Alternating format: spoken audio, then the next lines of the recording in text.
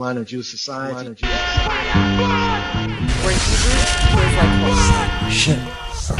Yeah, you may say now. You know the boss this man. I'm going to tell you the life I do it. Discipleship. Radio. Discipleship. Radio.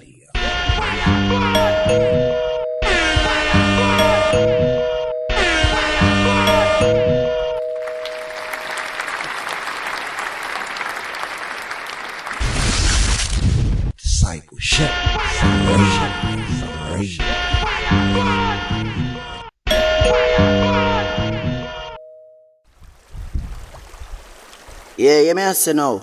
You know the boss this man. I'm going to tell you the life I greatest. Yeah, not care much time them fight, them can't win, you know, them always fail. Cut and clear all demon and devil. Give thanks for the Most High for the up. Rising in the morning, beside me Empress.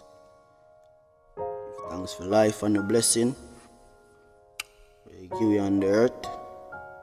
Protect us from danger, these plagues and pestilence of these times. You know, my name is Andre Hugh Sutherland, aka Popcorn, the unruly boss, the 876 God. That is it. Anyway, to the chief musician, I will praise thee, O Lord, with my whole heart. I will show forth thy marvelous works. I will be glad and rejoice in thee. I will sing praise to thy name, O thou Most High. When mine enemies are turned back, they shall fall and perish at thy presence. For thou hast maintained my right and my cause. Yo,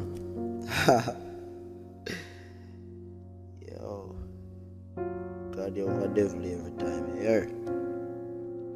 Thou hast rebuked the heathen, thou hast destroyed the wicked, thou hast put out their name forever and ever. O thou enemy, destructions are come to a perpetual end, and thou hast destroyed cities, their memorial is perished with them. But the Lord shall endure forever. He hath prepared his throne for judgment, and he shall judge the world in righteousness.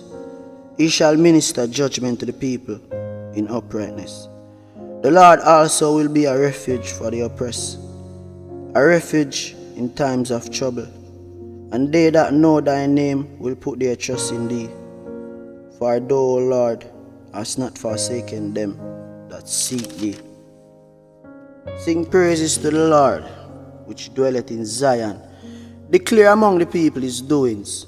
When he maketh inquisition for blood, he remembereth them. He forgetteth not the cry of the humble. Have mercy upon me, O Lord. Consider my trouble, which I suffer of them that hate me. Thou that liftest up me from the gates of death, that I may shew forth all thy praises in the gates of the daughter of Zion. I will rejoice in thy salvation. The heathen are sunk down in the pit that they made. In the net which they hid is their own foot taken. The Lord is known by the judgment which he executed. The wicked is snared in the work of his own hands. Igayan, Selah. The wicked shall be turned into hell, and all the nations that forget God. For the needy shall not always be forgotten. The expectations of the poor shall not be perished forever. Arise, O Lord, let not man prevail. Let the heathen be judged in thy sight. Put them in fear, O Lord. Fret not thyself because of evildoers, neither be thou envious against the workers of iniquity. For they shall soon be cut down like the grass, why? And wither as green herb. Trust in the Lord and do good, so shall thou dwell in the land, and verily thou shalt be fed. Delight thyself also in the Lord, and he shall give thee the desires of thine heart. Commit thy way unto the Lord, trust also in him, and he shall bring it to pass. He shall bring forth thy righteousness as the light, as thy judgment as the noonday.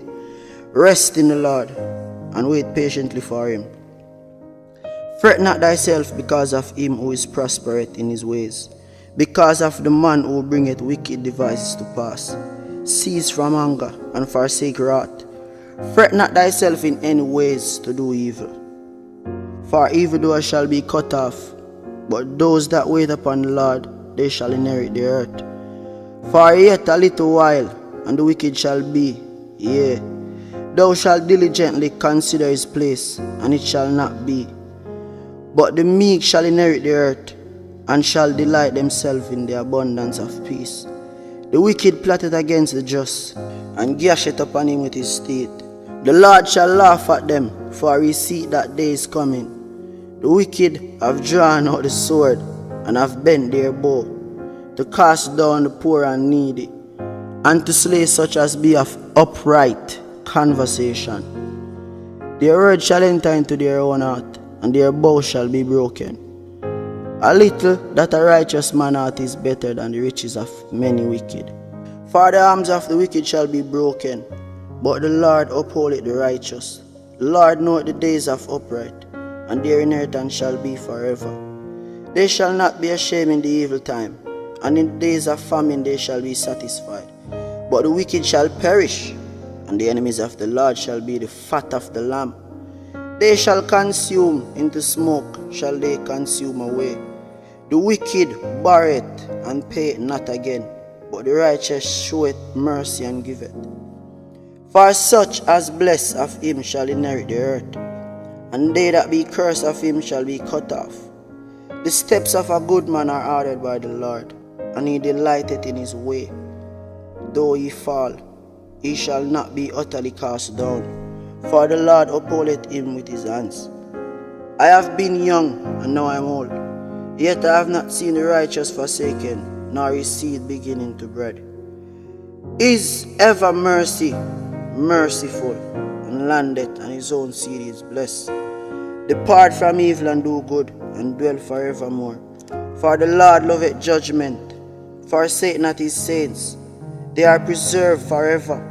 But the seed of the wicked shall be cut off. The righteous shall inherit the land and dwell therein forever. The mouth of the righteous speaketh wisdom, and his tongue talketh of judgment. The law of his God is in his heart, none of his steps shall slide. The wicked watcheth the righteous, and seeketh to slay him. The Lord will not leave him in his hands, nor condemn him when he is judged. Wait on the Lord, and keep his way, and he shall exalt thee to inherit the land. When the wicked are cut off, they shall see it. I have seen the wicked in great power, and spreading himself like a green bay tree. Yet he passed away, and lo, he was not. Yea, I sought him, but he could not be found. Mark the perfect man, and be wholly upright, for the end of that man is peace. But the transgressors shall be destroyed together. The end of the wicked shall be cut off, but the salvation of the righteous is of the Lord. He is their strength in the time of trouble. And the Lord shall help them and deliver them. He shall deliver them from the wicked and save them, because they have trust in him. Plead my cause, O Lord, with them that strive with me. Fight against those that fight against me. Take hold of shield and buckler, and stand up for mine help. Draw out also the spear, and stop the way against them that persecute me. Say unto my soul, I am thy salvation. Let them be confounded and put to shame that seek after my soul. Let them be turned back and brought to confusion that devise my hurt. Let them be as a chaff before the wind, and let the angel of the Lord chase them. Let their way be dark and slippery, and let the angel of the Lord persecute them. For without cause they have hid for me their net in a pit, which without cause they have digged for my soul. Let destruction come upon him at unawares, and let his net that he hath hid catch himself. Into that very destruction let him fall, and my soul shall be joyful in the Lord. It shall rejoice in his salvation. All my bones shall say, Lord, who is like unto thee, which deliver the poor from him that is too strong for him. Yea, poor and the needy from him that spoilt him. False witness did rise up. They laid to my charge things I knew not. They rewarded me evil for good, to the spoiling of my soul.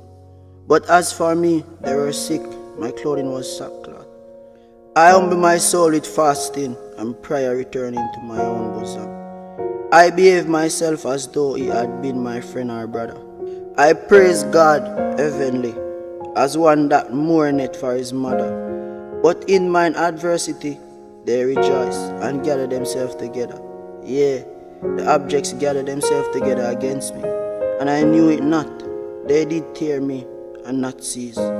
With hypocritical mockers in feast, they gash upon me with their teeth. Lord, how long wilt thou look on? Rescue my soul from destruction, my darling from the lions. I will give thee thanks in the great congregation. I will praise thee among much people. Let not them be or mine enemies wrongfully rejoice over me. Neither let them wink with the eye that hate me without a cause.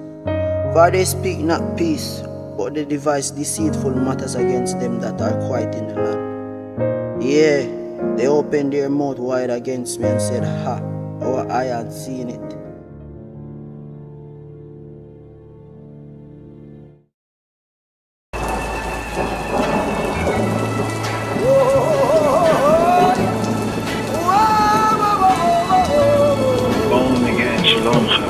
Here we have today's daily psalm. We have Psalm 9 according to the royal order of Ethiopian Hebrews, after the order of Melchizedek, the righteous king, even the King of Kings, Kadamal, Haile Selassie, HaKadosh, Baruch Hu, Baruch Hashem, Hashem, Hashem, Hashem, Hashem, Hashem, Hashem, Hashem, Hashem, Hashem, Hashem. Lion of Judah shall break every chain.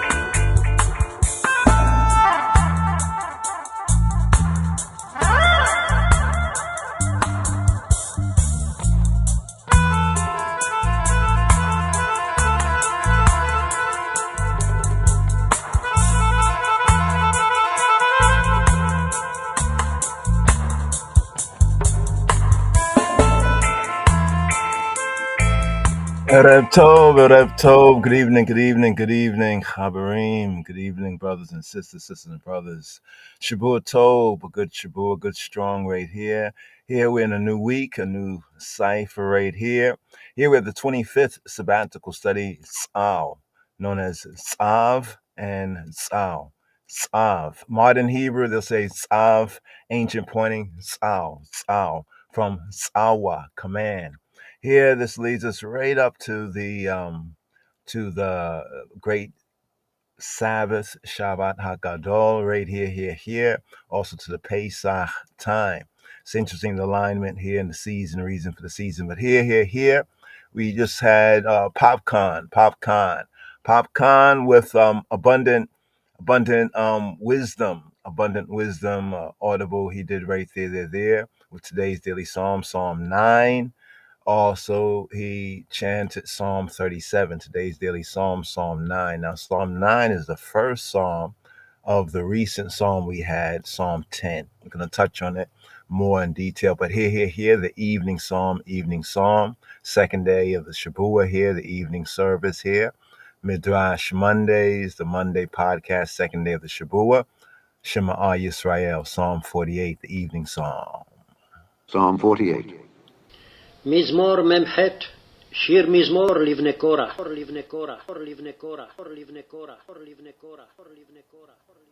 Great is the Lord, and greatly to be praised in the city of our God, in the mountain of his holiness. Beautiful for situation, the joy of the whole earth, is Mount Zion on the sides of the north, the city of the great King. God is known in her palaces for a refuge, for lo, the kings were assembled. They passed by together, they saw it, and so they marveled. They were troubled and hasted away. Fear took hold upon them there, and pain as of a woman in travail. Thou breakest the ships of Tarshish with an east wind. As we have heard, so have we seen in the city of the Lord of hosts, in the city of our God. God will establish it forever. Selah. We have thought of thy loving kindness, O God, in the midst of thy temple. According to thy name, O God, so is thy praise unto the ends of the earth. Thy right hand is full of righteousness. Let Mount Zion rejoice. Let the daughters of Judah be glad because of thy judgments. Walk about Zion, and go round about her. Tell the towers thereof. Mark ye well her bulwarks. Consider her palaces, that ye may tell it to the generation following. For this God is our God forever and ever. He will be our guide forever, forever, forever, forever, forever, forever, forever.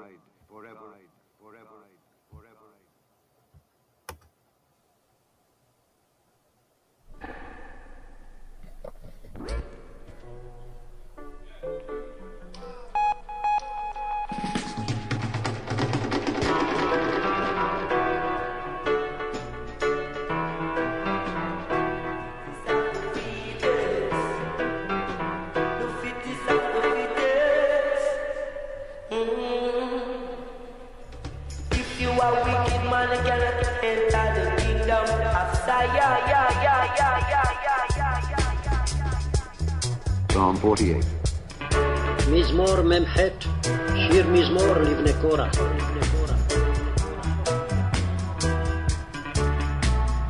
Great is the Lord, and greatly to be praised in the city of our God, in the mountain of his holiness. Beautiful for situation, the joy of the whole earth, is Mount Zion on the sides of the north, the city of the great King. God is known in her palaces for a refuge. For lo, the kings were assembled. They passed by together. They saw it, and so they marveled. They were troubled and hasted away. Fear took hold upon them there, and pain as of a woman in travail. Thou breakest the ships of Tarshish with an east wind. As we have heard, so have we seen in the city of the Lord of hosts, in the city of our God. God will establish it forever. Selah. We have thought of thy loving kindness, O God, in the midst of thy temple. According to thy name, O God, so is thy praise unto the ends of the earth. Thy right hand is full of righteousness. Let Mount Zion rejoice. Let the daughters of Judah be glad because of thy judgments. Walk about Zion, and go round about her. Tell the towers thereof. Mark ye well her bulwarks. Consider her palaces, that ye may tell it to the generation following. For this God is our God forever and ever. He will be our guide forever, forever, forever, forever. Oh yes, in the light of Dada. Oh yeah, let us live as one brother and sisters. If you are wicked man, you cannot enter the kingdom of Zion. Oh no, no, no. If you are evil woman, you cannot enter the promised land of Ethiopia. מזמור מ"ח, שיר מזמור לבני קורח. גדול אדוני ומהולל מאוד, בעיר אלוהינו הר קודשו. יפה נוף משוש כל הארץ, הר ציון ירכתי צפון, קריית מלך רב. אלוהים בארמנותיה נודע למשגב, כי הנה המלכים נועדו, עברו יחדיו. המה ראו כן תמהו, נבהלו נחפזו. רעדה אחזתם שם, חיל כיולדה. ברוח קדים תשבר אוניות תרשיש. כאשר שמענו כן ראינו, בעיר אדוני צבאות, בעיר אלוהינו. אלוהים יכונניה עד עולם סלע. דימינו אלוהים חסדך, בקרב היכליך. השמך אלוהים, כן תהילתך על קצווי ארץ, צדק מלאה ימינך. ישמח הר ציון, תגלנה בנות יהודה למען משפטיך. שובו ציון והקיפוה, ספרו מגדליה. שיטו לבכם לחילה, פסגו ארמנותיה. למען תספרו לדור אחרון, כי זה אלוהים אלוהינו עולם ועד, הוא ינהגנו על מות.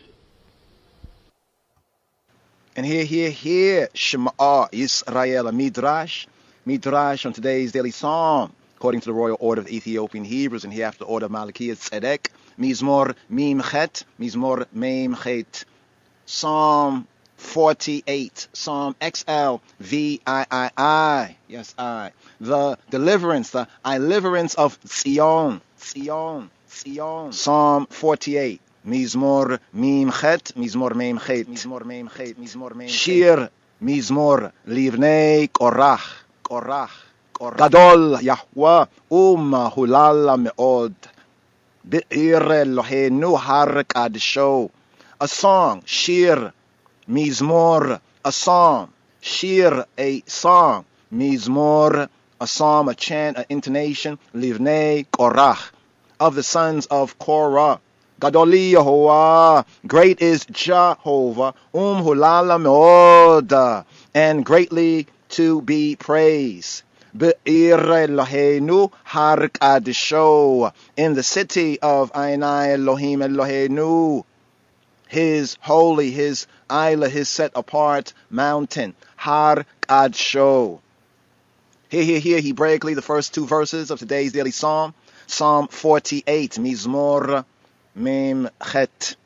The ministering angels said, according to Malachi 1:11, from the rising of the sun even to the going down of the same, my name shall be great among the nations.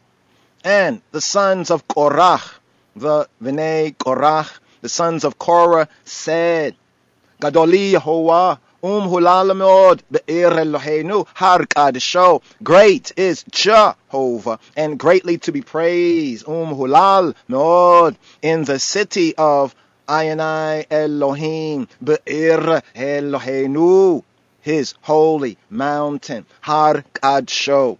Does this mean that Eloheinu, Ayanai Elohim, is great only in his city? No. The sons of Korah, the Bnei Korach, really meant, quote, great is Yahweh, is Jehovah, because of what he has done in his city and in his sanctuary, end quote. So, too, scripture says, according to Psalm 99:2, Yahweh, Jehovah is great in Zion, in Zion, and he is high above all the peoples. That is, if he has done such a thing to his city, how much more will he do to the peoples of the earth, of the earthly plane? For it is said, according to Jeremiah, according to Jeremiah 25:29, lo, look, I begin to bring evil on the city, upon that my name is called. And should y'all be utterly unpunished? Y'all shall not be unpunished, for I will call for a sword upon all the inhabitants of the earth, of the earthly plane, saith Yahweh Tzebaot, saith Jehovah of hosts. And so the Bnei Korach, the sons of Korah, really meant Gadoli Yahweh, Hulal Meod, Be'ir Eloheinu Har Kadesho, great is Jehovah, and greatly to be praised, because of the city of Eloheinu, Ainai Elohim, and because of Har Kadesho, because of his Isla, his holy mountain. Beautiful, beautiful, declared beautiful, the joy of the whole earth, Mount Zion. Yefe nofa misosa kola haaret haaret iona yarikete afona kiryata meleka raba. Beautiful, itiful declared, beautiful, the joy of the whole earth, Mount Zion. Yefe nofa misosa kola haaret ion. Here Hebraically, Psalm 48, here at verse 3, the Gimel verse. Why is it said beautiful? Yefe declared beautiful. Nof. Yefe nof. Beautiful declared beautiful. Why is it said? By this phrase, the Bnei Korach, the sons of Korah, meant beautiful because all men, all humanity declared her beautiful, beautiful, because there is none, no one like it, no one like her. Though scripture declares of Tyros, of Tyre, in Ezekiel 27, verse 3, thou, O Tyre, hast said, I am of perfect beauty. According to Ezekiel 27 and 3, Tyre declared, thou, O Tyre, hast said, I am of perfect beauty. The words indicate only that the city of Tyros, of Tyre, said this of herself. Not that others said this of her. The common saying is, one is not what one's mother says, but what one's neighbor says.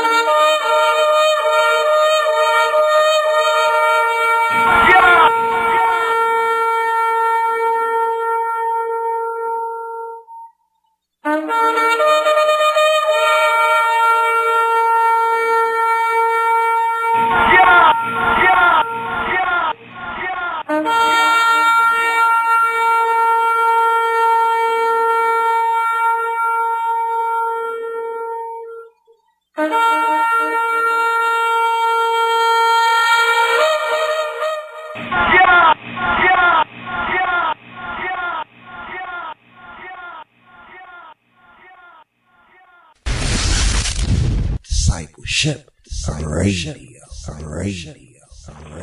Shalom, Chabarim, Shalom, Rastafari Hasidim. Here.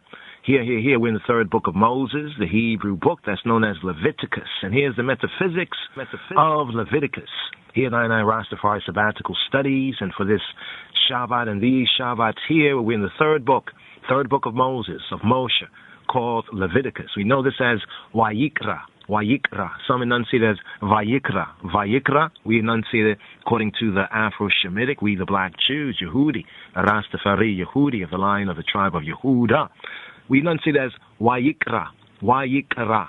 And he called, because Jehovah, Hashem called out, Adonai called out from the tent of meeting, the tabernacle of the congregation. So here, this third book of the Bible, it contains a summary of all the rules and ceremonies pertaining to the ministry, right, of the Israelitish priests, of the Hebrew priests. Some would say of the Jewish priests, but from the context of Moshe, they would be the Israelite, the Levite, actually the Levites. We have the Kohanim from the sons of Aaron and his sons, the Kohanim, Aaron the Kohen Gadol, the high priest, a likeness of the Moshiach.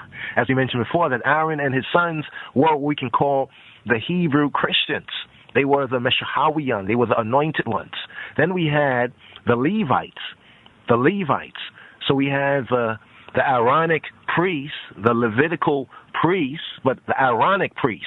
Remember, Aaron is a Levite, but there's a distinction that needs to be made between the priest, the Kohanim, and the Lewawiyan, or the Levites. But the link with Leviticus is very, very close here, as they both are of the tribe of Levi. Now, this book, third book of Moses, pertains to the activities of the Israelite Ish and Isha, the Israelitish people, right? The Beta Yisrael, the house of Israel, but in particular the Bani Yisrael. Now, not all of the Torot, the laws, the direction, instructions laid down in this book concern what we call today and nowadays so-called, quote, religion, end quote. We got to get into what is religion and whose religion is it? I mean, what word is this?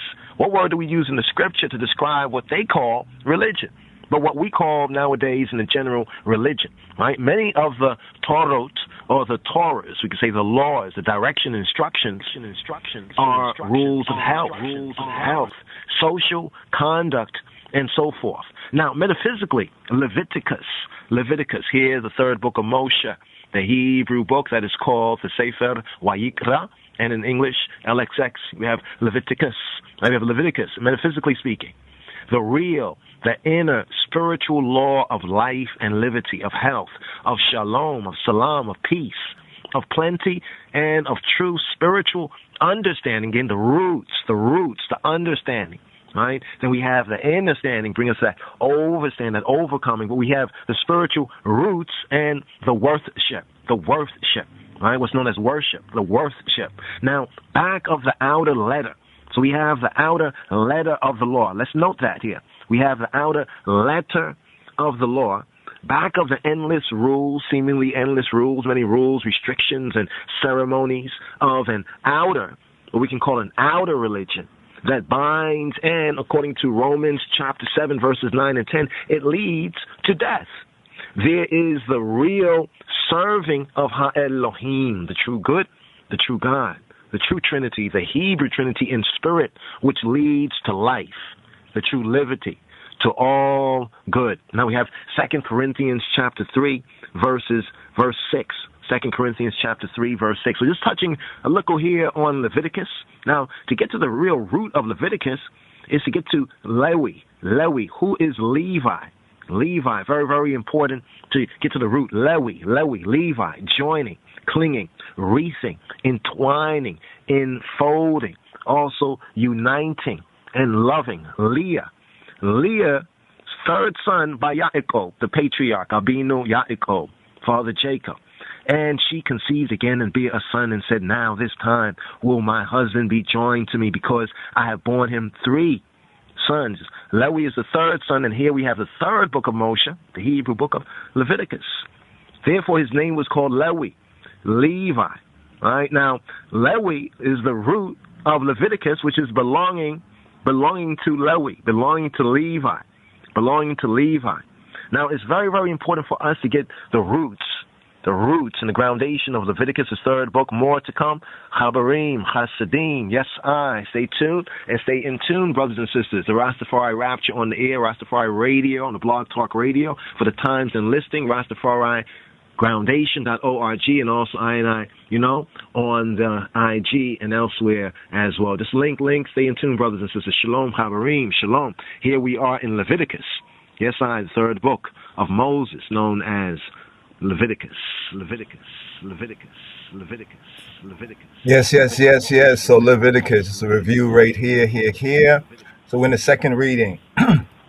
Here we're in the second reading from the third book, and at the 25th sabbatical study, Shabbat Strong. I'm Yadon. Here, Yadon, aka Ras Ayadon and Safari. So here for Sal, for Parashat Sal. Let's see if we can do this right here. Give me one moment. Just trying to bring some of this up so you can see this right here, where we're at. And also the correspondence for the reason for the season. Here, the Pesach, or the Passover season. Okay, here we're going to the LOJ site. Let's just bring it up on the screen so you can follow along. Here. Okay, so here. All right, so keyword search just for easy access. You can bookmark right here, lojs.org, Torah portion. That audible there is like kind of a, it needs editing, a little edit. It was evergreen, but we're no longer on the blog talk platform, but here on the YouTubes, but also live streaming here and there. Get a fuller listing, but right here for now. Right, let's go to this Torah reading and feeding for Tzav, modern Hebrew known as Tzav, ancient pointing Tzal. Right, we'll get into the details just now. So here, command, Tzav, command, Tzal, command. Here's the Torah reading and feeding that we're at right here. The weekly portion, this Shabua's portion here, number 25, the 25th. In the full of the discipleship study, 54 Torah reading and feedings. Here we're at the 25th. And here we're picking up with the first of the Mo'adim. Well, actually, the Mo'adim means like the appointment. So in Leviticus chapter 23 is a good kind of an overview chapter.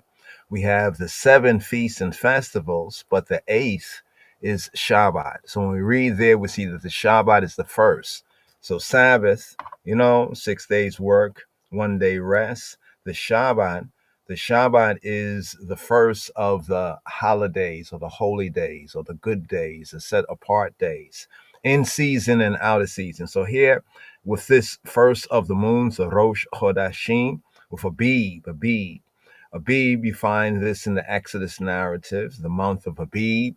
Abib means the barley. It's like the barley, springtime, but with the growing of the barley, right? We're getting some more of that details because it's kind of interesting, the agricultural connection. Because sometimes we will ask, well, what's the reason for these feasts and festivals? And also with the calendar, the timing. So here, this corresponds with what is called and what is known as the springtime or the spring season. So here, we have Leviticus chapter 6 for the second reading in the third book, chapter 6, from verse 8 to chapter 8, verse 36. So here at the site is the 7 readings, the 7 aliyot. On the Shabbat day, there are like 7 readings. In other words, the Torah reading and feeding may be divided, and it's divided into 7 readings, 7 aliyot, right? So we have the first reading, second, third, fourth, fifth, sixth, seventh. And here we practice an aliyah a day, like a reading a day. Since on the Shabbat day, there are 7 aliyot, there are 7 readings, right? So the reading and feeding is like a loaf of bread. Imagine like a loaf of bread and the 7 parts of it. So for bite-sized portion, we can study a reading a day, right? Now, the full of this right here is kind of interesting. The instructions that are concerning sacrifice is continued here. further instruction, and also the rules and the rites of the ordination of the priest.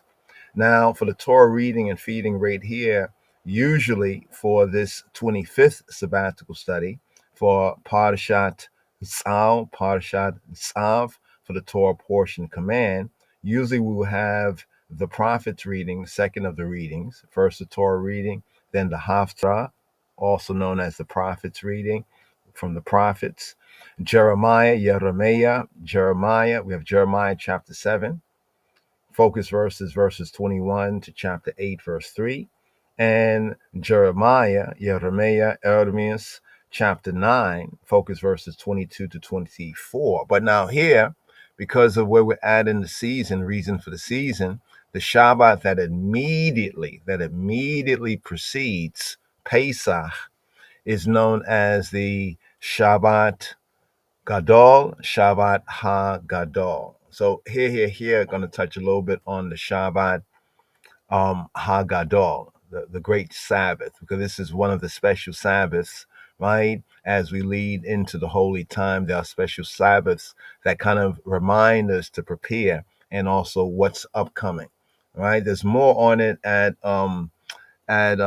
Hebrew for Christians, and we're gonna actually, link some of it right here. But first things first, let's put this as a kind of a screensaver while we go through some of the reasonments right here, just briefly here, So we have in the season a kind of a correspondence of the Sabbath immediately preceding, that immediately precedes Pesach, Passover. And here the Sabbath is coming up at the Shabbat time. And here at that same time, corresponding with that same time. So it's like after the Shabbat, we actually go into the time here in the season of Pesach.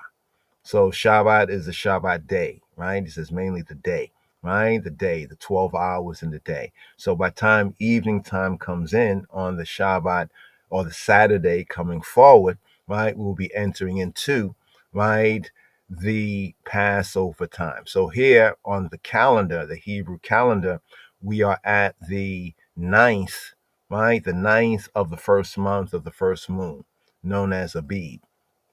Right here, we're at the 9th. So I think we need to bring up the Torah right here, right? The scriptures, right? So me here a little, there a little. Okay, let's go and search. No, we don't have to go search. Actually, what are we going for? Give me one moment just to, this is coordinating a few things and seeking to keep it kind of simple right here. Okay, so let's go to Abib. Let's search out Abib. So get a good Bible search, either software. Software will be best because then you can kind of use it offline as well. But there's some very good online sites. We had recommended more than a decade ago. People are picking up on it, the Blue Letter, but there's some even better sites, that ones can use kind of independent of the online. So you can use your phone like a computer, Anyway, it's good to get the hard copy, have the hard copy scripture and duly mark it because, never know when they're going to pull the plug, or who's going to pull the plug. But anyway, so it's always good to have the hard copy and even the soft copy. Some, love PDFs. We like PDFs.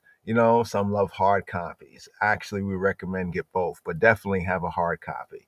You know what I mean? Have it, as they say, analog. So Exodus chapter 13 and 4, we have 6 verses in the scripture for Abib. What is Abib? Let's go right here to H24 word, right? H24 word, Abib. Aleph, Beit, Yod, Beit. A-B-Y-B. Main letters. Abib, right? Here, Abib, BDB. Browns, driver and Briggs, right? BDB definitionary or dictionary has it as 1. The first entry, fresh young barley ears, barley. So the Abib, what is the Abib? Abib is the barley basically, So barley grows quicker. Basic agricultural 411. Barley grows quicker than the wheat, right? Than the wheat. Why is that important? It's because from here, when we get to first fruits here in the season, that corresponds with the resurrection day of Moshiach, of Messiah Yeshua, So Messiah Yeshua, right, on that third day that he arose, that was the first day of the Shabua. That was the morrow after the Sabbath, and the morrow, next day after the seventh day, the Sabbath, the first day of the week, is the day that Messiah arose, as he said, 3 days and 3 nights. And that very day after, the morrow after the Shabbat, corresponds in the Torah to the day of the first fruits, right? The day of the first fruits. Let's see if we can do this right here. Okay, the day of the first fruits. Where do we have this? Probably have to go to Leviticus. Let's see if we have Leviticus here on deck. All right, let's go here. Let's do this right here just to show you that what we just said. What we just said. Leviticus chapter 23, right? Chapter 23. So Leviticus chapter 23, right? Let's scroll through Leviticus chapter 23. So Leviticus chapter 23. Let's break it down because we got to teach. We got to teach right here, right? So here in Leviticus chapter 23, the feast of festivals, Yahweh spake to Moshe, saying, right, speak to the Bnei Yisrael, the sons of Israel, and say to them concerning the feast. So here, speaking about the feast, concerning the feast, right here, right? The Moed is singular. Moedim are the appointments. The appointments. It can be appointed place. It can be appointed time. It's a meeting. Basically, the Moeds are the appointments. So the feasts are known as the Moedim. Moedei Yahweh, the feast of Yahweh, the feast of the Lord. That y'all shall proclaim. So here on the end in the irid, and elsewhere, we're proclaiming, upcoming, prepping, preparing, proclaim, right, to be holy convocations, set apart, outcall gatherings, mikra kodesh.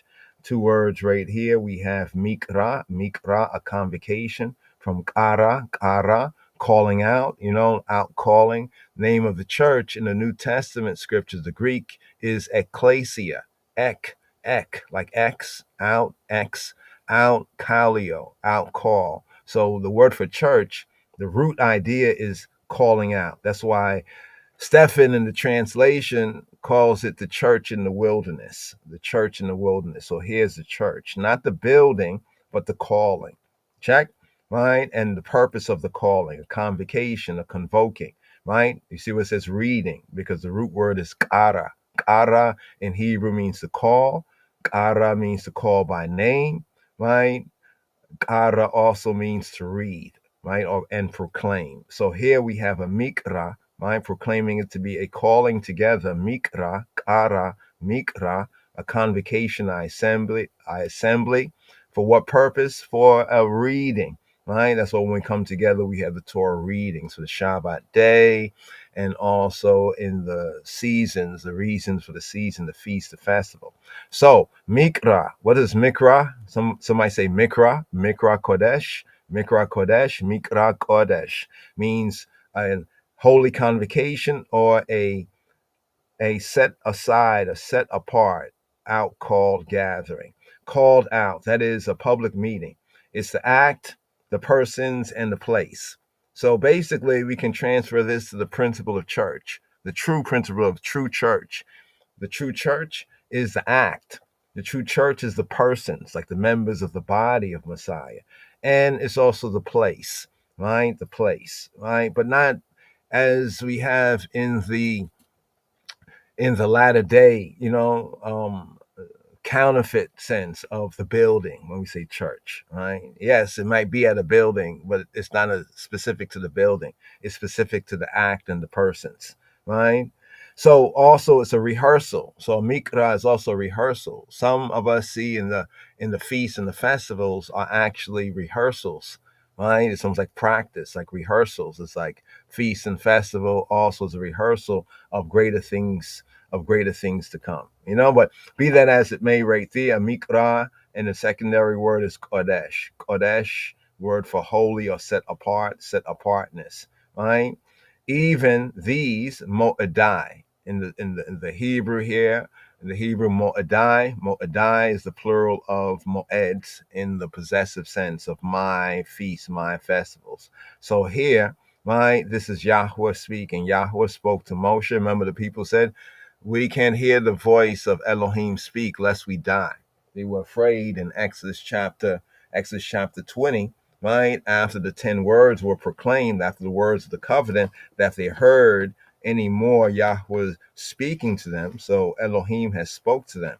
That's why it says, has a people ever heard, right, a God speak to them, like their God speak to them out of the midst, you know what I mean, out of the midst of fire, right? So here in Leviticus chapter 23, mark this chapter. This chapter is a kind of a go-to chapter in understanding the feast, the Sabbath, the Shabbat, and the feasts and festivals. So first things first, we have in Leviticus 23, the feast of Yahweh, the Sabbath and the feast.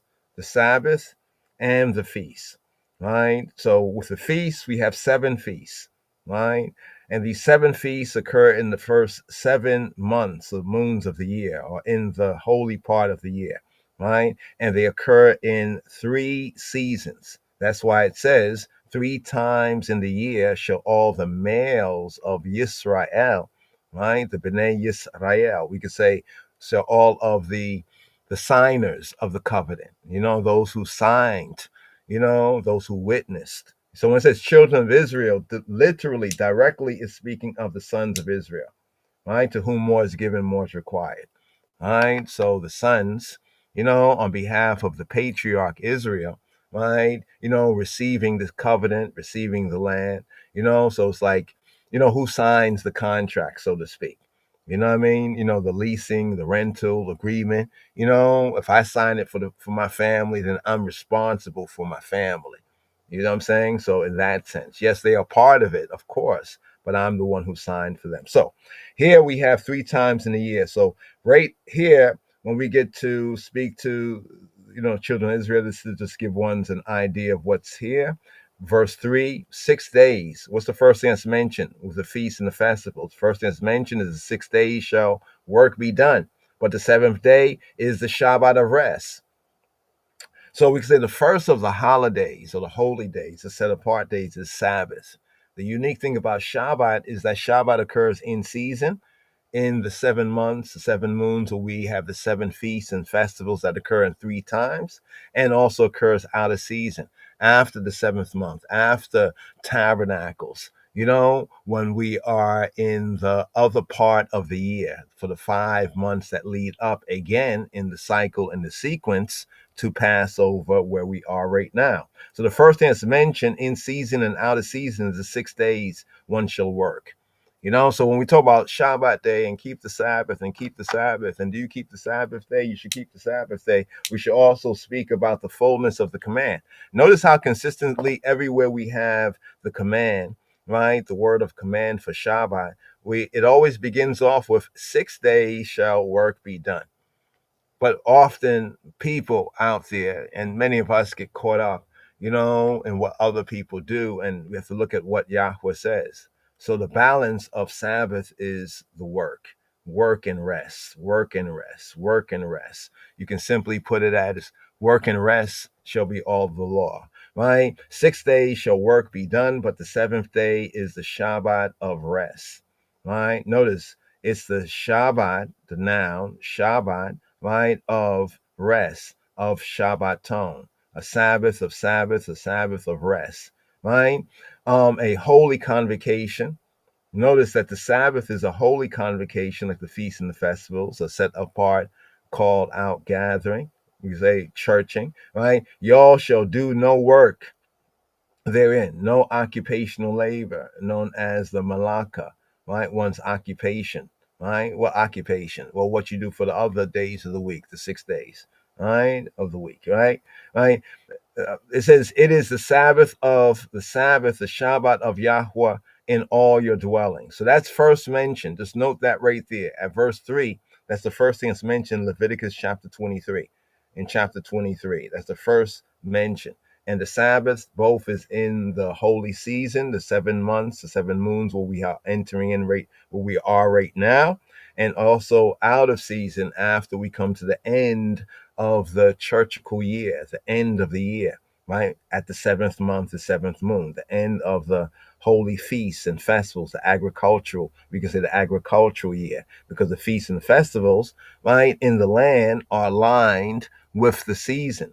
right? And the agricultural meaning for the season, right? And also, according to the old covenant, even in the gifts and the offerings are lined according to the agricultural time, right? That's why when we talk about the first month is known as Abib, and the name Abib first refers to the barley harvest, and then secondarily to this month, this time.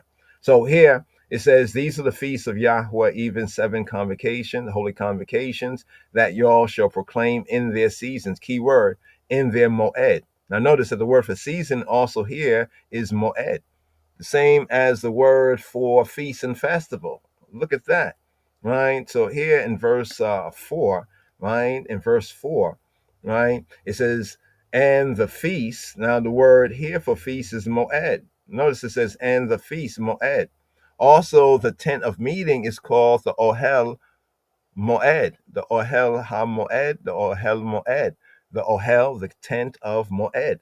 So Moed, we need to understand Moed in its appointed sense, right? To refer to that which is appointed time, appointed meeting, appointed space, also sacred season, right? In the variety of its application, appointed sign, a signal, the tent of meeting that we just said. See, the tent of meeting in the King James Version of the Bible is translated as the tabernacle of the congregation. That's a good meaning, but it's kind of like a theological translation. The direct translation is tent of meeting, tent of appointment, right? Because then when we understand that, we understand now the word feast here in verse 4, Leviticus 23 and 4, right? The feast, the appointments of Yahweh, even holy convocation, right? Set apart out called gatherings that y'all shall proclaim in their moed, right? In their moedim, right? In their appointed time. So the appointments are at appointed times. And there's a tent of the appointment. So it's like if you have an appointment, you go to the place of an appointment, right? You don't want to show up like at another place that it's not the appointed place because you would totally have missed your appointment. You know what I mean? So right here, notice in this verse here, the word for feast, right? The source word, the source code word, getting to Torah, the source code word for feast is moed, appointment. So the appointments, right? Keeping our appointments that y'all shall proclaim in their seasons, in their appointed times, in the appointment time. So the appointments that y'all shall proclaim in the appointment times. Just to go through it like that so we can kind of get the essence of it. You know what I mean? And then don't get caught up in kind of other theological and flowery explanations that sometimes may become confusing. Right? So here it says in the 14th day of the first month. So here we at Abib. We just touched on that a little earlier, Abib. We went here to make a point, trying to keep the point that we're going to make right here in mind. But along with making the main point, there's a lot of other points.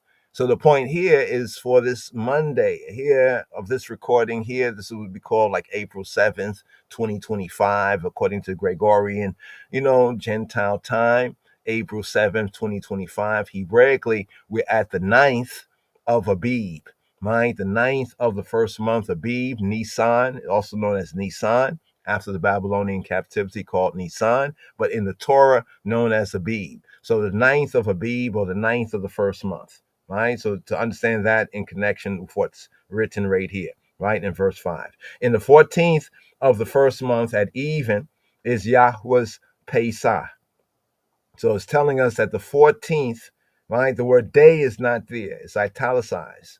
So it's really saying the 14th of the first month, right? At even, right? At even, at the Erev. So we came on the air, we say Erev Tov, right? Modern Hebrew, Erev Tov, right? Erev Tov, right? The B becomes softened, sound like a V. Erev Tov, right? Erev Tov, right? It's the evening time, right? The Erev, at dusk, at even, right? Or as we study the Hebrew, between the evenings, actually saying between the evenings, right? Then it says on the 15th day, you see the word day is now here in this verse, right? So between the eves, between the evenings, the 14th, right? And on the 15th day, right, of the same month. Which month? The first month, right? The first Chodesh, right? This new month, right?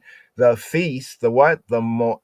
Now notice right here, you see the word change right here. The word for feast change to Chag. The translator translates it the same for the English, for the English speaking audience. But here in the Hebrew, in the source code, we have Chag. Now Chag now tells us that this appointment that was mentioned as Moed earlier now is being referred to be a festival. This festival gathering, pilgrim feast, festival sacrifice, right? This feast, this Chag, right? The Chag right here. This is from the word Chagag. So the word Chag, the secondary word for feast, right? Chagag, right, is like to hold a feast. This is like more like the word, if one may dare speak this way concerning the holy feasts and festivals, like the party. This is like the party part, right? The hold the feast, right? So there's the appointed time. And at that appointed time, there's a feast, right? Which is the Chag from Chagag, to celebrate, to dance. Look, it even has the root sense of to stagger, right? To stagger. Let's get to the root idea right here. It says properly, getting to the root, to move in a circle, right? To march, to observe, to be giddy, right? To be giddy. So the joy, the joy of the feast, the festival. Now notice it didn't say this with Pesach, right? Passover, the 14th, but it says it when we come to the 15th day. So there's the evening before. It's not so much a chag. It's not so much being giddy, party, right? Because of the solemnity, right? Passover. Remember, we have a lamb, the lamb victim, right? A lamb is being slain. The whole idea is here with the Exodus theme, right? But going on to now the next day. So we have Passover, one. Secondarily, the 15th day. What begins on the 15th day? Well, it's the Feast of Unleavened Bread. So here we have the Chag HaMatzot, the Chag HaMatzah, right? The Chag of the Matzah, of the unleavened bread, right? The flat bread, the unleavened bread, right? The unleavened bread right here, right? And it says to Yahuwah, La Yahuwah. So it's not the feast of unleavened bread to ourselves. No, it's the feast of unleavened bread to Yahuwah, to Elohim Ha'ab, right? 7 days. Now this is the 7 days. 7 days y'all must eat unleavened bread, right? According to what's written here. Then it says, in the first day, y'all shall have a holy convocation. So on the first day, right, which is the 15th, there'll be a holy gathering. The church, we gather together, even like on the air and in the ivy. Yeah. Y'all shall do no servile. Notice what it says, servile, right? Aboda, right? Aboda, labor, service. Aboda, malaka, occupational work, labor, service therein. So the first day of unleavened bread is like a Shabbat. What is it saying right here? It's like a Shabbat, no other work. We focus on this. But y'all shall offer, but the work that would be done, technically speaking, is the an offering made by fire, la Yahuwah, fire to Jehovah, to Yahuwah, right? 7 days, 7 days, 7 days. So that not just on the first and the last, but 7 days. In the seventh day, now it tells us that for what will happen on the beginning day, first day is like a Shabbat day, no occupational labor work. It's going to go on for 7 days. On each 7 day, there'll be a fire offering, right? And then what does it say right here? It says right here, in the seventh day is a holy convocation, a Mikra Kodesh, a set apart out called gathering. We say in spirit, the true idea of church, right? Not the building, but one's coming together for the purpose. Y'all shall do no servile work there. And so on the seventh day is like the first day. It's like a Shabbat, right? It's like a no work day, right? And, right, verse 9, and Yahweh spake to Moshe, saying, right? So now all this is on authority of what Yahweh spake to Moshe. So far what we have here in Leviticus, right, here that corresponds with this season that we are entering into, right, is the feast of Yahweh in verse 4, 23 and 4, right, which is the Passover, Messiah, our Redeemer, Moshiach, Christos, Christ, our Redeemer, right? Then in verse 6, right, of Leviticus chapter 23, we have the second, right, the unleavened bread, the 7 days, memorial feast, right? And now here, right, at verse 9, what does it say? Now, this is the third, this is the whole point that we were seeking to make just a little earlier, right? With Yeshua being found resurrected on the first day, right? The first day of the Shabuah, and how that first day after the Shabbat, right? The Shabbat is the seventh day Sabbath, the Sabbath day. After the Shabbat, what is the first day? That is what the Gentiles call Sunday, but we call that the first day, right? The first day, right? Here. Here's the link right here with the third, right, feast in this season, this third feast. The first, Passover; second, days of unleavened bread. Keep in mind on the first and the last day as Holy Convocation Day. Third, right here, is the first fruits. What does first fruits represent? It represents Moshiach risen, right? So when it speaks about how Messiah fulfilled, right, the Old Testament, the Old Testament, the shadow, right? He is the light. He is the object standing in light, right? The object standing in light. What do we mean that he's the object standing in light? Well, how do you make a shadow? A shadow basically is the evidence of an object standing in light. So when you see a shadow, that means that whatever that shadow is, that's the object that is standing in the light. That's what's causing the shadow. So if the Old Testament is the shadow, right, the new covenant object is Moshiach's resurrection, right? So that first day resurrection. So this here counters the over exaggeration that becomes somewhat of a lie of certain overzealous ones when they say that we don't have any, the Torah doesn't say to worship on the first day of the week or Sunday, right? That's a lie, right? Because right here, this is the proof that that's a lie. The only thing that can be true about it, I'm gonna do like Moshe, that even though the Israelites are ratchet and they're off on things, he's still trying to plea bargain, right? The only thing that may be true about no Sunday worship, right, among some Hebrew Israelites and other, very zealous ones, right, that say that there's nothing on the first day, right? The only thing that's true about what they say, if they say Sunday, well, the Hebrews never called the first day Sunday, right? So therefore, there was no Sunday worship, even if it occurred on the first day of the week that other people call Sunday. We don't call it Sunday. But here, this is the first day, right? So let's stop saying that. Basically, just say that we never called the first day Sunday, and that just cancels out a whole bunch of false argument right there. So once we know that the Hebrews never called the first day Sunday, right, then the whole idea of Sunday worship goes out the window too. But what we must not lose sight of is that according to what Torah is saying, on the morrow after the Shabbat is the first day, right? And it's clear right here in this verse here, right? Let's get into it. Let's just bring the verse forward. Speak to the children, the sons of Israel, right? And say to them, when y'all become, why it says speak to the sons and not the daughters and not others, but the sons of Israel? It's because they're the ones who are responsible for conveying this message to their family and getting everybody in order, right? You know what I mean? If they're out of order, it really reflects, like if your foot does something, it must be your head that allowed your foot to do something. You know what I'm saying? Because the head is over the body. Check.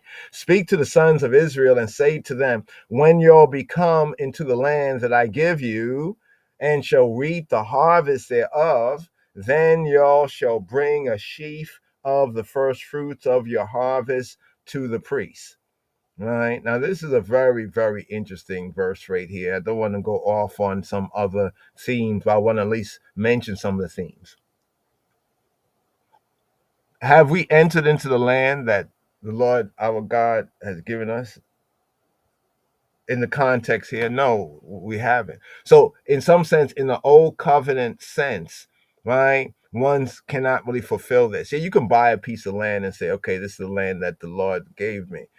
Yeah, but that's not the context there.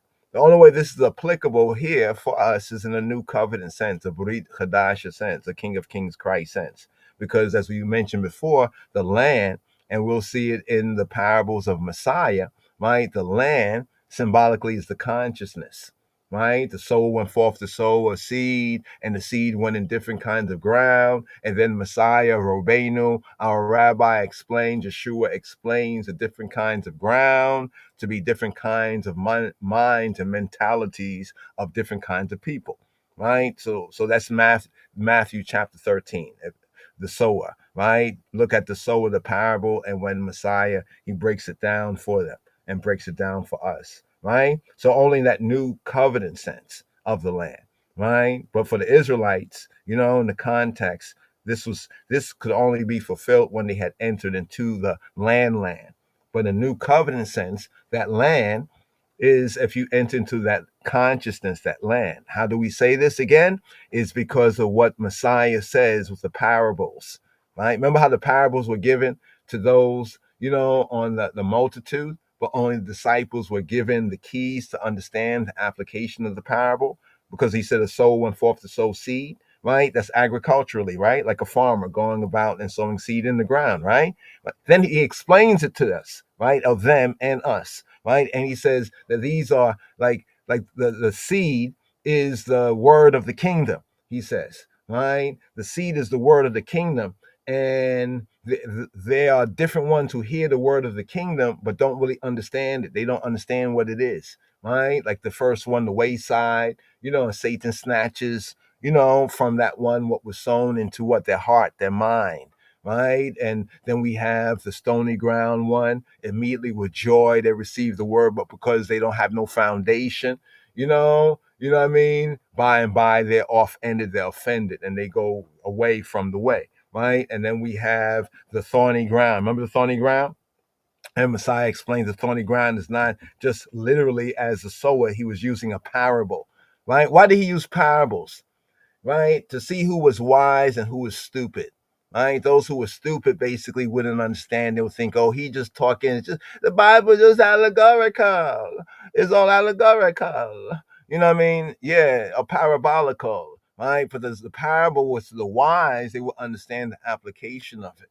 You know what I mean? That is to say, right? The parable there, that is to say. So Messiah gives a perfect breakdown in Matthew chapter 13 of the land. Just wanted to speak about the land because the sower sowing a seed, he's sowing into different kind of ground. Isn't ground land? Okay. So the seed, the same word, the same message of the kingdom into different types of consciousness, right? So among the thorny ground was the ones who, the cares of this world, right? The cares of this life and the deceitfulness of riches, right? And their Messiah didn't say riches or wealth or money was bad, but it's the deceitfulness. Most people can't get beyond the deceitfulness of the riches to really enjoy and really use the riches properly. It's a deceitfulness. It's a spiritual, it's a psychological matter right there, right? So the thorny ground is out, right? And then it says, but when the seed is sowed into good ground, right? It's that one he hears the word of the kingdom, right? Which is like to say the seed, right? And understands it, right? And it bears fruit in their consciousness, their ground. You see, they have a good harvest. He says some 30, some 60, and some keep it 100. But even the one who keeps it 30 and 60, right, is better than those who, the wayside, the stony ground, the one who got offended because they didn't understand that, they didn't understand, right, what was required. They didn't have root in themselves. The stony ground is the most interesting one. Is that the hard-headed people, like hard-headed when we be too hard-headed and stuff, the hard-headed ground, you know what I mean? And by they get offended. You know what I mean? Yeah. But anyway, so that there. So the harvest, right? So in the new covenant sense, right, that harvest, the fruit, right, bringing forth the fruit of the ground, right, is what he says, a tree is judged by its what? Fruit. Okay, is he talking about a tree? Well, yeah, of course, a tree. We can see this is the apple tree. How we know? Look, it has apples. This is the orange tree. Really? Is that an orange tree? How you know? Look, there's oranges. It's bearing oranges, the fruit of that. Right? So the fruit of us is what our actions are. Right? Our actions. You know what I mean? What does our words produce? The action, seed, ground. So we need to understand that in the new covenant. Well, all that is new covenant issue. Here, just the basics of the old covenant, right? What does it say right here? And he shall wave the sheaf. So here, the first thing that will be brought forward to show how Messiah fulfilled this, right? Right here, it says, when ye be come into the land that I give to you and shall reap the harvest thereof, then y'all shall bring a sheaf of the first fruit. A sheaf is what's known as the omer. the Omer, the Omer. So there's something known as the counting of the Omer, right? Take note of this, right? The counting of the Omer. The Omer is a sheaf of wheat, right? A sheaf of wheat, the Omer of the wheat, right? A sheaf of wheat right here, right? The binding sheaves together, right? Right? The sheaves, right? Of the first fruits of the what? The first fruits, the Reshith, Reshith. What's the first word of the Bible, Hebraically? Bereshith. Bereshith, right? That's a root word in Reshith in the beginning.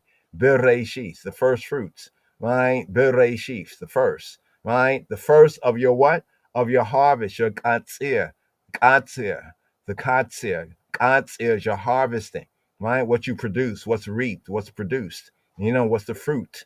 You know what I mean? Yeah, right? To the priest. To who? To HaKohen, to the priest.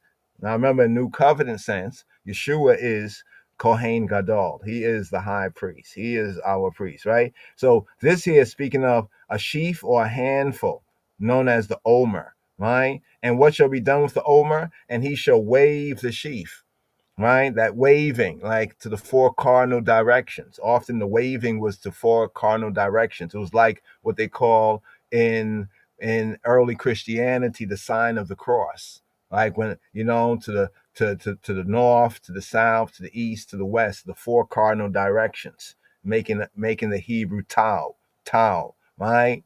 That's the Hebrew letter that in ancient times would be like the sign of the cross, right? Shall wave the sheaf, right, before Yahweh, right, to be accepted for you. So the priest is the one who will take your offering, a sheaf or the handful, and will wave it to the four directions, right? As Abraham was told to look to the four directions, right? The true cross, right? Before Yahweh to be accepted for you on the morrow. On the what? On the morrow. You know what the morrow is, right? Moharat, Moharat, right, is the day after. The day after, the day after, yeah? The day after, right? The day after, like on the tomorrow, the next day, right? After the Shabbat. So the Shabbat is what day in the week? The Shabbat is the seventh day that is known as the Saturday among the Gentiles. Yeah, so on the morrow after Sabbath, this is first day, right? This is what the Gentiles call Sunday. The Hebrews call it first day, right? The morrow after the Sabbath, right? The priest shall wave it, right? And what shall happen? And ye shall offer that day when ye wave the sheaf a he lamb. So what is offered on that resurrection day, right? The sheaf is waved and the he lamb, the keves, the keves, a young sheep or a young ram, right? A he lamb without blemish, right? Without blemish, tamim, complete, whole, right? They would say perfect, right? But complete, whole, translated sometime as perfect, right? Of the first year, right? For a what? A burnt offering la Yahweh, right? And then it speaks about the meal offering, the mincha offering, 2/10 deals of fine flour mingled with oil, made by fire to Yahweh for a sweet savor, a sweet smell, and the drink offering, a libation offering thereof of wine, right? The fourth part of a hin, right? It's interesting. Some of these measurements are actually Egyptian related, right? Right, of Egyptian origin, right? The hin, some of the measurements, right? And y'all shall eat, right? Y'all shall eat neither bread. Now notice this. This is all part of Passover, right? And this is also right here, what we're reading right here in Leviticus chapter 23, verses 9 to 14, right, is connected with the first fruits on the morrow after the Shabbat. And this is connected with Messiah's resurrection on that first day of the Shabuah. That's why it says that he is the first fruits, right? That's what it says. He's the first fruit, right, of the brother. He's the first one, right? Right? Here. And it says, now after that, for the Israelites, they would not eat bread or parched corn or green ears until the self same day, right? That y'all have brought an offering to your Elohim.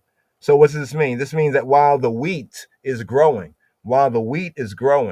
right, over roughly the next 50 days, 49 to 50 days, that the Israelites during this time would still go about their agricultural duties, but would not eat anything of that until they first had offered an offering to Elohim, to Eloheinu, to Yahweh Eloheinu, right? They first had to offer an offering. In other words, before we eat of what we're growing and what Yah is giving us from the land, we first will make our offering. But all the time that's grown, we're not going to make no bread, right? Or, eat any of the parched corn. We're not going to eat any of the green ears, right? So from this point right here, from like the resurrection day until Pentecost, what's called Pentecost in New Covenant, what's known as the feast of what's called again, the feast of Shabuot, right? Of Shabuas, right? I'm going to explain it very briefly right here, but we need to return to this, right? And until that self same day that you have brought an offering. So it's like first things first is we thank Yahweh by bringing an offering to him before we even partake of it ourselves. Check. And this will be a statute. This is going to be a what? This is going to be a hukah, a statute, an ordinance, a prescription, right? This is a prescription forever till time indefinite throughout your generations and all your dwellings. So in all of our dwellings, first things first is that first we will give an offering to Yahweh, like to say thank you to him for an abundant harvest, right? And then we eat, right? It says, y'all shall count to you from the morrow after the Sabbath. So the count for up to Pentecost was called Pentecost, the 50th day, or up to what is known as the Feast of Weeks or Harvest, right? We begin our count from the day of Messiah's resurrection, the first day, and from the day of the first fruits according to Torah. And y'all shall count to you from the morrow after the Sabbath, from the day that you brought the sheaf. So the first thing, we just bring a sheaf, like a kind of a token of what's growing, right? Okay, this is a sheaf, right, of the wave offering. What are we going to count? 7 Sabbaths. So that means if the first day is what they call Sunday and the 7th day is what they call Saturday, right, we shall count 7 Sabbaths, right? So the Sabbath also signifies the completion of a cycle of 7, right? 7 times 7, right? 7 Sabbaths shall be complete, right? Shall be complete. Tamim. Notice what it is. Tamim, perfect, whole, complete. Tamim, right? Even to the morrow after the 7th Sabbath, right? The 7th Sabbath shall your number 50 days, 50 days, 50 days. So 7 times 7 is what? 49, right? And then the morrow after the 7th, right? So plus 1 is 50, right? This is where we get Pentecost in the Greek and the New Testament sense, right? And y'all shall offer a new, right, mincha, a new meal offering, mincha, right? A new meal offering. They say meat offering, but often it's grain, right? It's grain. This is also a bloodless offering because it's the wheat. It's the, you know what I mean? It's the grain. You know what I mean? A meal offering, but so the meat throw you off, but that's old English, right? Meal offering, la Yahweh. And what shall we do here? See, so by the time we get to verse 17, you know where we're at right now? 17 right here, from verse 15 to 17 right here. This is Pentecost, or this is the harvest feast. This is the 4th. By the time we reach here, we reach the 4th of the 7 appointments, right? In the holy year, the ecclesiastical, the Hebrew churchical year. Y'all shall bring out of your habitations 2 wave loaves. 2 wave. Now notice, Passover we eat unleavened bread, no leaven. Now here we have to bring forth lechem, like Bethlehem, right? Lechem, right? We have to bring forth bread, food, grain, right? We have to bring forth grain, right?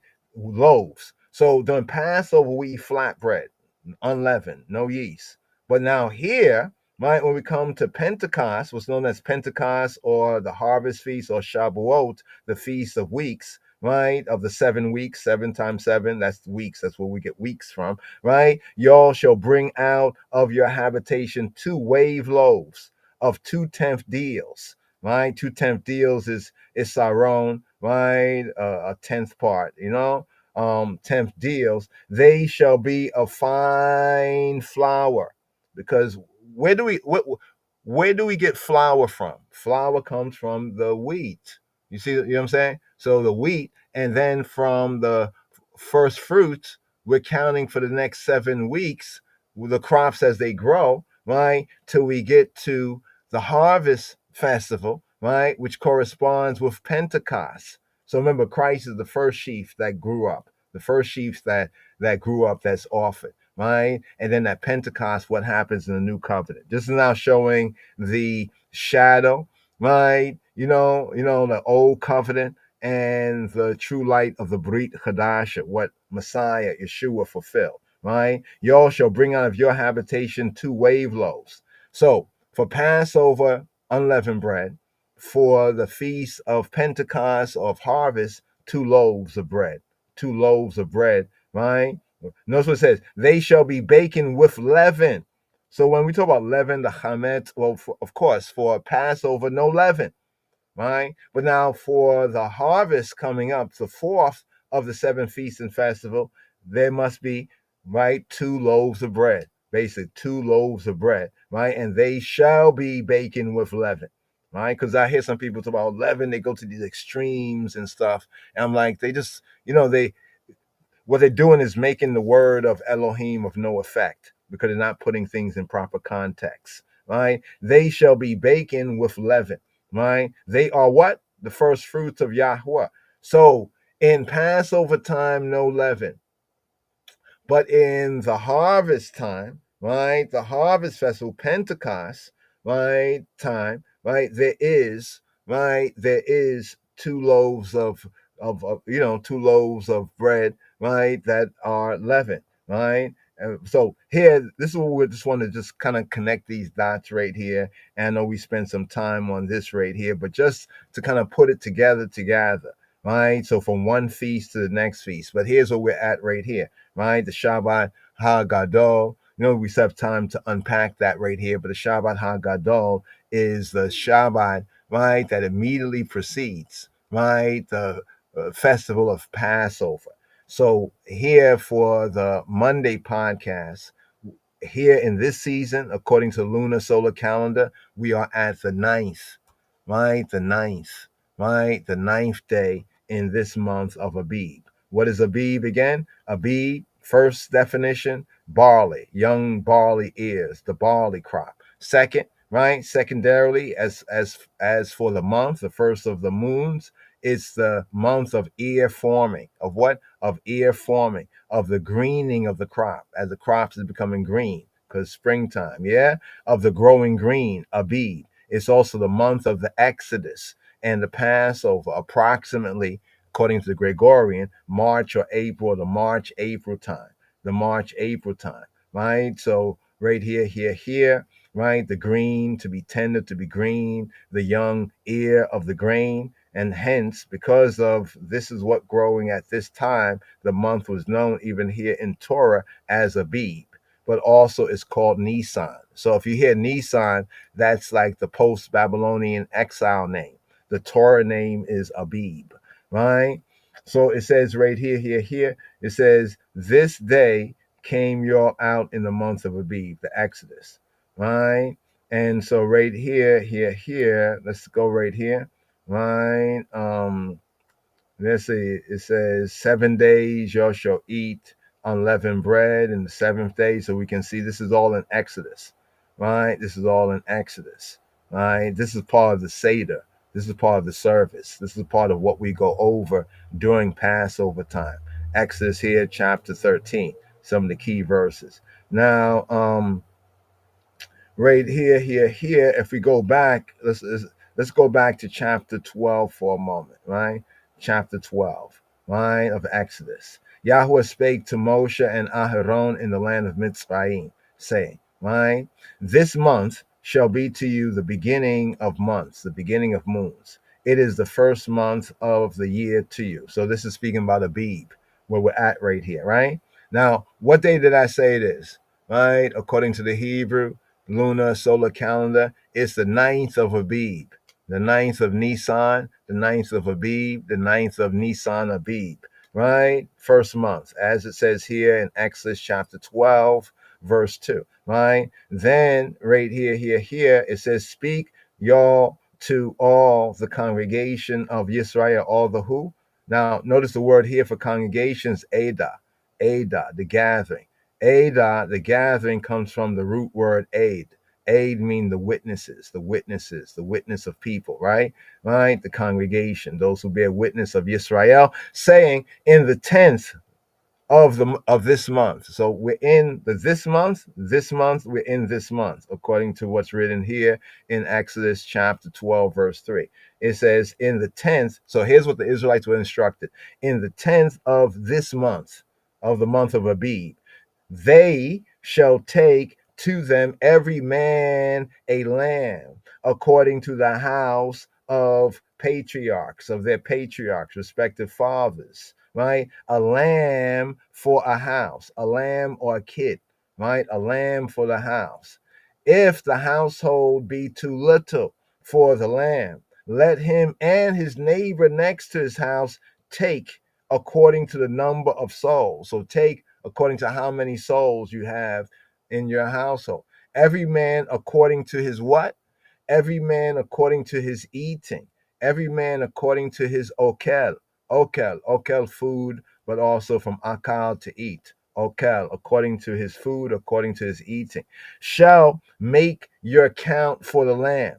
Your lamb, right? So when should they take it? On the 10th day, right? So we're here at the 9th, right? Moving forward, next day will be the 10th day. Your lamb shall be without blemish, shall be tamim, shall be whole, complete, right? Nothing more, nothing less, right? Than what a lamb should have, right? A male, a what? A zakar. It shall be a zakar, not a nekeva, not a female, but a zakar of the first year. Ben Shana, right? Y'all shall take out from the sheep or from the goat. So notice the lamb could be from the goat or the sheep or the goat, right? Because lamb, you see, so a lot of times we think that a lamb always is just a sheep. Well, many of us are we city people, then of course, what, how we know, right? But if you're in the country, you basically know, right, that a lamb can be from the sheep, right? The sheepfold, you know what I mean? The kebes, or from the A's. It could be from the A's, right? The kebes or the ez, right? The A's, right? A son of a year. So when it says of a first year, in the Hebrew is Ben Shana. It shall be Ben Shana, like a yearling, right? And y'all shall keep it up. So from the 10th, right, to the 14th day. Remember what it said? In the evening, between the evenings, in the evening of the 14th, right? Keep it up till the 14th day of the same month, Abib, first month, Abib, right? And the whole assembly, right? The whole kahal assembly, the whole church, congregation, right? The whole kahal of the Edah, right? Of the witnesses, the Edah of Yisrael shall do what? Here it says, kill, mamor, slaught, shachat. They shall slaught, shachat. They shall slaughter it in the what? In the evening, in the Erev, right? So let me ask, when is Passover according to Torah? It's in the evening, between the evenings of the 14th, right? And when is the lamb taken? When will each family take its lamb? On the 10th day, right? And when shall the lamb be slain, right? On the 14th, well, in the evening, right? In the evening of the 14th, right? So here, and then what does it say? And they shall take of the blood and strike it on the two side posts and on the upper doorposts of the houses wherein they shall eat it. Now, yeah, we're going to touch on that right there. The two side posts and the upper posts, it reminds us of the pi sign. You know, pi? Anybody ever seen that movie Pi? It's an old movie, oldie but goodie, the pi sign, right? That pi sign.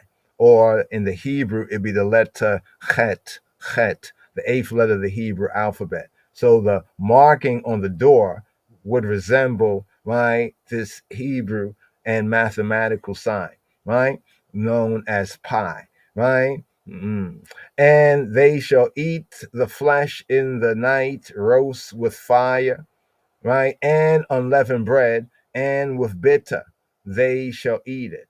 And it then says that they shall not eat not of it raw, not to eat it raw nor sodden at all with water, not to be boiled, but it had to be roast with fire, his head with his legs and the pertinence thereof.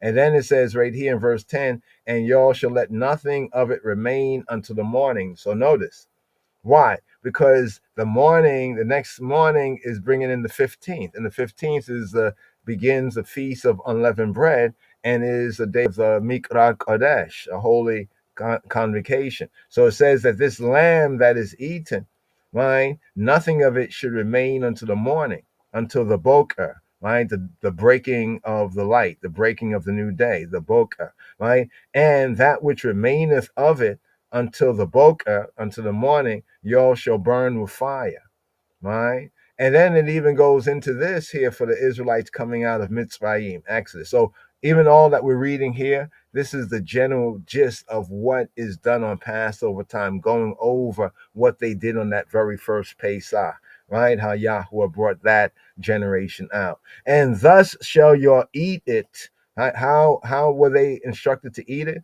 Your loins girt, like with your belt on. Loins girt is on like wearing a waist brace or a belt, right? Your shoes on your feet, and your staff in your hand. And then the instruction is given to that first generation of Yisrael, and y'all shall eat it in haste. So the not eat it, and the word here in the Hebrew is chipazon, chipazon, chipazon. You shall eat it with chipazon, chipazon, hipazon, hipazon, hurriedly. Right? Quick. Right? It is Yahweh's Passover. Another key thing right here is until the Passover. Whose Passover is it? It's Yahweh's Passover.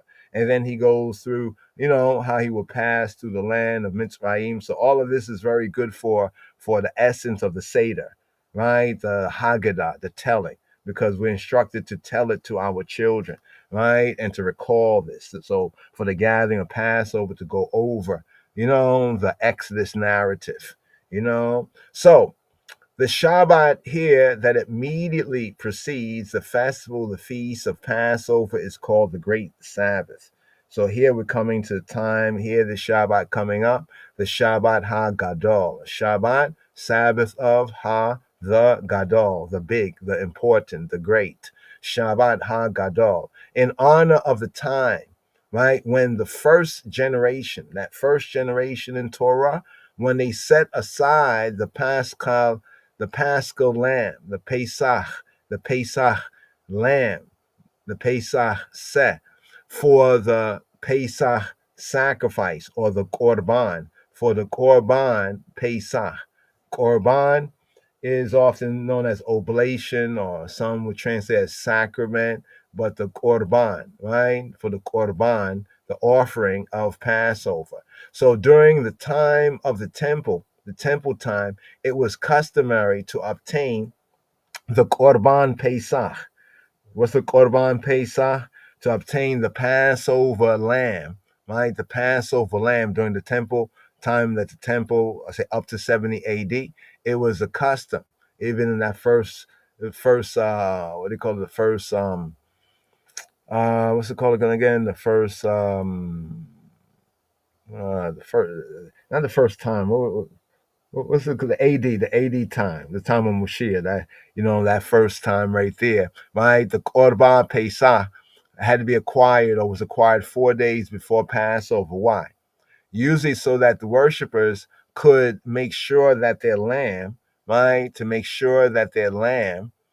lambs rather, had no blemishes that would prevent them from being offered at sacrifice. So it was a time to almost like get to know your lamb, get to know your lamb, and to also make sure that it didn't have nothing extra or wasn't deficient of anything. Like it wasn't a hybrid, it wasn't like handicap, missing something, you know what I mean? Had no blemishes, right? Because that would prevent it from being offered. You know what I mean? This was done to fulfill the instructions that were given in Exodus chapter 12 that we just touched on briefly, right?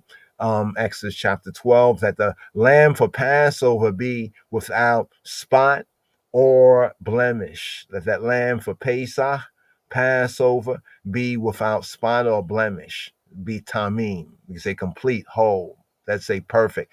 Interestingly enough, this period of time, it allowed time for each family, each mishpacha, right? Each mishpacha, right? Each family. Here's the cover of our Haggadah right here. We have a free PDF at the lojs.org site. One can download or get a hard copy. But interestingly enough, the period of time allowed time for the families, the mishpacha, the circle, the family circle, to become personally attached to their lamb. Remember, they got on the 10th and it'll be up to the 14th. So, this lamb, they know what's up. They get to, examine the lamb and personally attach to their lamb so that it would no longer simply be a lamb, right? So each family got to know their lamb, that when it came to that time, it's not just a lamb no more. So in Exodus chapter 12, verse 3, notice the language in Exodus chapter 12, verse 3. It says a lamb, like any lamb, a lamb. But then when we get to verse 5, it says the lamb. So this a lamb at the 10th day, 4 days to get to know it, will become the lamb. Indeed, Ha-Torah, the Torah refers to the Lamb of God as if there was only one. Right? The lamb, right? The lamb, right? And this means that, for people, their lamb became the lamb, their lamb, right? The Lamb of God, as if there was only one, right? You shall keep it, right? You shall keep it, the Torah says, the Passover lamb unto the 14th day of this month, when the whole assembly of the congregation of Yisrael shall slaughter. Oto in the Hebrew is him. They shall slaughter. We read the language of the Hebrew. They shall slaughter, right? Oto. They shall slaughter him. At what? At twilight. At the twilight time. Right? The twilight, like between the evening. So on the 14th, right, when it starts to get to be the evening time, when the sunlight, not when it's night, but not when it's still day, but right at that twilight time, like the twilight zone, the twilight time. Exodus 12 and 6. Note that the direct object, him, auto, it can also be read as in the Hebrew as the Aleph Tav, the first and last letter of the Hebrew alphabet. That's combined with the letter Waw, or the W, Vav, signifying the Son of Man, who is first and last. We'll show that in the Hebrew alphabets, but the Son of Man. So the Oto, Aleph Tav Vav, Aleph Tav Vav, Aleph Tau Wow, right? Can also be read as Aleph Tau, the A and the T, first and last letters, the first and 22nd letter of the Hebrew alphabet, combined with the sixth letter of the Hebrew alphabet, Vav or Wow. And this signifies that the Son of Man is Aleph, Ha-Aleph, and the Son of Man is Ha-Tau, Ha-Tav, right? Aleph Tav, first and last, beginning and end. So right here, according to the ancient teaching, the Exodus was said to have occurred on Thursday. And according also to a true study of the Passover, right, in that first generation, first 1 AD, that first what was it, the centuries, the first what was it called, the AD? How do we say this is the 21st century. That first century. That's what I was trying to think of, brothers and sisters. First century. During the first century time. The first century, the first 100 years. You know what I mean? We can say during the time of Yeshua, that when his crucifixion, his passion, his Pesach, right? Yahweh's Pesach occurred, right? For Yeshua, it also occurred, right? The crucifixion occurred on what would be the fourth day of the week, called Wednesday, right? And the days of unleavened bread, right? The counting, right, for the 3 days and 3 nights began on Thursday. So the fifth day of the week, called Thursday, is both important, right, concerning the Exodus, and also the same day and time, right, as the crucifixion of Yeshua HaMashiach, right? And the people selected their lambs to be offered 4 days earlier on the 10th. So here for this podcast right here, 2025 time, we're actually at the ninth. Well, really, the next day coming in will be the 10th. So technically, it's already the 10th with evening and morning being one day, right? So that happened to be a Shabbat, right? It is said that that happened to be a Shabbat even that year. Exodus chapter 12, verses 1 to 6, right? Just a couple of overview points. So the great Shabbat Hagadol, right, coming up, right? The Sabbath that immediately precedes, right? It foreshadowed the offering of Yeshua HaNotzri, of Jesus of Nazareth, Yeshua HaMoshiach, Adonenu, as the Seh HaElohim, as the Seh Elohim, as the Lamb of God who takes away the sins of the world. The Brit Chadash, the New Testament, it notes that it was about the time of Nisan 10, right? Abib 10, right? When Yeshua, right? Ha'adon Yeshua made his triumphant entry into Jerusalem, into Jerusalem. You remember riding on a donkey? This signified his messiahship in fulfillment of the prophecy of Zechariah. Zechariah. What's the prophecy of Zechariah? Where's the prophecy of Zechariah found? In Zechariah chapter 9, verse 9, it says, "Rejoice greatly, O daughter of Zion. Shout aloud, O daughter of Jerusalem. Behold, your Melech, your king, your Negus." Even Negus and Neges is coming to you. Righteous and having salvation is he, humble and mounted on a donkey, on a colt, the foal of a donkey. During this time, when the pilgrims had come to select the lamb, right, for the Passover sacrifice, they saw Adonenu, our Adon, our Lord, Master, Sovereign. They saw Yeshua, and they cried out. What did they cry out? Hoshiah, nah, Hoshiah, nah, Hoshiah, nah.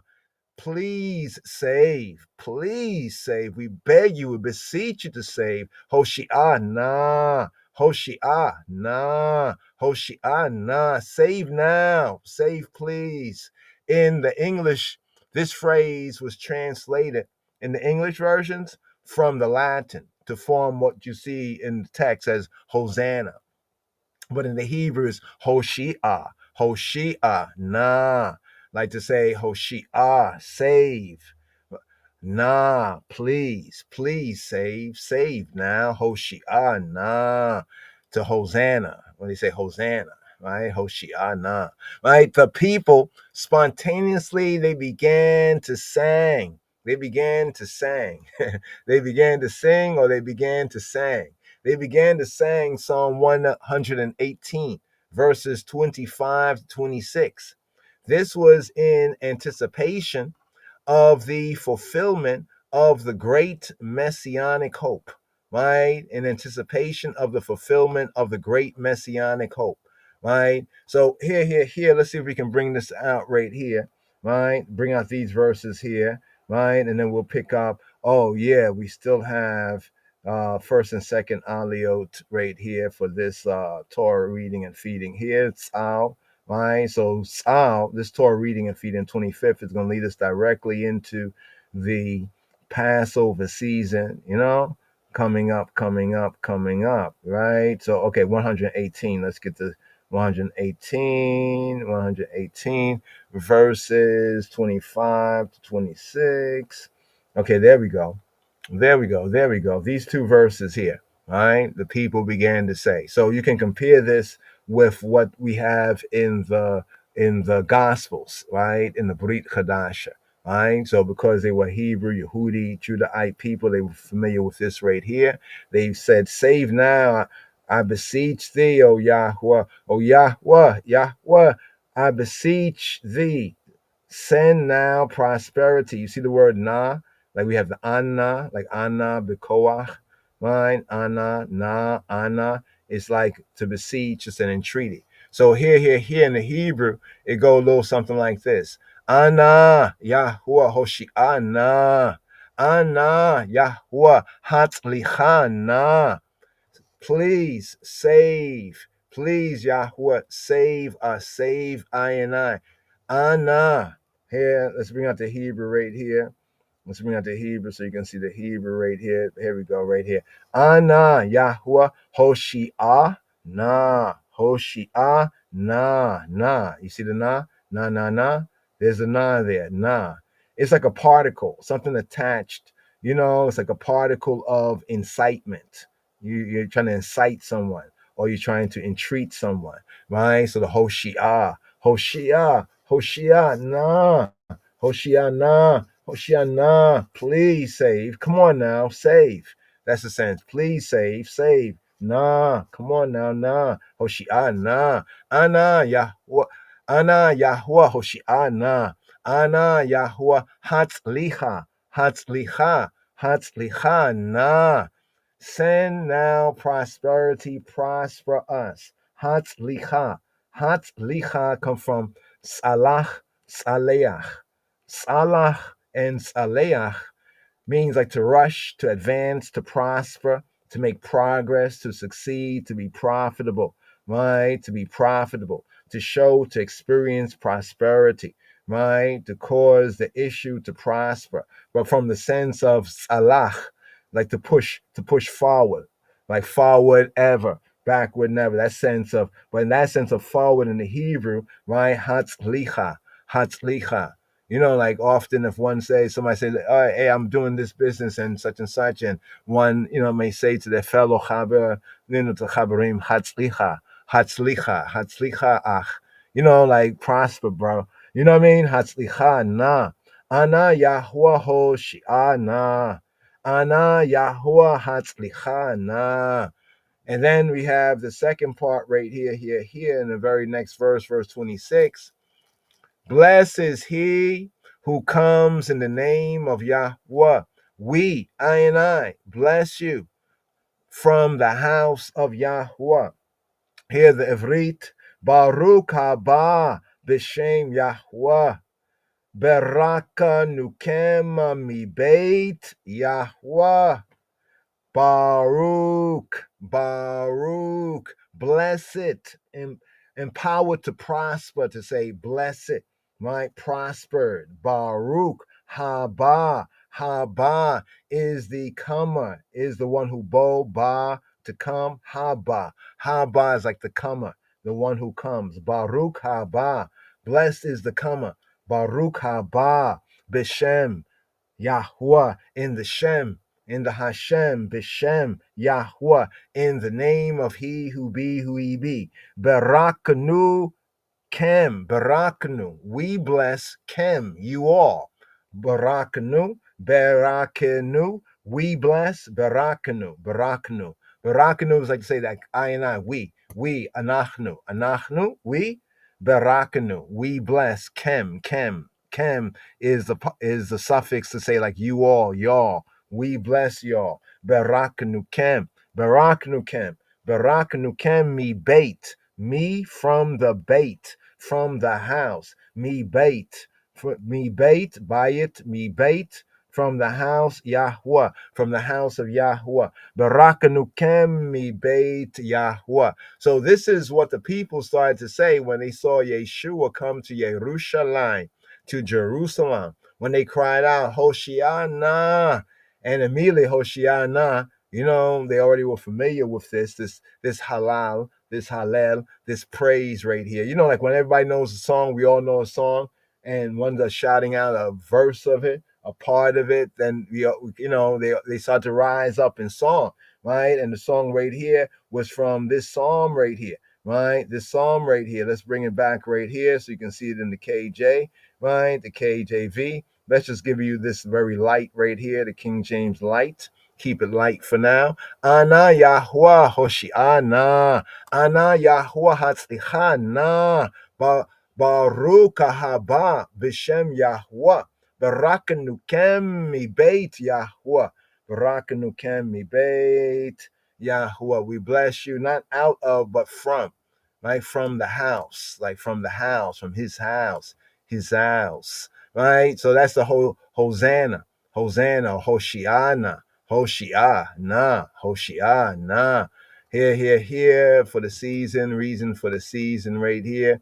Here's where we get the blessed is he who comes in the name, right? Blessed is he who comes in the name of Yahuwah. Now, here to our fellow Chabarim and Ras Sahar Ahad. I don't know if the eye can, but if the eye can do a Malachi. You know, the Malachi read, the Malachi chapter 3. You know, as additional for the Shabbat HaGadol, right? Because the Haftarah, right, for the Shabbat HaGadol, for this great Sabbath right here, right, is from Malachi chapter 3, right, verses 4, right, to verse 24, that it speaks of the Yom Yahweh, the Yom, the day, Yawam, the Yom, the day of Yahweh, the day of Jehovah, right? And the return, right? As Mashiach ben Dawid, right? May that day come soon, Chabarim. We're going to reason on a little bit more, but one more note right here, right? If, right, the miracle occurred, right, on the 10th, right, the same day as the selecting of the lambs. You know, if the miracle occurred, right, on the 10th, right. Let's bring this up right here. Let's do this right here. Give me one moment, brothers and sisters, because yeah. Okay, here we go. All right. So if the miracle, right, occurred on the 10th, the day that the lambs were to be selected, then why don't we celebrate this, right, as its own holiday? Some might ask, right? If the lamb was on the 10th that we select the lamb, right? Now, according to some Yehudi and ancient and even modern, Judahite tribe and tradition, it was said that the prophetess Miriam, you remember Miriam, the sister of Moshe, it said that she had died, right, in the wilderness time, right, on the 10th of Abib, the 10th of the Exodus month, when she passed away. That was exactly 1 year before the Israelites entered the promised land. So remember, there was a generation that Yahweh had brought out, but he wasn't pleased with them. The 10 times they tempted him and everything. And so he's going to destroy them, but Moses plea bargained for them. So basically it was a year for a day that the spies were in the land. So that was 40 years. So Miriam is said to have passed away on the day before the 40 year was fulfilled. She was like one of the long-lived generations. But the other ones who had come out, they did not go in. It was only the children. So it was exactly 1 year before the Israelites had entered into the promised land, right? And therefore the Shabbat HaGadol is commemorated as the Sabbath, the Shabbat before Pesach, right? Rather than on like the so-called literal like kind of calendar date of the 10th itself. Just a little reasonment right there. So more on Pesach as we prep for Pesach, Passover, but we do have a Torah reading and feeding. Like to address the first and the second aliyot right here, namely this right here. Let's bring it up right here, the first and the the first and the second reading, Leviticus chapter 6. Go right here. Let's see. Chapter 6, verse 8. Chapter 6, verse 8. So let's go forward. Just segue right here. Shema Yisrael. Here.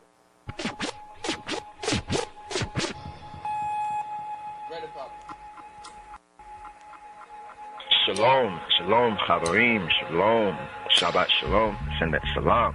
The aliyah for this, the going up, the reed, the offering, the Hebraic anaphora, the aliyah for this 25th, the Kaf Hey 25th sabbatical study, and for this Shabbat strong and 99 cycle of Torah portion reading and feeding. In the cycle of Torah portion reading and feeding sabbatical studies, for this Rastafari Sabbath strong, we have Tzal,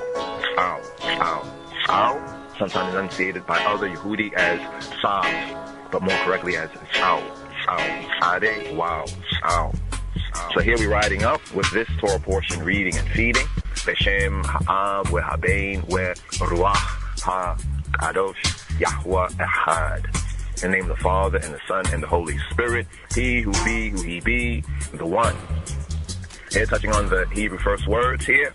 reading Leviticus chapter 6. We're picking up with verse 8 to Leviticus chapter 8, verse 36. וידברי יהוה אל משה לאמור, צאו את אהרונה ואת בניו לאמור, זאת תורת העולה היא העולה על המוקדה על המזבח כל הלילה עד הבוקר ואש המזבח תוקד בו. Here picking up the third book of Moshe, Hebrew book called Leviticus. The law of the offerings, the olah, ha'olah, the burnt offerings. Verse 8. And the Yahweh, he who be, the Exia, the sustainer, the good, the excellent, spake to Moshe, saying, Vayadaberi Yehovah il Moshe lemor. Command. Izzezachew.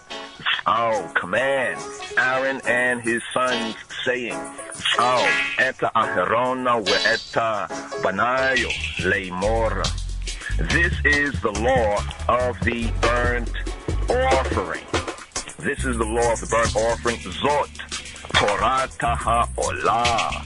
It is the burnt offering. He ha'olah.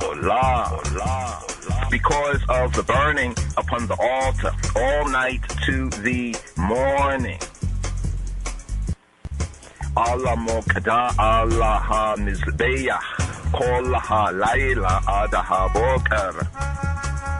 And the fire with Aish, and the fire of the altar shall be burning in it with Aish ha-mizbeach to Kadaboa.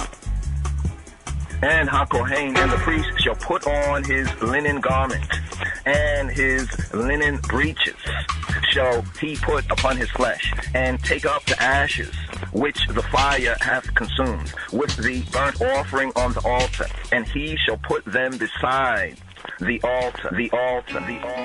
And he shall put off his garments, and put on other garments, and carry forth the ashes without the camp to a clean place. And the fire upon the altar shall be burning in it. It shall not be put out. And HaKohen and the Kohen and the priest shall burn wood on it every morning, and lay the burnt offering in order upon it. And he shall burn thereon the fat of the shalamim, of the peace offerings, the dechineta meswa'it. The fire shall ever be burning upon the altar. It shall never go out. The law of the offerings. Second item, the meat, or more correctly, the meal. The meal offerings. The meat, more correctly, the meal offering. Mincha. The mincha offering. Verse 14. And this is the law of the mincha, the meal, the meat offerings, the meal offerings, the grain offerings. The sons of Aharon shall offer it lifnei Yahovah, before Jehovah, lifnei ha-mizbeach, before the altar. And he shall take of it his handful of the flour of the meal offering, and of the oil thereof, and all the frankincense which is upon the meal offering, and shall burn it upon the altar for a sweet savor, even the azkara, the memorial of it, la Yahovah, to Jehovah. And the remainder thereof shall Aharon u'banayo, Aaron and his sons, eat.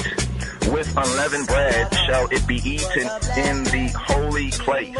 In the court of the tabernacle of the congregation they shall eat it. It shall not be baken with leaven. I have given it to them for the portion of my offerings made by fire. It is most holy, most set apart, as is the chatat, the sin offering, and as as the trespass offering. All the males among the children of Aharon shall eat of it. It shall be a statute forever in your generations concerning the offerings of Jehovah made by fire. Everyone that toucheth them shall be holy. Isla, set apart. The priest, HaKohanim, Kahinatu, meal offering, Ehila Korban, Mincha, verse 19. And Yahuwah Jehovah spake to Moshe, Lemor, saying, this is the offering of Aharon and of Benaiah, his sons, which they shall offer la Yahuwah to Jehovah in the day when he is anointed, when he is Messiah. The 10th part of an ephah of fine flour for a meal offering, mincha, offering perpetual. Half of it in the morning of at the night, laila. In a pan it shall be made with oil, shemen. When it is baked, thou shalt bring it in, and the baking pieces of the meal offering shalt thou offer for a sweet savor, la Yahuwah, to Jehovah. And HaKohen, the priest, the Kahin, of his sons that is anointed, is Messiah, in his stead shall offer it. It is a statute forever, la Yahuwah, to Jehovah. It shall be wholly burnt, completely burnt. For every mincha, meal offering, ehil korban, grain offering, for HaKohen, the priest, shall be wholly, completely burnt. It shall not be eaten. The law of the offerings. The law of the offerings, third item, the chatat, the sin offering, verse 24.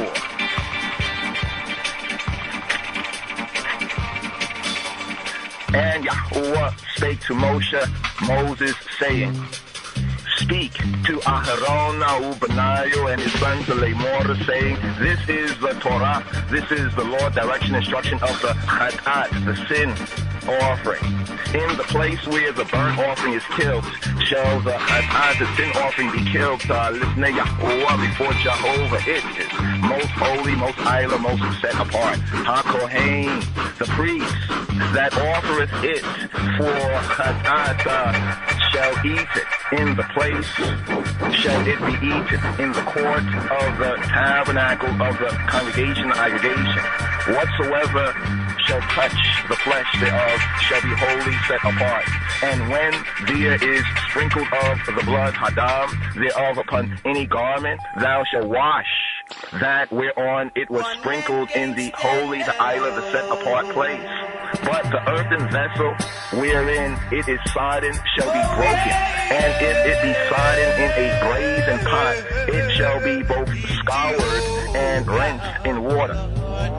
All the males among Kohanim, the priests, shall eat thereof. It is most holy, most set apart. And no chatat, no sin offering, whereof of the blood, hadam, is brought into the tabernacle of the congregation, the tent of meeting, to reconcile with all. In the holy, the island, the set apart place, shall be eaten. It shall be burnt in the fire. Third book of Moshe, Hebrew book called Leviticus, chapter 7.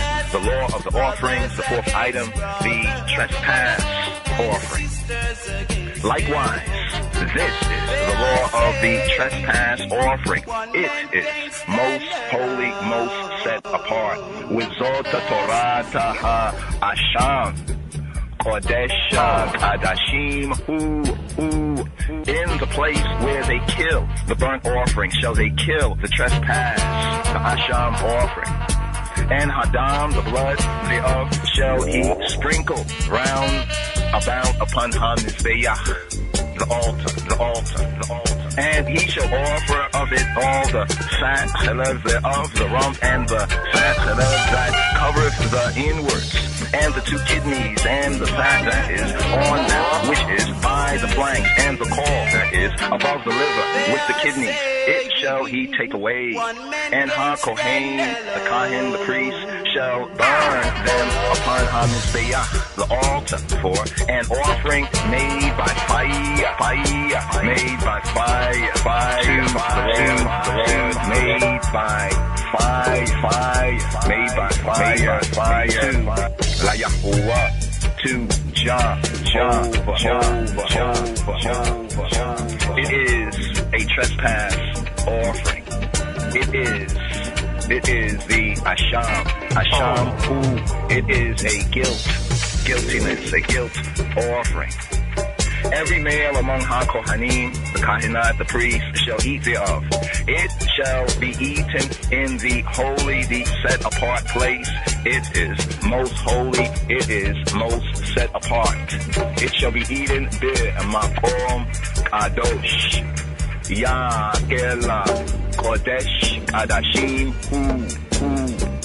As the sin offering, chatat, is, so is offering.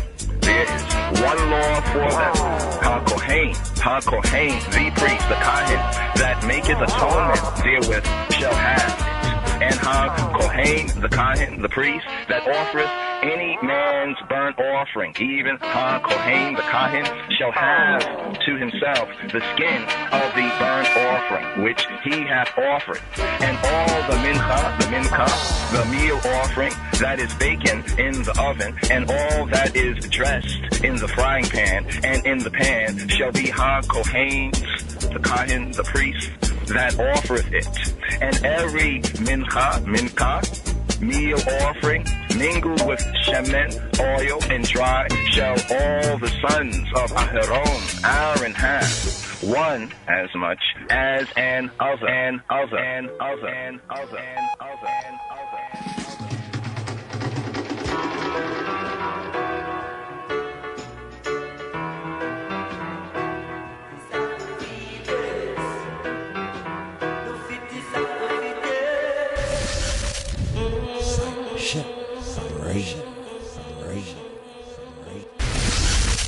Come be a part of.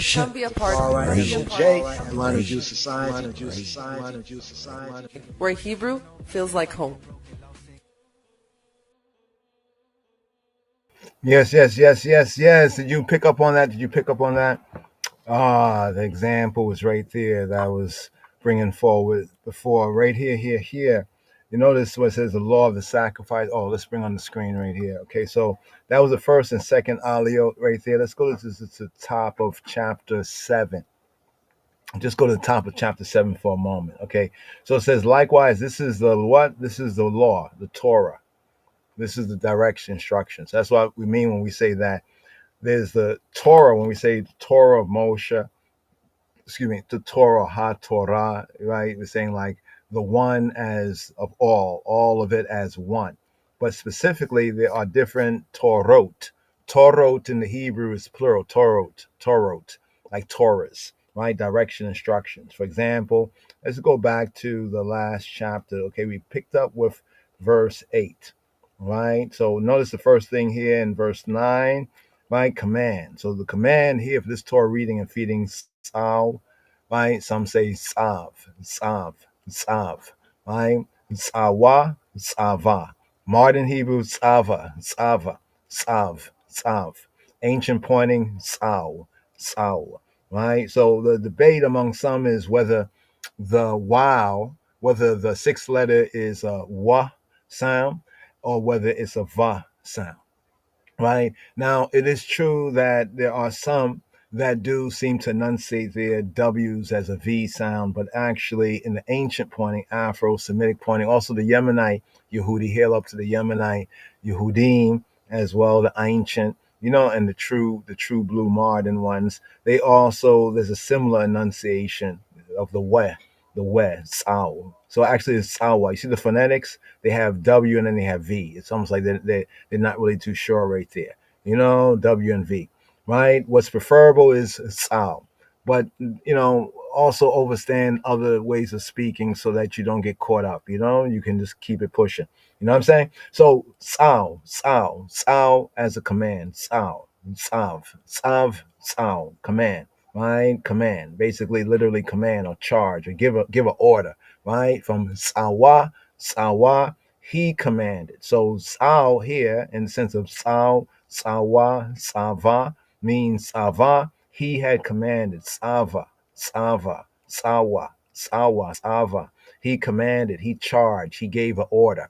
To give this order, like to say command, sav, give an order, lay a charge. So it says lay a charge, right, upon Aharon Banayo, Aaron and his Banim, his Bens. Ben is son, Banim, sons. Ben, a son, Banim, sons. Banayo, Banav, his sons, saying, this is the Torah. So here's like the opening word, Torah. This is the Torah. The Torah of what? This is the Torah of the burnt offering. Right? So we get the Torah of the burnt offering. Let's highlight that there. Look at the Hebrew quick right here. It says, Sao eta ha Aharon we et banayo. Sav eta Aharona ve eta banav, right? Lemor, saying, Zot, this, she, right? Zot is to say this in Hebrew, but if it's a feminine, if the thing is gendered in Hebrew as being feminine, then we'll say this in the sense of Zot. If the thing is gendered as being masculine, we will say ze, for something gendered to be masculine, ze. So if I say she, she, this she, Zot, this he, ze. So here it says Zot Torata ha-olah, he. This Zot, the Torat, the direction, instruction of ha-olah, of the olah, ha-olah. Olah, here we have as the whole burnt offering, right? The whole burnt offering. Also remember, Olah come from the root Allah. This is also connected to Aliyah, the Aliyah, to go up, right? To ascend, right? So this is ascension offering because that which was offered was to be like completely burnt. Like the idea is that the burnt offering was that which was the burnt offering was to completely go up in flames, right? That's a sense. Go up in smoke, right? Also known as the Holocaust offering, right? But the idea of going up and ascending has to do with ascending of both the flames and the smoke, right? So it was a sense of a transmutation, right? Looking at it from the metaphysics, the true Hebrew metaphysics of it all, the sense of taking something from this state of matter, right, and shifting it from the physical plane into the spiritual plane, right? Because the idea of spirit, to get off the spooky stuff, people on the spooky stuff, but the word for spirit basically is breath, wind, and air, right? Breath, wind, and air, right?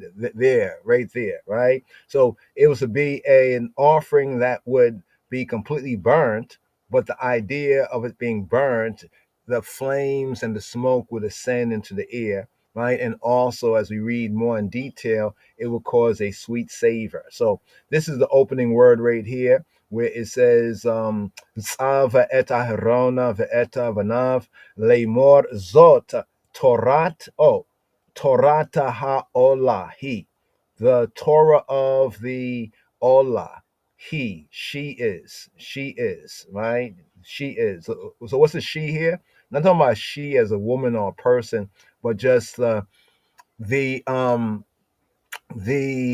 male and female of the language, right? Right, the polarity, right? The binary, we can even say, of the Hebrew language. A lot of people talk about being non-binary. Well, if the internet was non-binary, guess what? It wouldn't work. I'm talking about the technology wise, right? It needs the one, the zero, the yes, the no, the kind of male and female for it to operate, right? So does true language. But anyway, be that as it may, the word Torah here is a noun feminine, right? So He who be's direction instruction is she.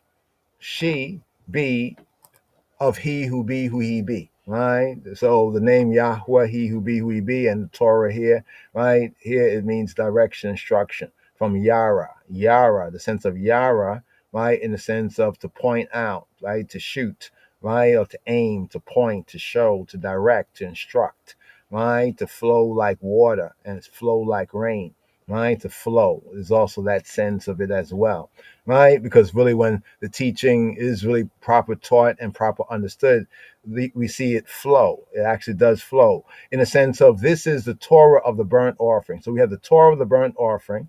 Let's scroll down here, right? Let's scroll through this. Then we get to verse 14, right? Verse 9, the Torah, right? And here we have the Torah of the meal offering, the Torah of the mincha, right? The Torah of the mincha. Let's go to the Hebrew right here, right? It says, wizot Torat, and this Torat is the Torah, direction, instruction, ha mincha, of the mincha, right? The mincha, right? The mincha of the meal offering, the grain offering, the bloodless offering, right? And we emphasize the bloodless right there because people get confused when they see meat, right? But the meal offering, how do we know it's bloodless? Because what shall he take? He shall take a handful of flour, right, of the mincha, right, and of the oil thereof, and all the frankincense thereof that is upon the mincha, right, and shall burn upon the altar for a sweet savor,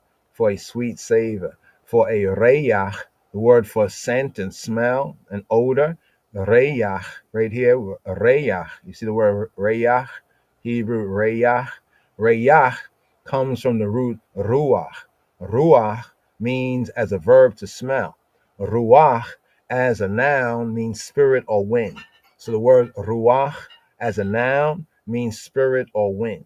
The word ruach as a verb, same word, but when used as a verb, it means to smell, to scent, as you can see right there, to perceive, to blow, or to breathe, in the sense of only literally to smell. Right? So for a reyach, a sweetness, ni choach, reyach ni choach, right? A sweet, smoothing, tranquiling, restful, pleasant, right? Reyach ni choach, right? And it says this will be the azkara. So this is the azkara. Azkara is the memorial part. So when the priest would take a handful of the grain offering and put it on the altar, that's the azkara, right, of the mincha, right, that is to be burned, right, and the remainder of it, right, the remainder, he just took a handful, right, like a token, a handful. The remainder of it shall Aaron and his sons, the priests, eat.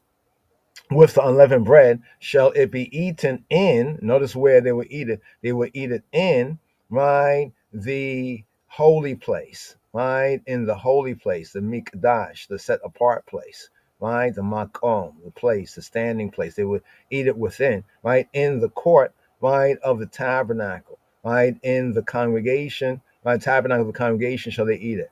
Okay, then it goes into how it shall be, right? And all the males of the children of Aaron shall eat it. It shall be a statute, right? Some things were specifically to be eaten by the sons who were serving as priests, and other things were allowable to the sons and daughters and the family of the serving priests, right? Then over here it says this is the offering. Now there's an offering of korban. We touched on the word korban.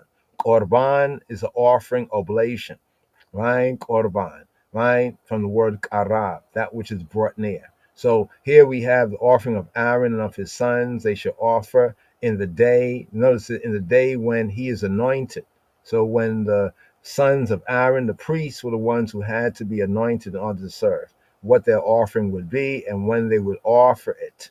You know what I mean? Morning and in the night.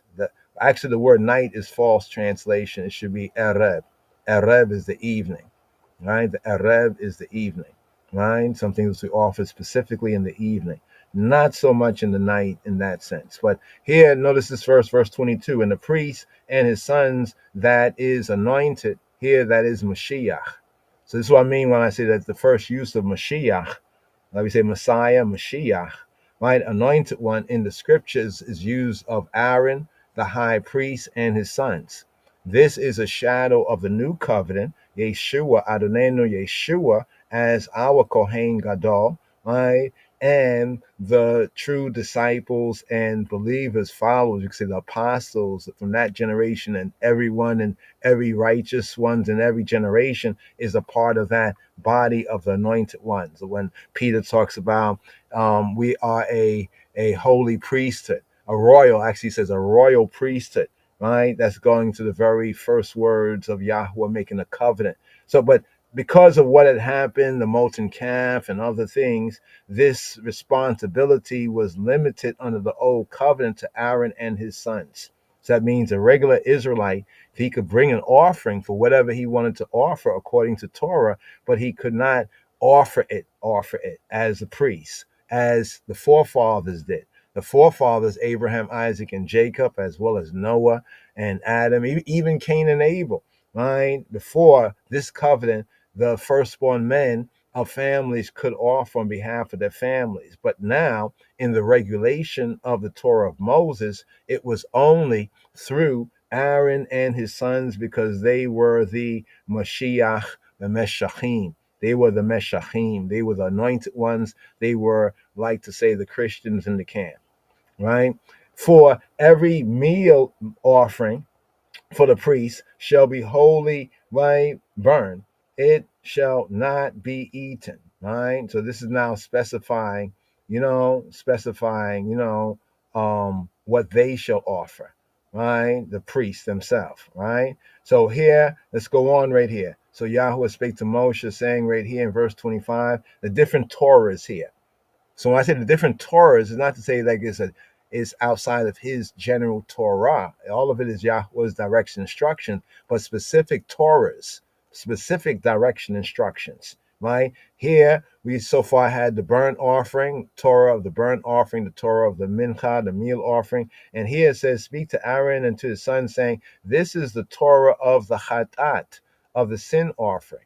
So then there is the direction instruction. So the direction instruction of the burnt offering is not the same direction instruction as the meal offering, not the same direction instruction as the sin offering. Check, right? Let's go down here. Let's continue going forward right here, right? And then we cross over here, right? And then we get over here to the trespass offering, or the guilt offering, known as the asham. The asham, the guilt, the offense, the guiltiness, the trespass offering that often was offered alongside the sin offering, right? The guiltiness, the crime, and then the guilt, right? Guiltiness upon the conscience. It is most holy. Notice it says of this one here, it says this is the law of the trespass offering. And here it says this is most holy, right? This is most holy. Here it says Vizot Torata ha asham. Kodesha Kodashim hu. Kodesh Kodashim hu. It is holy of holies. It is most sacred. It's most holy. Right? Now it says, and then it goes to the instruction. We can get into the detail. It's just an overview here. Right? What shall be offered? Right? Right? And then it starts to say this here in verse 7. As the sin offering, notice what it says. Remember, I said the connectivity of the sin offering. The sin is like what you did or didn't do, right? And then this is like the guilt, the guilt, the guilt aspect, called the trespass aspect, but more correctly, the guiltiness, right? The guilt of the crime. So there's the crime, that's one thing, and then there's the guilt. We said it's the consequence, of the crime, right? The sin. It says, as the sin offering, the chatat, so is the asham. So as the sin offering is, so is the guilt offering or the trespass offering. There is one law. Notice it says one Torah, one direction instruction for them. The priest that maketh atonement therewith shall have. Right? So then we kind of get right there. Go through this a little bit more right here. Now notice over here. Get to verse 11. This is the Torah. This is the law, right? The Torah, direction, instruction, right? Of the sacrifice, the zebach, right? The zebach, the sacrifice of the shalamim. Shalem singular, shalamim, peace offerings, right? That he shall offer la Yahweh, right? And then it goes into further details. So here, just to point out the different Torahs, the different direction instructions that are brought forward here, as we are in the first and second aliyot right here. Let's see. So we get up to verse which verse we get up to again? Give me one moment. Verse actually we're past that right here, verse 10. So here, picking up the next aliyah, we'll pick up with a peace offering for the third day's aliyah right there. Anyway, just a little overview right here of what we mean when we say there is both Torah. Overall, it's one direction instruction, but there's specific direction instruction for this, specific direction instruction for that, for this and that. So look a bit more on this, brothers and sisters here. Very interesting Shabua here this week here, this strong here, what we have before us right here, as we're about to get into the Passover time, Shabbat HaGadol. Hopefully we get the Malachi reading, reach out to and our brother, give thanks, co-laboring, brethren, Ras Sahar Ahad, Ras Ayason Tafari, also the mods as well, and others that help to, share this with others as well. And give thanks. But here, the psalm, just touch briefly on this psalm. So now here we actually have the first of the two psalms here, right? The first of Psalm 9, we had Psalm 10 recently, right? Here we have Psalm 9. Yes. So right here to Psalm 9. Here's Psalm 9. Check it out. מזמור ט' למנצח אלמות לבן מזמור לדוד מזמור לדוד מזמור לדוד מזמור לדוד מזמור לדוד מזמור לדוד מזמור לדוד מזמור לדוד. I will praise thee, O Lord, with my whole heart. I will show forth all thy marvelous works. I will be glad and rejoice in thee. I will sing praise to thy name, O thou most high. When mine enemies are turned back, they shall fall and perish at thy presence. For thou hast maintained my right and my cause. Thou sattest in the throne judging right. Thou hast rebuked the heathen. Thou hast destroyed the wicked. Thou hast put out their name forever and ever. O thou enemy, destructions are come to a perpetual end, and thou hast destroyed cities. Their memorial is perished with them. But the Lord shall endure forever. He hath prepared his throne for judgment, and he shall judge the world in righteousness. He shall minister judgment to the people in uprightness. The Lord also will be a refuge for the oppressed, a refuge in times of trouble. And they that know thy name will put their trust in thee, for thou, Lord, hast not forsaken them that seek thee. Sing praises to the Lord which dwelleth in Zion. Declare among the people his doings. When he maketh inquisition for blood, he remembereth them. He forgetteth not the cry of the humble. Have mercy upon me, O Lord. Consider my trouble which I suffer of them that hate me, thou that liftest me up from the gates of death, that I may show forth all thy praise in the gates of the daughter of Zion. I will rejoice in thy salvation. The heathen are sunk down in the pit that they made. In the net which they hid is their own foot taken. The Lord is known by the judgment which he executeth. The wicked is snared in the work of his own hands. Higgaion, Selah. The wicked shall be turned into hell, and all the nations that forget God. For the needy shall not always be forgotten. The expectation of the poor shall not perish forever. Arise, O Lord, let not man prevail.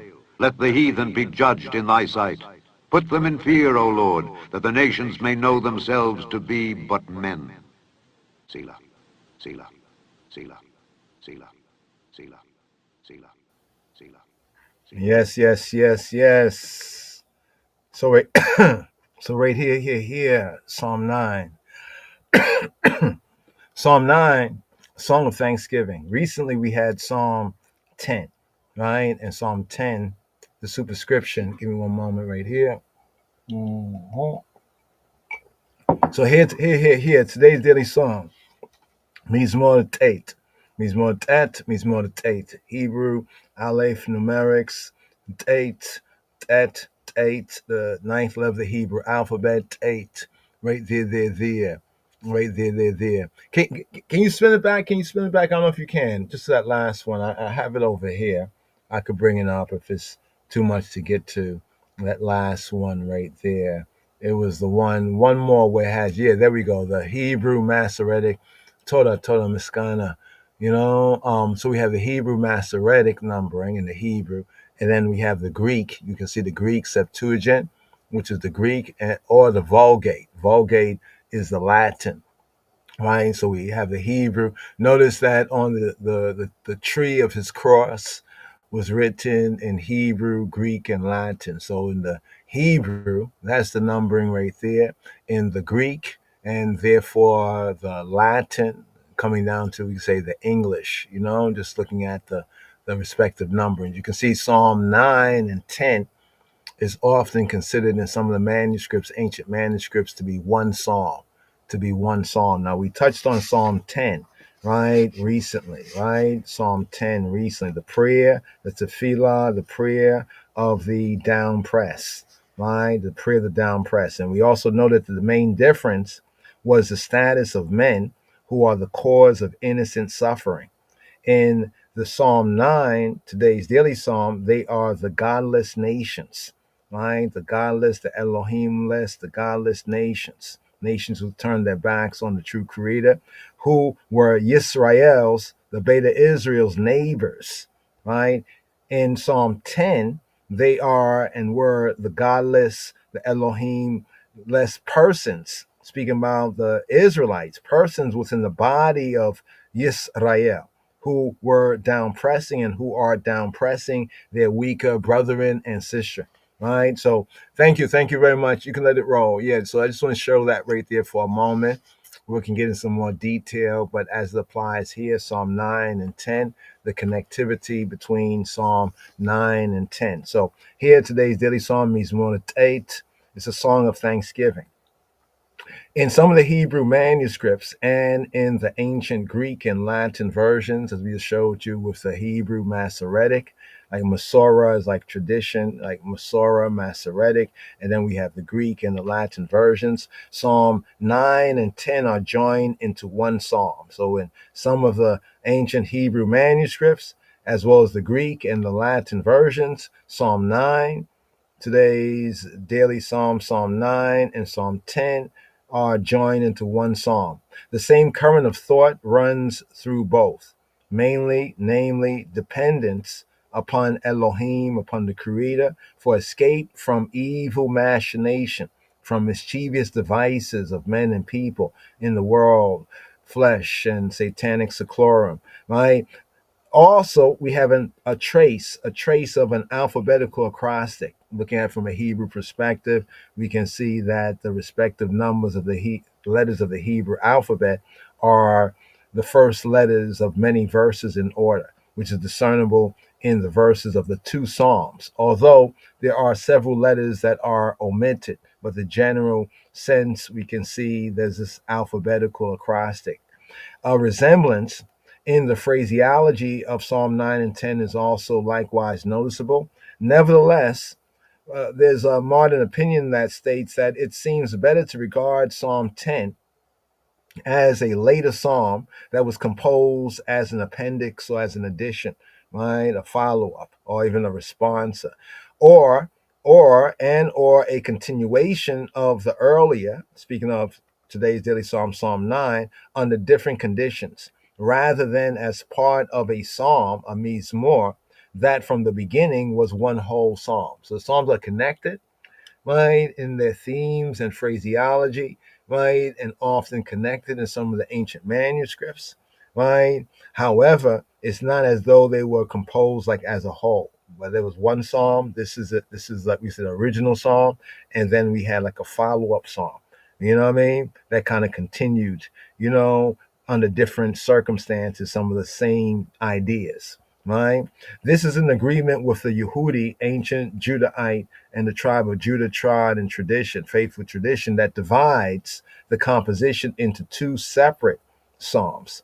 So here we have a hymn of victory, for praise, victory of praise, right? For victory, right? Over national enemies. And the historical background of Psalm 9 may be related to the narrative that we have in 2 Samuel chapter 8. We touched on that, 2 Samuel chapter 8. But here, today's daily psalm right here, right? Let's touch on today's daily psalm right here. Get right into it right here. So here, the summary, a hymn to the righteous judge after a defeat of hostile peoples. As we said, Psalm 9, the enemies of the godless of other nations. In Psalm 10, the enemies are the godless, the creatorless, the enemies amongst Israel. It says, not all who are of Israel are Israel, right? So here's Psalm 9, right? A song of thanksgiving. Also a hymn to the righteous judge after a defeat of hostile peoples, Touching this briefly right here, just as we have Psalm 7 is placed after Psalm 6, and it exemplifies it. We find that many of the Psalms kind of link up, in other words. So Psalm 9, it follows after Psalm 8 as an illustration of the glorifying of the divine name, of the sacred, of the holy name, right, on earth, on the earthly plane. And what a beautiful idea it is that Psalm 8, when we look at Psalm 8, ones may not be familiar with it, but it's the paradox of man, the paradox of man, the paradox of man, right? Psalm 8, the psalm that celebrates Yahweh's name as being glorious in the earth and is introduced between a psalm that closes with the words, right? So in Psalm 7, we get, I will sing of the name of Yahweh Elyon. I'll sing of the name of Jehovah Most High, Yahweh, Yahweh Elyon, Yahweh Elyon, of Yahweh Elyon, of Yahweh the highest, the Most High. And one here that begins. Notice how this psalm here, it begins. We have a psalm right here that begins, I will sing of thy name, right? Thy name, O Most High, right? Azamra, Shimka, Elyon. I will sing of thy name. Azamra. Let me sing Azamra. Shimka Elyon. Azamra Shimka Elyon. I will sing, I will chant eyes is Azamra. Let me chant eyes is Azamra. Shimka, of the eye's name, the eye male name, the Hashem, the Shem. Elyon, most high, highest. All right. So there we can get into some of the reasonments, additional reasonments in the study, discipleship study right there, but just some basics right here. Here, to the chief musician upon Mut Labain. So we have Mut Labain. What is Mut Labain? It's a two-part word right there. Mut means death. Mut, right? Mut means death. Mut Labain as a name. Some say it's dubious. Many have tried to reason on what is this talking about? To die for the son. Some interpret here to die for the son. Even though Mut Labain, Mut Le Ha Bain, Mut die, to die, death, right? Mut Le for ha the Bain, Muta La Bain, right? Some say it might have been a title of a popular song or perhaps a melody. There's a lot of particular reasoning.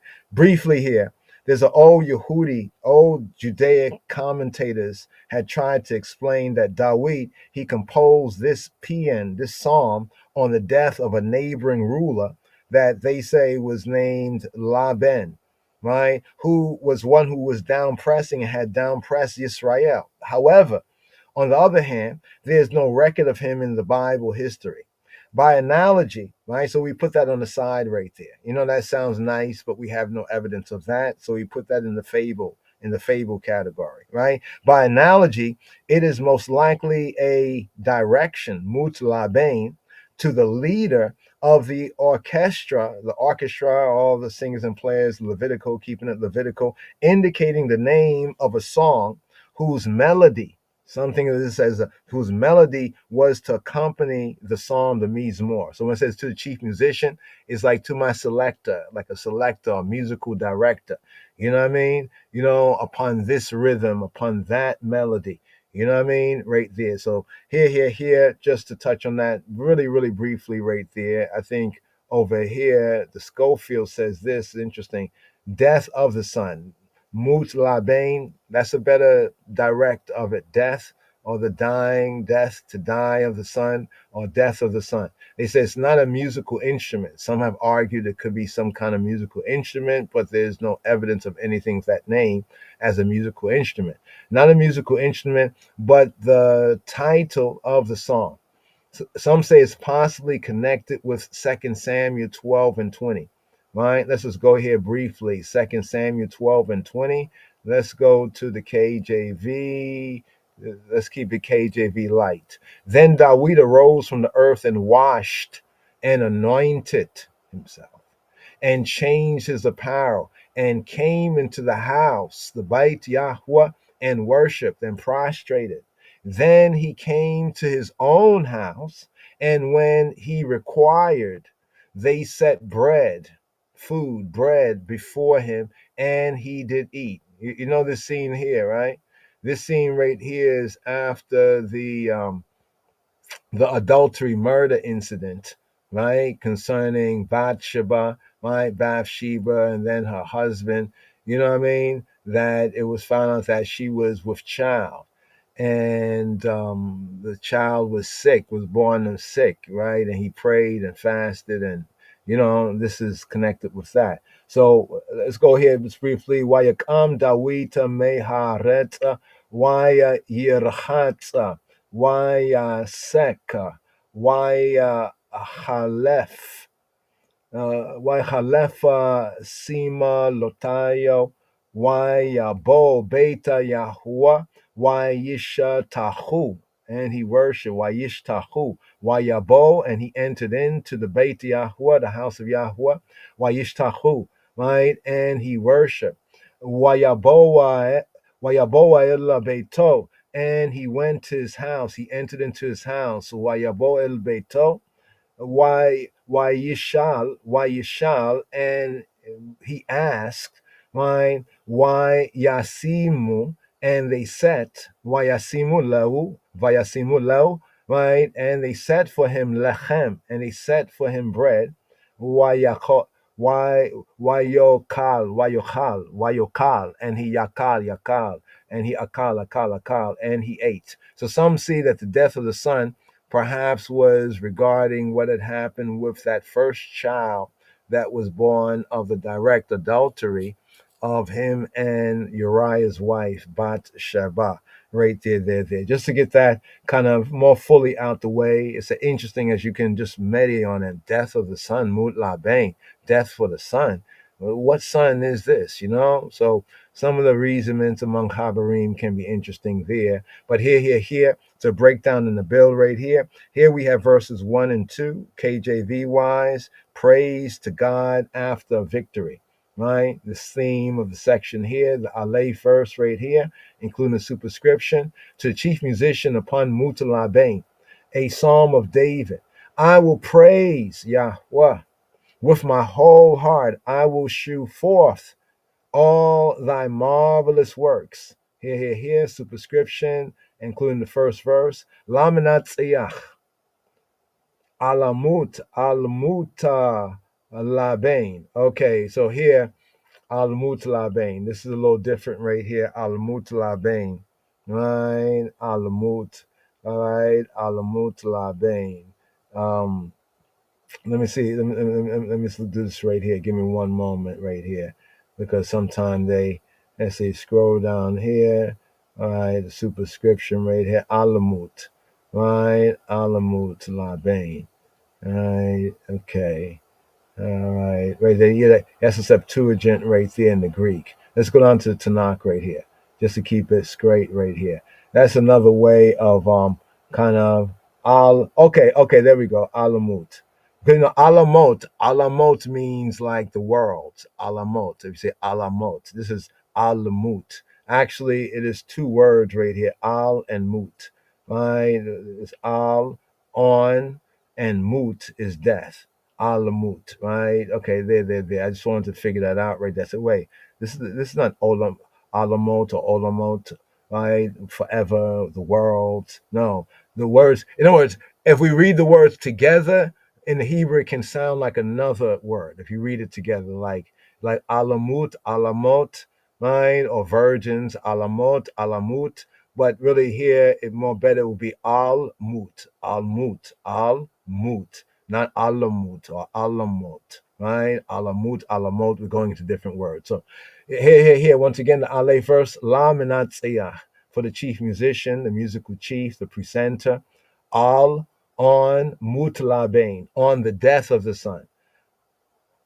La Minatziyah, Al Mutlabain, Mizmor le Dawit, to chief musician, the presenter, on death of the son, or death for the son, Mizmor, a chant, a psalm, le Dawit, of David. La Minatziyah, Al Mutlabain, Mizmor le Dawit. Odeh Yahuwah Bekola Libi. Asapra kola nifaleoteka. Here, first verse here. Ode, I will thank. Ode. So when we say Toda means thanks. Ode, it comes from Yada. Yada means he threw, he shot, he cast. Yada also getting to the root to give thanks. Yada. Remember, Yad is hand, right? To hand something, right? So it's both the literal sense to hand something, to shoot, to throw, to cast, but also to put your hands up, right? To hand it. Like when we say in English, I hand it to you, man. And I keep my hands by my side. I don't give him my hands. But I may say I hand it to you. So by saying in English, even I hand it to you, it's not literally you hand it to them, but it's a way of saying like you thank them, or maybe even you can confess something to them. You know what I mean? Like to thank, right? So this word right here, order, is the way to say I thank, like I hand it to thee, right? I hand it to Yahuwah, so to speak, right? Odeh Yahuwah, I put my hands up to he who be. Odeh Yahuwah bekol in all libi, right? In all my heart, or like with my whole heart. Bekol libi, with all my mind, my thinking, my inner man. Asapra come from safar. Safar means to count, to recount, to relate, to number. It's the sense of to recount, to rehearse. The sense here is to declare, right? To declare. Like I will tell, I will declare, like I will count, give an account of. Asapra, let me give an account of. Asapra, called nifloteka. Let me give an account of all your wonderful, right, works. Asapra, call nifloteka, of all of your works that are pala. The root word here is pala, right, or fala, and niflooteka, nifloot, fala, nifloot. But here this is in a nephil sense of the word, right? That's why it's nifloteka, although the root word is pala, fala. Here, to be beyond one's power, to be difficult. Those doings of the I, of you, O male, O he who be, the doings of thee that are beyond one's power, one power to understand, comprehend, and definitely too difficult to do, right? I will recount, I will relate. Sapra, kol nifloteka. So full of the verse right here. Odeh Yahweh, Bekol Levi, Asapra, Kol Nifloteka. Here with my whole heart, right? How will I Odeh, hand it to the eye, thank the eye, Odeh, I thank the eye, I will thank the eye, because I'm thanking the eye, I will thank the eye, oh he who he be. Odeh Yahweh, Bekol, be in, on, call, all Levi, all of my lay, all of my heart, all of my lay, my inner man, my mind, my will, my understanding. Not with the lips only, not just with lip service, is what he's saying. Oh, there, Yahweh, I hand it to you, oh, he who be, because Levi, right? In all my heart, with all of my inner man, my mind, my will, my heart, my innermost of my innocence, my mind, my knowledge, my thinking, my reflection, my reflection, my memory, my inclination, my resolution, my determination of will, my conscience, in that sense there. My heart in the sense of my moral character, not just with my lips, right? So the innermost of the innocence of the gratitude is deeply rooted, because the word for heart also means the center of anything. For my center, right? It says right here, the heart, very widely for the feelings, the will, right? And even the intellect, not just with my lips. Oh, there, Yahweh, bekol libi, right? Asapara, call nifloteka, here, right? Sapra, right? I will tell, right? Call all niflaot, your niflaot of all your wonderful, right? Your marvelous. Difficult to understand though, beyond my power to do, call nifloteka, right? The divine interventions that brought about the enemy's discomfiture and defeat. All the wonderful things, how you saved us from these heathen and those sheathen and those Goyim, those Gentiles, those other nations, the context of today's song of thanksgiving. So right here, first verse again, plus a superscription, La Menatzeach. Al mutlabein mizmor ledawi. Odeh Yahweh bekol libi. Asapra kol nifloteka. Here to the bait verse, the second verse right here. This opening section, remember, is the praise to Yahweh after a victory, right? After a victory. Right here. I will be glad. I'll be glad and rejoice in thee. I will sing praise. Eyes is praise to thy name, O thou, the I most high. Here. Esmecha, esmecha, esmecha, esmecha, esmecha, esmecha. Esmecha comes from the Hebrew samach. Samach, to rejoice, to be glad. Literally, he rejoiced. He was glad. Right? Esmecha. Let me be joyful. Let me be glad. Let me be happy. I'll be happy. Let me be happy. Esmecha. We'elzah. We'elzah bak. Ve'elzah Elsa bak, and let me rejoice. Here they have rejoice, but this is from alat, Elsa, bak, Elsa bak. Let me Elsa, let me alat, let me rejoice, exalt. But in the root sense is let me jump for joy. Make I jump for joy. Bak. Make me jump for joy in the eye. Bak. In the eye. Let me jump for joy. This is the sense of rejoice. It's a sometimes words we translate in English, similar words, but different root words. This sense of rejoice here in the bak. Bak. Let me jump for joy in the eye. Esmecha we'elzabak. I will be glad, right? I'll be happy and jump for joy in the eye. Azamra. Make I sing praise. Here, the KJV. Remember the other word in the last sentence where you talk about praise is actually thanks, order. Here is zamar. Zamar praise is like to sing mizmor, to sing psalms, to chant psalms, to make music, to chant Isis, right? Azamra shimka. I will chant Isis thy name. Now, the translator says to thy name. There's no preposition. It didn't say Azamra.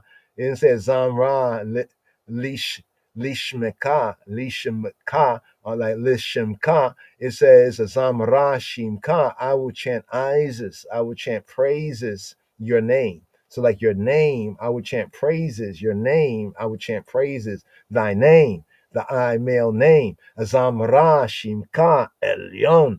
Elyon, O Most High, O Elyon, O highest, upper, higher one. This is used of the Most High, Yahweh Eloheinu, but also of the Davidic king, right? Also of Yisrael in good covenant vis-a-vis the other nations. Israel is higher than the other nations. Our king is Elyon, is higher than the other kings of the earth, right? Yeshua is prince of the kings of the earth. And in the Hebrew, that's Elyon, so the Most High, contextually speaking. But here, in speaking of Yahweh, subject matter, right? Elyon. What do we have here? Elyon. What is Elyon? Elyon is sovereign over all the kingdoms of the earth, over all the governments. Elyon. But also in the Hebrew, Brit Chadasha, this is also a title of Yeshua. In Revelation, when he says he's prince of the kings of the earth, in the Hebrew, he is Elyon. He is higher than the kings of the earth.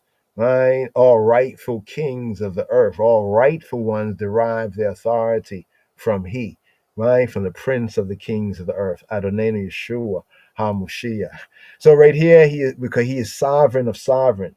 He is king of the kings of kings, right? And that is sovereign over all kingdoms on earth. We have this in Psalm 7, right? In Psalm 7, round about verse 17, verse 18. So here the second verse, Esmecha we el tzabak, Azamra shimka elyon.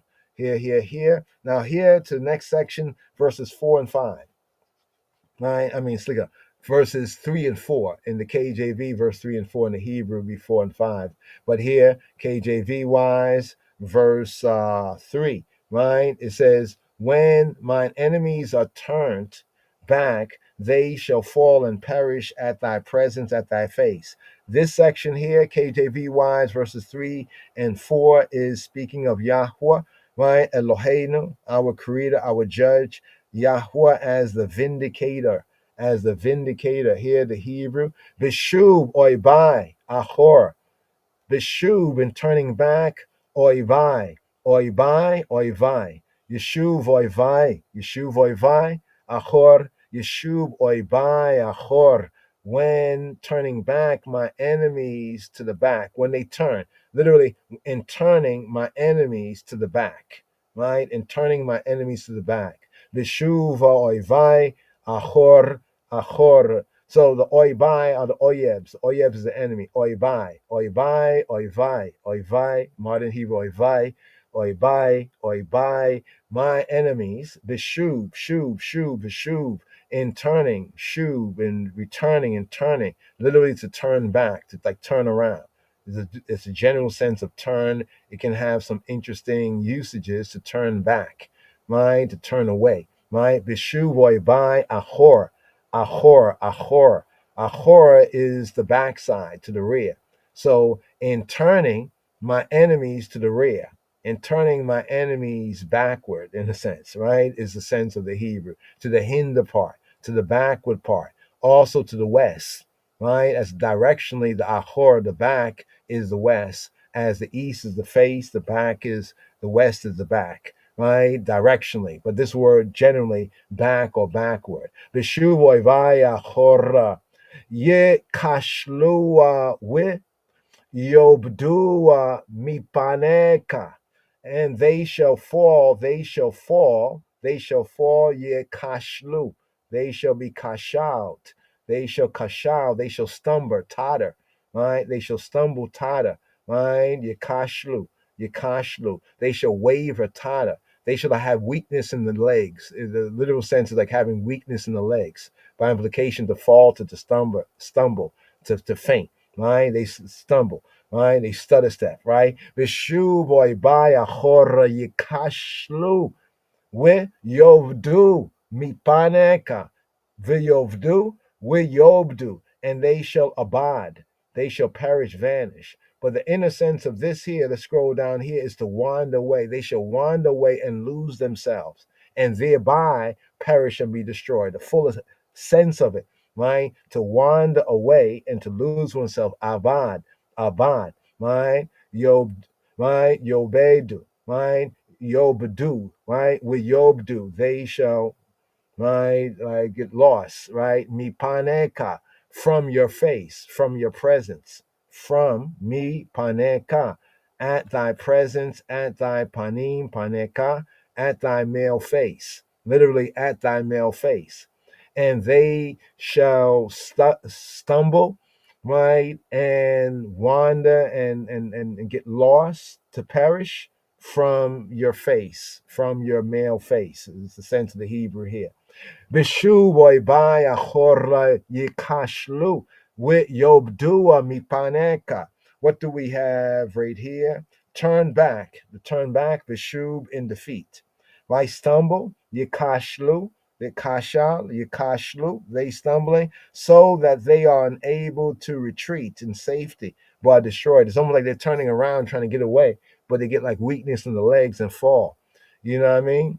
And thereby they perish, right, from the way that they was trying to go, right? They stumble, they are destroyed. So right here, bringing it forward to the Dalet, KJV wise, the fourth verse. For thou, now why all this has happened to Oivai? Why all this has happened to the old boys, Oivai, right? To my enemies, to I and I enemies. For thou, because of Yahweh, for thou maintainest my right and my cause. Thou sattest in the throne judging right, right? Made my judgment. So the Hebrew sense of it is not so much maintained, but in the Hebrew sense, it's made my judgment.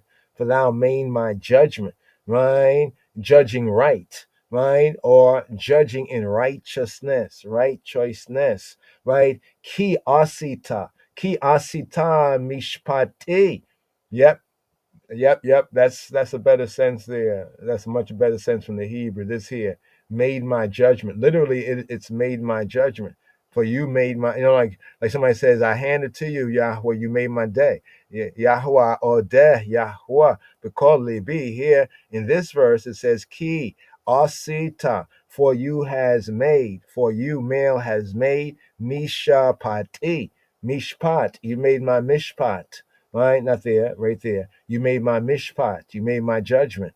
Right, mishpat, judgment, mishpatim, judgments, mishpati. Right, my I judgment, my judgment. Right, ki asita mishpati, where with dini, right? With and dini, and my deen, my judgment. Now, notice both words, mishpat is judgment, and deen is also brought out as judgment. So they two are similar, but not the same. What's the wisdom on this right here? Well, the deen is interesting. Deen is brought out as like a judgment in the sense of get to the root here. Deen right here, to judge, to contend, to plead, but it also has a sense of the execution of judgment. See, the mishpat is like the judgment, like with the judgment written. What is the judgment written? And then you have, after you say, well, so and so is guilty according to our law here in the judgment written, then the deen, like the don, the judges are the executioner, like that executioner of it, right? That execution of it, right? So also in the case of at law, where one would strive at law. When Yahweh says that man, because man is, man is flesh, he says, I will not strive with him, right? The Yadin, right? Yadin, to strive, right? To strive even at law. Let's bring it down right here, to plead a case, right? To plead a case. The act of getting justice, the act, the dispute, the legal suit, and the strife, that sense of the strife at law, the contending, prosecutor, advocate versus prosecutor, so forth and so on, right? Thou sattest in the throne judging right, right? It says, Yashabta lekise, shofeta tzedek. Yashabta, you sit, right? Seated, right? Lekise, you seated in the canopied throne, the kise, right? The seat of honor, the throne of royal dignity, the canopied throne, the covered throne, right? The judge sitting in the covered throne, right? Judging, you see what it says? It says judging right. Shofet, right? The judge, literally in the Hebrew, shofet is judge. Shofet tzedek, the judge, right? Righteous, the righteous judge. So in the Hebrew, correctly, what we have here in the Hebrew is not just shafat, but it's right here is shofet. Shofet is judge, like shoftim, the judges. Shofet, judge, tzedek, righteous. So usually in the Hebrew, the adjective sometimes comes after the noun. So shofet, judge, tzedek, righteous. Translation, righteous judge, right? Yashavta lekise, you sat for the throne. Shofet tzedek, righteous judge, right there, righteous judge. Here come the judge. Thou maintainest my right. First part, right first. Thou maintainest my right. Ki asita mishpati. Right? Thou maintainest my right. You made my judgment. Right? He does not attribute, right, attributing the triumph to his prowess as a warrior. So Dawid here is not attributing the triumph, I'm a good fighter. That's why I got the victory against these heathen nations. No, he's not attributing that to his own prowess as a warrior. It's because of Yahweh, right? His judgment, right? He judged between Dawid, in this context of the song, between the righteous and the righteous one's enemies, and awarded him, the righteous, the verdict. Ki asita mishpati, which is my judgment in behalf of me, wedini, right? And the contending thereof, even the contending in court, right? In the court of law, the forensic court of, public opinion. Remember, this was Israel versus the foreign enemy. Yashavta likiseya shofet tzedek. Thou sattest upon the throne as the righteous judge. Shofet tzedek, right? The throne, the kisei is the throne of judgment, as we have furthermore, right, like in verse 7, the throne of judgment. So right here, let's keep it moving. Ki asita mishpati, where dini. Yashavta lekisei shofet tzedek.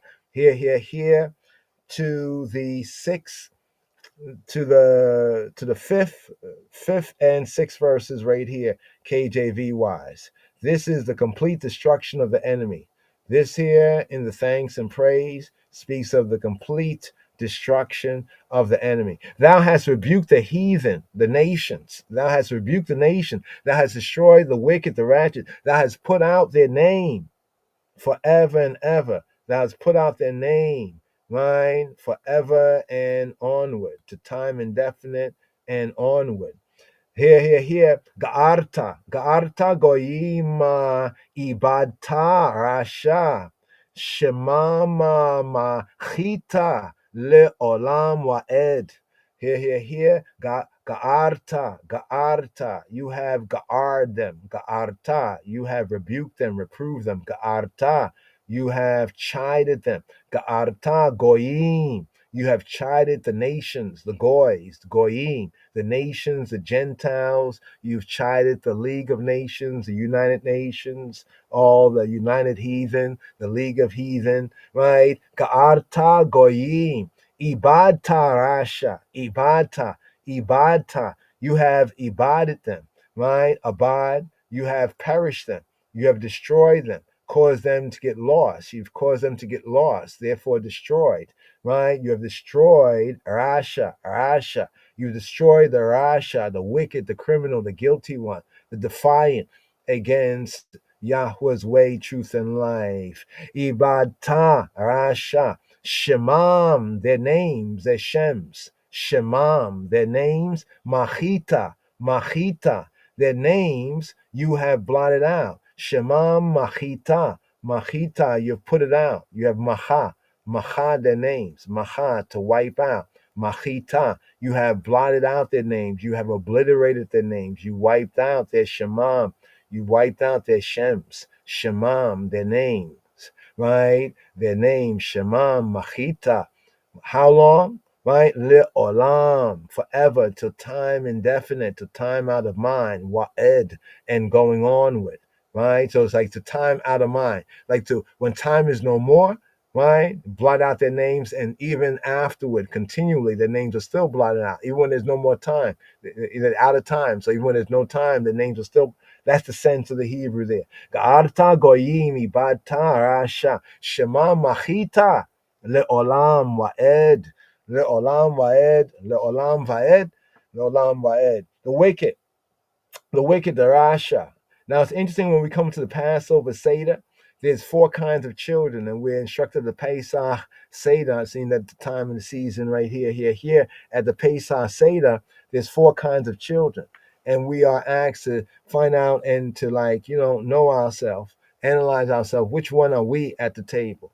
And there's the fourth one, there's one of them that's a Rasha. One of the four is named the Rasha. And in the Seder, it doesn't translate it as the wicked one, but it's interesting because it translated as the defiant one. And that's the link with the wicked, the criminal, the guilty. They are defiant, right? They are in defiance to Yah's way, truth, and life. So what happens? Yahweh does to them, ibadta, blotting them, destroying them, causing them to get lost. Ibadta rasha. So the Rasha, this is a term for the neighboring peoples, the Rasha, Rishaim, ratchet people, who were ungodly. They were without the true good, the true God, right? Yahweh Eloheinu, in their conduct, what they did, right, was contrary to Yah's way, truth, and life. Shemam, their names, their Shems, Machita, blotted out their names. Shemam Machita, blotted out their names, right? Their name, actually their name, not names here, their name. They have a name, right? So blotted out their name. This reminds us of Amalek. Remember Amalek from generation to generation, the hand to the throne. Remember that? The hand to the throne in the Purim time, the hand to the throne. Remember the previous verse concerning the throne, right? So here, Shema Machita. What do we have here? No remembrance of them remains. So thoroughly have they been eliminated, have they been terminated or exterminated. Lit olam, till time indefinite or forever, wa'ed, and going on. So even beyond forever, still going on, right? Lit olam, wa'ed. Ga'arta goyim, ibata rasha, shema machita, lit olam, wa'ed. Here to the sixth verse right here, the Vav verse right here, this section, complete destruction of the enemies. Oh, thou enemy. So now notice after praising Yah for what he has done, here we're kind of like speaking to the enemy, giving them a sort of a shout out, so to speak. Oh, thou enemy. Oh, thou enemy. Speaking to the enemy. Destructions are come to a perpetual end. And thou, speaking to the enemy, has destroyed cities. Their memorial is perished with them. Their memorial. The destruction of the enemy are come to a perpetual end. This is a more better translation. The destructions of the enemy are come to a perpetual end. And their cities hast thou destroyed. Right? Their cities hast thou destroyed. Here the Hebrew. Ha-oyeb, O enemy, ha-oyeb. Tamu, horabota lanetzach, we arima natashta abad, zikram hema, Here, thou hast rebuked, right? Oh, and that's last verse, sorry, Slika. O thou enemy, ha-oyeb, right? Ha-oyeb. The waste places are come to an end, right? Forever. Tamu chorabot lanetzah. Let's see this here, right? So we have the chorabot, the waste places, the chorabot. You remember what it says choreb? Remember choreb? Horeb, like the wilderness, like kind of a solitude. But Horeb is like a waste place, right? The Horabot, the waste places, right? Right? Here we have Netzach, right? La Netzach, right? In perpetuity, La Netzach, right?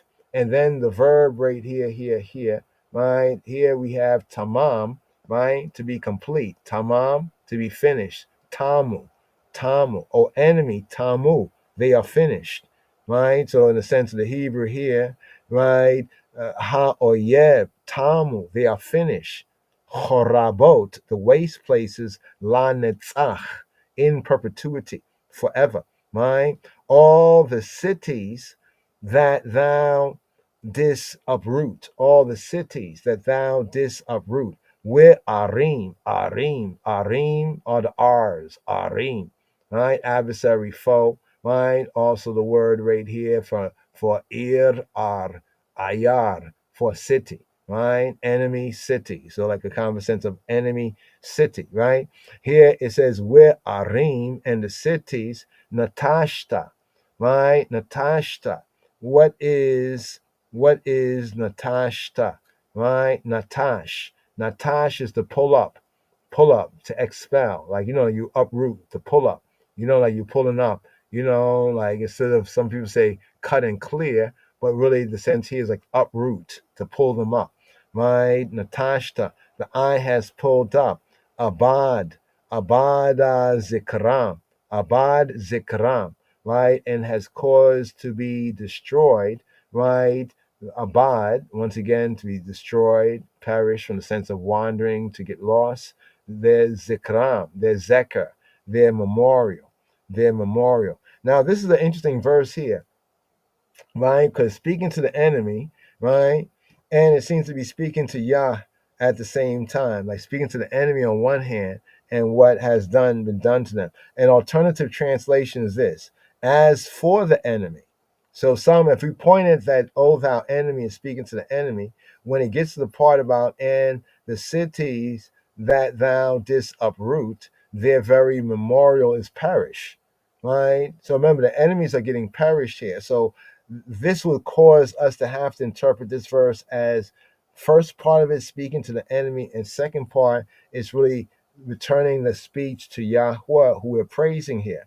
But an alternative translation, Targum, is this: as for the enemy, ha-oyeb, the enemy, ha-oyeb, like when read like in the sense of ha-oyeb, and as for the enemy, right, they are ended as desolations forever, and their cities thou hast uproot, and the very memorial of them, speaking of the enemy, is perish.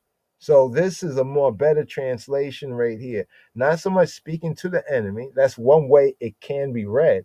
But in the fuller sense, the flow of the Hebrew with a good English translation, as for the enemy, they are ended as desolations forever. And cities, to speak of their cities, and cities, thou hast uprooted. Yahweh has uprooted their cities, right? The very memorial of them, speaking of the enemy, right, is perished, is lost. It's like lost. It wanders away into its lost. More forceful is the contrast, right, drawn between the wicked nations whose memory is blotted out and the eternity of the judge, right? Ha-shofet, right? He who be who he be, who decreed their fate and also, executed judgment on them. So here to verses 7 and 8. 7 and 8, taking that as 2 by 2 right here. For right here, right? 2 by 2, verses 7 and 8. Here we had the Zayn verse, the 7th verse. This section is Elohim, Yahweh, the Elohim, the judge, the supreme judge, right, of all. But Yahweh, however, Yahweh shall endure forever and ever. He hath prepared his throne for judgment. He has prepared his throne for judgment. So here in this section, Yahweh as the judge, Yahweh Elohim as the judge of all. Wa Yahweh le'olam yeshev konein la mishpata kiso. Konain, Mekonen, Konain, to prepare, Konain, Makonen, Konain, he has prepared La Mishpat, for judgment, La Mishpat, Kiso, his kiseh, his covered, his canopied throne, right? His throne, right? For judgment. So what do we have right here? Yahweh is enthroned forever. So when it says he shall endure, right? Endure here is Yashab. Literally is the word to dwell, or more directly to sit. He shall seat it. be seated, the sense of dwelling, right? Like to inhabit a place, to dwell. You can sit up, seat up, to remain, to dwell in a place, right? Here it says, Wa and Yahweh, and he who be, Wa Yahweh, le olam, forever, to time indefinite, right? To time out of mind. Le olam yeshev, yeshev. Yeshev is to be seated. So the KJV says endure, but actually the word is to dwell or literally to be seated, right? Yeshev, right? The context will be better to be like enthroned, like to sit in the sense of for judgment. Wa Yahweh le'olama yeshev. Konain, in the Hebrew from kun, to be established, to be stable, to be firm, or to establish. Konain, we say is related to the name of the Son of Man, born there in Ethiopia, Makonen, Konain. It says Konain la mishpat, right? Konain, prepared. He hath prepared. Konain, he is the preparer. Yahweh, who he be? He who he be Konain, ha mekonen. He be the preparer, the fixer, the setter, the preparer. La mishpat, for judgment, right? For judgment, right? Kiso. So mishpat, the judgment, right? Kiso, his kiso. What do we have right here? Enthroned forever. From this instance of retribution, the psalmist derives the lesson. From this example of retribution, what's the lesson? That all the peoples of the earth, of the land and the earth, are under the jurisdiction of the eternal judge, right? They have to give an account of their actions before him. Ha Elohim, the creator, the judge. And he, right, pronounces judgment, right? He pronounces judgment, right? Equitably, equally, equitably, right? The universality in this sense, aspect of universality, universal, non-partial, of this concept of Yahweh Eloheinu, Ainai Elohim, right? The judge, the creator, this should be noted. Yahweh Lolama Yesheb, Koneina la Mishpat Kiso. Here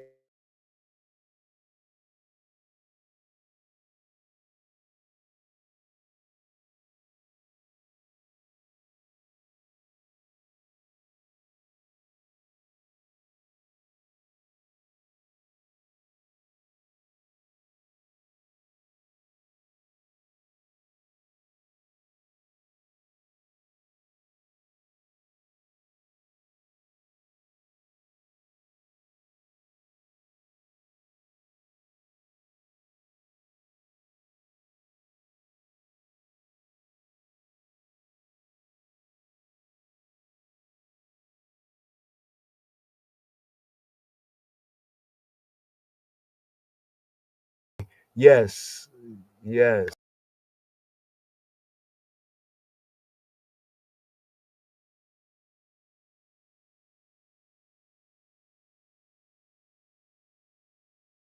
Yes. We should be on momentarily. Yeah, there was a little technical difficulty right there. It was syncing. Hopefully, we're being heard. Heard right here. So here we're at the ninth verse in the Hebrew, but this corresponds to the eighth verse in the KJV, verses 7 and 8. Verse 7 and 8. Yahuwah Ha Elohim, right? The judge, the creator is judge of all. Here, he shall judge the world in righteousness. He shall minister judgment to the people in uprightness. With who? With who? Now, this is emphatic here. In the Hebrew, we have with and who. And he, pronoun for he, who. Vehu haya, vehu hove, vehu yihya betifara. With who? And he. With who? Vehu. And who? And he himself and none other. Vehu yishpot tevel b'tzedek. And he himself, yishpot, shall shafat, shall judge, shall govern, shall judge. Here, let's bring it down here to Strong's. Shall judge, shall pronounce sentence. Right? Here we go, right here. Shall judge, right? Pronounce sentence for or against. Either the implication of for or against pronouncing of the sentence, either to vindicate, say that one is righteous, or one is rasha. and to punish, right? By extension, yishpot from shafat means to govern or to litigate, But here, with who and he himself, right? None other, yishpot, will give sentence, right? For or against, right? Vindicating or punishing tevel. Tevel, the world. Here we have the tevel. Tevel, modern Hebrew tevel. Tevel is the world in the sense of the moist and therefore inhabitable portion of the earth. So there's some parts of the earth that are not really, you can live there, but it's not the best. You know what I mean? But the good places, the moist places, the inhabitable places of the earth is this sense of world in the Hebrew is a tevel. Tevel. You know, that's a tevel is the world in the sense of the inhabitable places of the planet Earth, the moist places. You know, if you notice, ancient civilizations always built up around some like river valley. You know, where there's water. You know what I mean? Even that promise to Yisrael between the river of Ethiopia, of Egypt, and the river Euphrates. So the Tevel, right? The Tevel, right? You know, places with water, right? Where who yishpot a Tevel, right? So he shall judge the Tevel, right? B'tzedek. How shall he judge it? B'tzedek. In tzedek, in righteousness, in tzedek, right? Righteousness, righteously, right? Yadin, and he will dean, Yadin. Yadin, like to minister. Remember we said like there's one judgment, to shafat, to judge based on the sentence, based on the law, either written law, right? And then there's the deen. Yadin here is to judge in the sense of contend, to plead, right? It can be to act as judge, to minister judgment, but this also can be to strive, to plead. Like when it says in Matthew, he pleaded the cause before the league of Gentiles, the league of heathen, the league of nations. That sense of the act, Yadin, right? Yadin, right? Yadin leumim, and he will minister, right? Judgment leumim. So as Matthew spoke about, you know, the strong nations down pressing the weaker nations, right? When they say he pleaded, yes, Yahweh shall plead, right? Righteous shall plead, right? For judgment, for what is right. He shall minister judgment to the umim, Le'om, Lumim, Lumim, Le'om. Le'om, as we mentioned before, is people in the sense of community, right? People in the sense of community. Some could break that down as like the ethnicities in that sense. Yadina le'umim be meisharim. How will he yadin? How will he strive for judgment? Yadin, right? Le'umim, for the peoples, be meisharim. Meisharim, in the Meishar. Meishar is evenness, uprightness, straightness, equity, right? Level upness, right? This is from Yashar. So Yashar is to be right, to be straight, to be level, right? To be upright. So Meishar is like evenness, right? In a figurative sense, prosperity, straightness, rectitude, right? Right? So right here, uprightness, the sense of upright, Yashar, Mesharim, with uprightnesses, right? And uprightnesses is the plural in the Hebrew. Mesharim, not just Meshar, but the plural sense, Mesharim, right? Wahua yishpot atevela bisedek. Yadin lumim b'mesharim. Yadin lumim b'mesharim. Chabarim. Here. So this sense right here of that judgment. So here, keep it pushing right here. There we go. Here to the 8th verse. So here, verses 9 and 10 is Elohim, Yahweh, as Elohim, as the creator, as the judge, right? The protector. Yahweh, right? Here, verses 9 and 10. This section, Elohim, Yahweh, the protector. Yahweh also will be a refuge for the down press. Because it says up press, but they're not pushing us up, down press. For those who are dock, like crushed. More better for the crushed, right? For those who are crushed down, right? He'll be a high tower for the crushed, for the down press, for the injured, afflicted, and crushed, a refuge in times of trouble. So it says refuge here, right, is actually high place. Notice refuge is high place. Misgab. Misgab is a height, a high place, right, in the heights, right? Misgab, right, a high place, a high tower, a stronghold. We we and yehi, we and yehi, vihi, vihi, we yehi, and he will be. He who be who he be, and he who be who he be will be. We hear Yahweh, we hear Yahweh, we hear Yahweh, and he who be who he be, shall become. Misagab, Misagab, a high tower, a Misgab, right? It's a refuge, but a height, a height.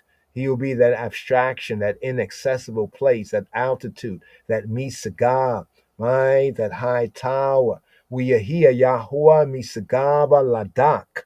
For the who? For the dak, ladak, for the crushed, right? For the down pressed. They're down pressed so much they're crushed. For the injured, misaga, a high tower, le itota batsara, le itota batsara, right? Etot. What is etot? Etot, eat, et, from et, eat is time. Et, in the plural sense, etot.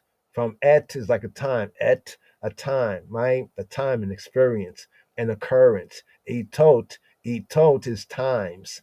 In times. Etot, right? Le etot, for times of, right? Batsara, for times of, one can say, of trouble, right? Times of tsara, right? Times of straits, of distress, of trouble.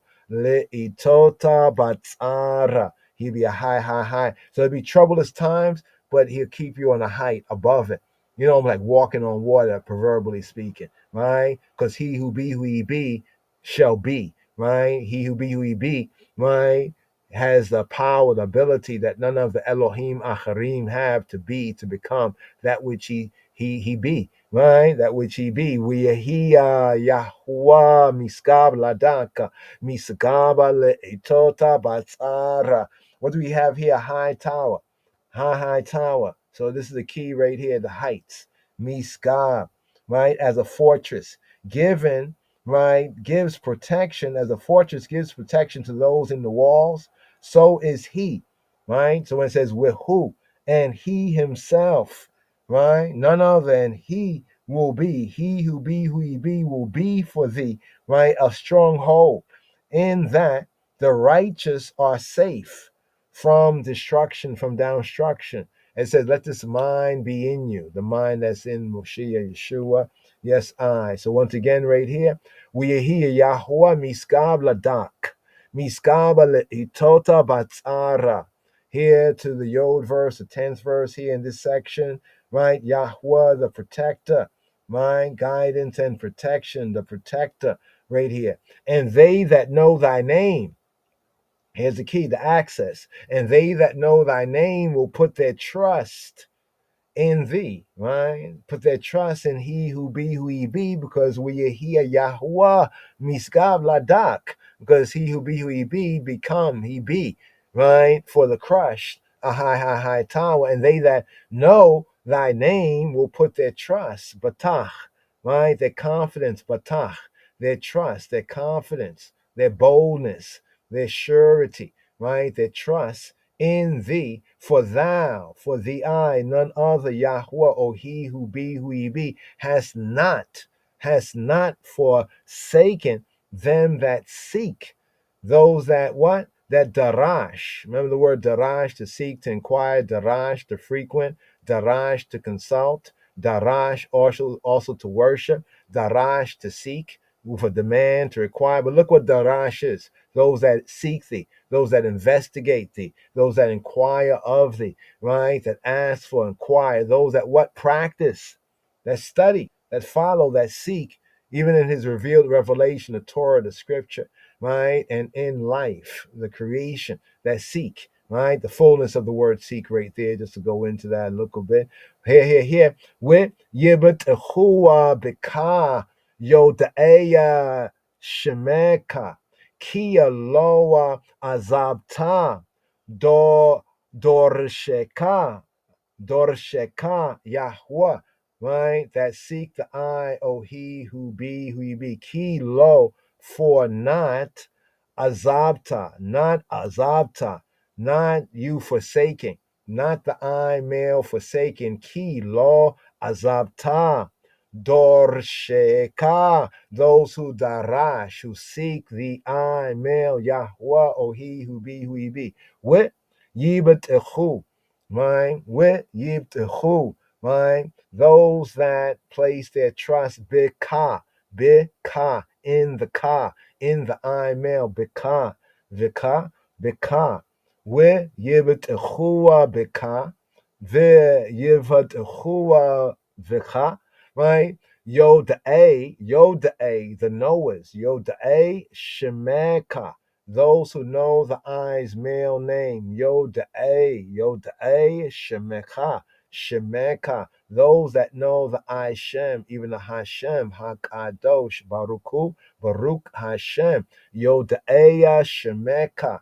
So those that trust in the eye, those that know thy name, right? Those that know the eye male name, Kilo, for not, Azabta, forsaking, Dorsheka, those who seek, who inquire of the eye, Yahweh, oh he who be, who he be. So what do we have right here? They, right? They that know thy name, Yoda-A Shemeka. Those who know thy male name, Shemeka, right? Yoda-A Shemeka. Know thee, to worship and to obey thee.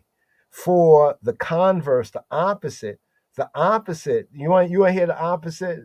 Vaughn Benjamin brought it out in who shall go for us when we talk about Hophni and Phineas, because in First Samuel chapter 2 verse 12, what does it read? Now the sons of Eli, it's not Eli like God, it's Eli like to aliyah up, like to go up.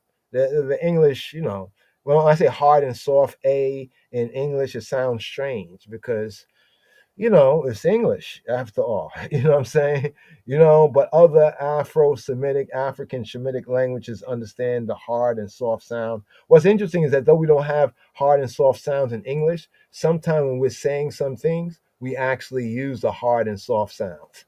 Like for example, the difference between like nigga, and nigger. You see, hard and soft is there. But anyway, be that as it may, it says, now the sons of Eli, the sons of who? Eli. Now it says Eliy, but if you look at it, if you read it, the Hebrew, it is the Ain, Eli, It's not ah, not ah. Here is Eli, right? This means ascension. Eli means to go up, not. If it was Eli, it would be my God. You see how it can get confused? Eli is my God. Ali is ascension. Ali, right? Right? Ali, right? Like almost like only saying all. I was only saying in English Ali. Like they don't say Ali. Here. The lofty. Now remember who this was right here, right? Who was he? He was a descendant of Aaron through Yitamar, and he was high priest, Kohen Gadol. Right? And remember who Ali was? Right? The one they call Eli, but Ali, right? He was the judge, a shofet of Yisrael. When Shemuel, when Samuel, entered service, the Abodah, as a Nazarite priest as a child. This is Hannah's child right here. Now it says, in the sons of Eli, who were they? Hophni and Phineas, right? And the sons of Eli, they were sons of Belial, right? Belial. They were sons of Belial. Beli without Yaal, prophet. They were sons of without prophet. Beli without Yaal, prophet. They were sons of Belial. They were sons of worthlessness, of Belial, Belair. right? Without profit, worthless, wickedness, destruction, right? They knew not Yahuwah. Notice that. They were the priestly sons of the high priest at that time, Ali, right? Ali, and they knew not. They do not Yahuwah. Ain't that something right there? This just gives an example of those that know thy name. Yeah, one might say maybe they could say the name correctly, but they did not know Yahuwah. They did not know he who be who he be. Otherwise, they would not have done what they did, right? But those who know, right? Now I had to show you the opposite, right? Unless your righteousness exceed theirs, like when Yeshua said, unless our righteousness exceed that of the scribes and Pharisees, right? That's how we study some of the things of the scribes and Pharisees, right? As Paul even, he came out of that as well, so that we can know the truth, right? Yo da'eya shemeka, right? That seek thee, right? It says dor sheka, right? Dorsheka, right? The ones who seek thee for help in their trouble. Dorsheka, those who darash the right? Those who consult, those who worship, inquire of the those who worship the those who seek, those who investigate, inquire, those who ask, right? Those who practice, those who study to show yourself approved, right? Follow, seek with application. So the more we're learning, we also seek to apply the truth of what we're learning to our life and our liberty, right? To seek, right? To seek, to ask. He said, ask and it shall be given, to worship, right? So even in seeking him, right, is a worship activity. So right here, verses 11 to 12. I know we're going 2 verses at a time because it's just so stacked up that the psalm is like a 2 by 2 verse psalm. So here in verse 11, right here, 2 by 2, right? Sing praises to Yahweh that dwelleth in Zion. Declare among the people his doing. So here is the section that is themed Yahweh, right? As the avenger, Yahweh, the Elohim of vengeance, avenger. Now we're going to get into in this section here, sing praises to Yahuwah. Zamru la Yahuwah Yosheba Zion ha gidu ba amim alilotayo. Right, so right here, hagidu va amim alilotav. Here, it says to declare among the people his doings. Now, these doings this here is the Alila, not Aliyah, but Alila. What is Alila? Alila, now notice how it defines it. It's wanton deeds, doings. It's doings that are bad, basically, hard doings, right? Practices. Often it's brought out as evil deeds. Now, if you say, well, why is this use of Yahweh? Because it's a sense of affecting his exploits, his performance. If it's applied to man, the alila is of like in a bad sense. So it's like his judgments, his hard deeds, like where he may destroy a whole nation if he chooses. He's the creator, he's the judge, right? But declare among the people his doings, right? His doings. So we're going to get into this momentarily right here, his doings, so that they may maintain righteousness. In other words, look what he did to Mitzrayim, right? Look what he did to the Israelites when they went wrong, sent them into exile. For a Gentile come from the nation, that should make them behave if they say they choose the way, the truth, and life of the King of Kings Christ. Because his doings, his hard doings, right? His mighty deeds, his hard doings, right? The deeds.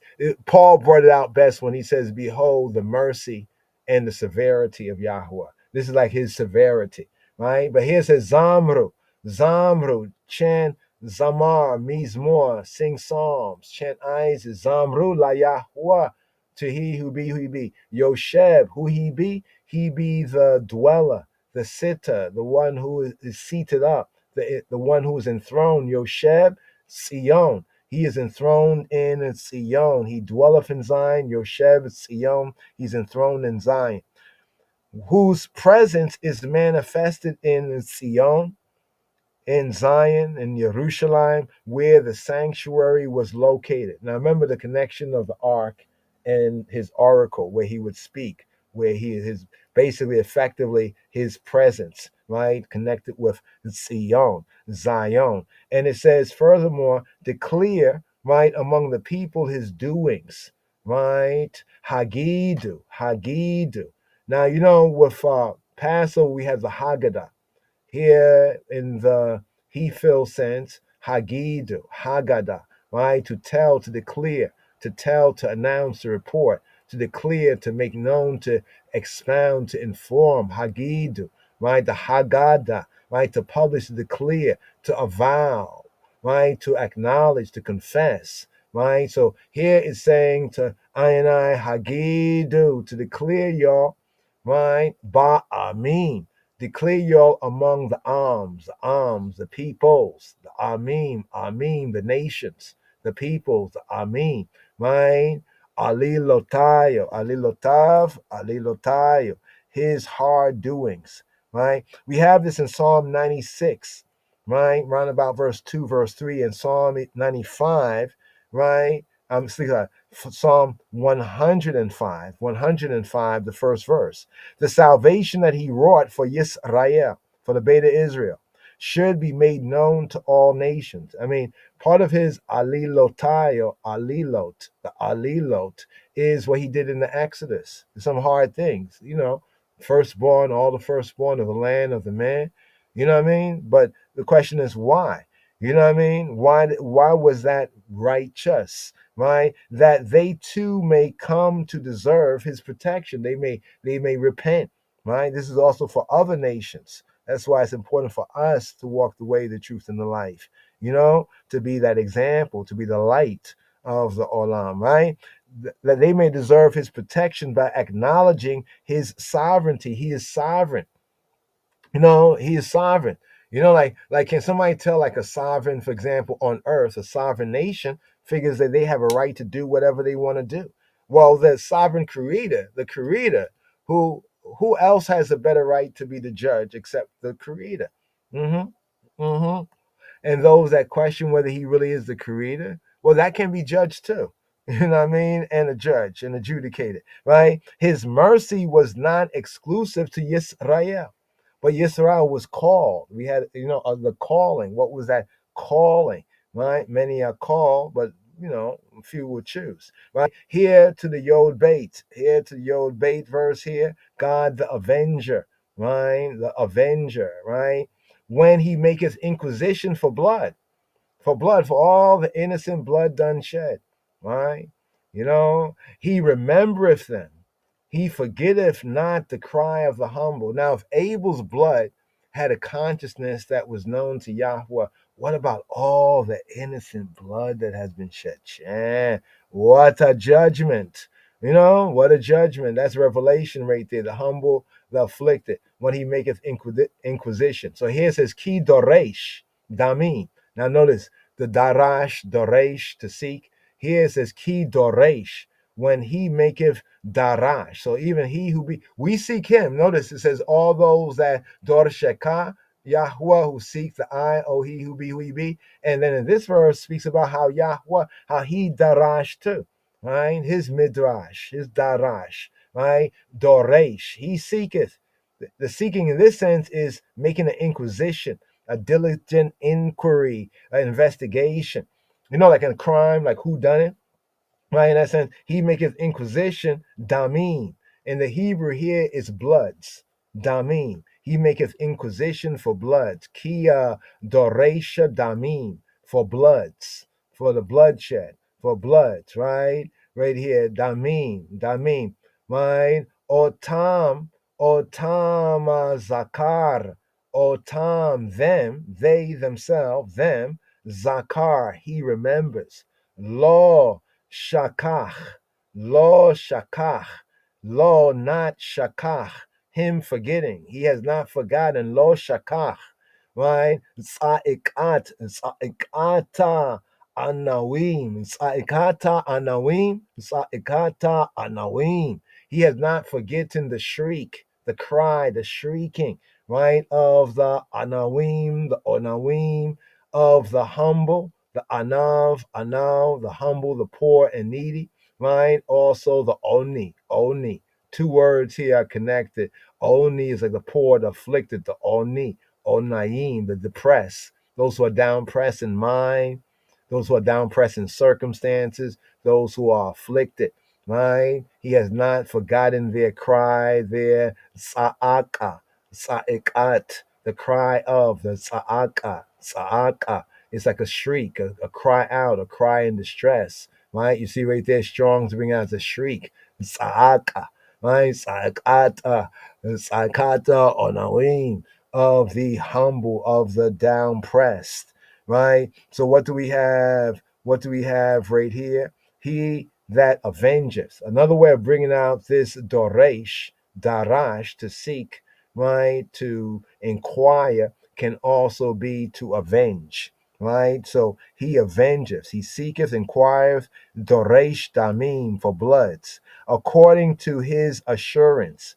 Remember in Genesis Bereshith, the Noahide, remember the Noahide laws in Bereshith, in Genesis chapter 9, verse 5. What does it say? At the hand of man, even at the hand of every man's brother, will I require the life of man. The life of man. We got to go here, right here, because it all connects. It's all connected together. Right here, a little, there, a little. Let's just go here, just a little, just a touch, a little. Right here. Verse 5, right here. Let's see right here. He says, and surely your blood of your lives will I require. Let's go here. Require. What's the word require? Darash. So here in this verse here in today's psalm, ki daresha damim. And he maketh inquisition and he avengeth. So he maketh inquisition and then the avengement. Right? Here will I require. Also translates the word require. Right? Will I require? Will I avenge? How? At the hand of every beast, right? Will I require it? And at the hand of man, it's required. So if you say, oh, I'm not to the death penalty, right? But if it's proven that a man murdered a man like in cold blood, what is right? It's righteous. It says the blood, right, of your lives, or your nefesh. The word here, life is not really the right translation. The blood of your souls. See how much more personal that becomes? Blood of lives, we hear, life and living and unalive and all of this, but really it's the blood of your souls, right? Remember the one time soul people have got souls. Those who don't got no soul, people say, oh, they sold their soul. Some of them don't got no soul. Demon just walk in, put it on like a suit, right? The blood of your souls will I require, will I avenge of your souls. How? At the hand of every beast will I require it. So I guess the animals, they be doing their work too, right? And at the hand of man, at the hand of who? At the hand of man, at the hand of every man's brother, right? Will I what? Will I doresh, will I seek, inquire, resort, inquire, investigate, inquire, ask for, demand, right? Because he seeks with care, right? He cares for those souls, those innocent souls. It says what? At the hand of every man's brother will I require the life. Another false translation there, will I require the soul, right? The soul of man, right? The soul. So remember how it says that the blood, we don't eat blood because the life is in the blood. Really, the soul is in the blood. So all that blood, when we see all that blood, right? Especially blood of a mortality, right? Of a casualty to death, right? That's the soul we're looking at. This aspect of the soul testifying there. Now, we don't hear no talking. But what did Yahweh say of Abel? The blood, right? So he required it. What does this mean right here, Chabarim, right? Bloodshed was the most heinous offense, was the worst offense. Bloodshed, especially bloodshed of the innocent, the most heinous offense in the sight of Yahweh Eloheinu, the true judge, the creator. As he told Cain, remember what he said to Cain in Genesis 4 and 10? The voice of thy brother's blood crieth to me from the ground. right? Cain probably looked around and said, but I don't hear nothing, right? And we might look around, right, at the blood of the innocent and say, we don't hear nothing either, right? What's it? Deaf, dumb, and blind, right? Deaf, dumb, and blind. But right here, let's bring this out right here as well, right? Just to be thorough, right? And he said, what hast thou done? The voice, the what? The voice of thy brother's what? Thy brother's dam, man. Dam, thy brother's blood, right? Crieth. It does what? Sa'ak. You notice the word. Other words could be for cry, boo hoo hoo, or to shout out, but this is sa'ak. Sa'ak, to cry out. Sa'ak, to cry out in distress, to shriek, right? A more forcible, good translation, to shriek. The voice of your brother's blood shrieks, is shrieking, right? The voice of your brother's blood shrieketh to me from the Adamah. Adam came from the ground, Adamah. Notice the ground is red, the reddish brown ground, the Adamah, right? The blood, reddish brown. You see the connection? Bloods. But in the Hebrew, it's not really blood in the singular. It's blood in the plural, right? It's blood in the plural. Let's bring this out right here. Wayomer me asita kola demeya hika soakim elai min hadama. Right? He said Wayomer, and he said me, what asita? What have you done? Me asita, me asita, me asita. What have you done? Kola, the voice of Kola de Meyachika, Kola de Meyachika, Kola de Meyachika, the voice of the bloods of your brother. Soakim, Soakim, shrieking, Soakim Elai, to I, mean, Adama, from the ground. So the voice and the blood, what was told to Cain, right? And therefore, Yahweh shows even right there from the verses we just pointed out that he is the avenger of bloods. That's why it says that if a man had killed a man accidentally, if he killed, he shouldn't try to go and explain to the relatives, like, excuse me, me and the father of your family, your dad was out and the axe handle slipped off, and because that son right there, if he know Torah, is on site. He can put you to death right there. He is rightfully the avenger of blood, right? You have to get yourself up to the priest in a refuge city and have a grand jury so they can inquire whether it was an accident or whether you had hated on the man that so-called accidentally had died by you. You know what I'm saying? So we're just pointing out that the principle of the avenger of blood. So it's very ancient, right? What Yahweh does for the children of Israel is he regulates it. You know what I mean? But even in that regulation, he does not take away the ancient right that goes back to even Torah. You know what I mean? That if one was, like your family member is slain, and now we're not saying that this is necessarily under these laws, the Horus laws, the Babylonian laws of today. Because they pick and choose. You know what I mean? If one of us allegedly did something to one of them, they're right to do it on site. But if one of them does it to us under their Horus law, we're just pointing out Yahweh's way, right? So we're not saying, that it is right under their laws. We're saying this is what Yahweh says, and this is what it is. It is what it. We say it is what it is because he who he be said so.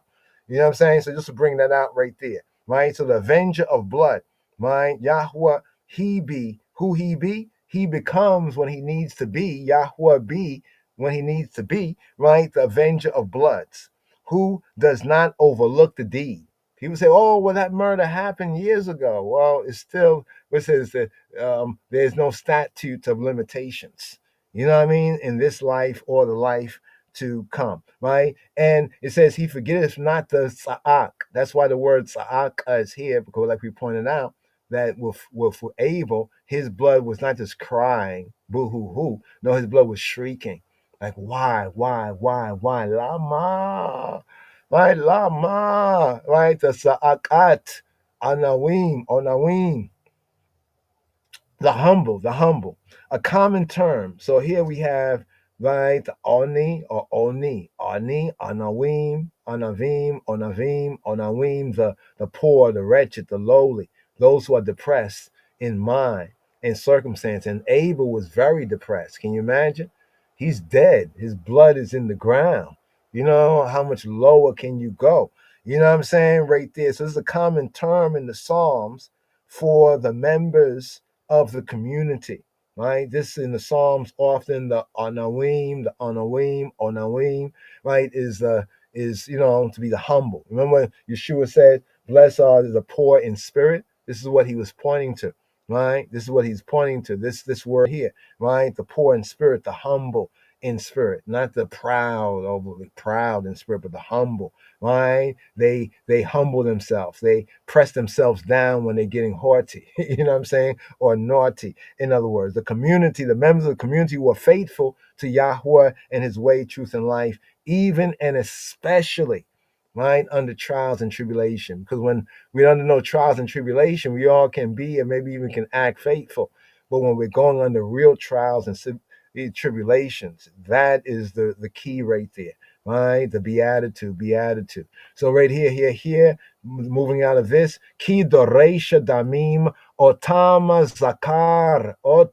zakar. He remembereth otam, them. Otam zakar lo shakach. Za'akata anavim. He remembers the Anawim, right? The afflicted, the down press, the Yod Gimel. Now here, these two verses, 13 to 14, the prayer of the humble, the prayer of the Onawim, the Anavim, right? Here. Have mercy upon I, O Yahweh. Consider my trouble.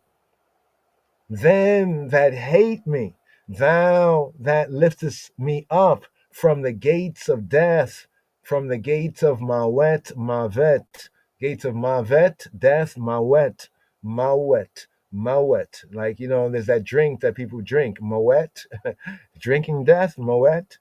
Hey, not against the brand. We're just talking about the word. Here. Chaneni Yahuwah Re'eya on Re'eya on ye.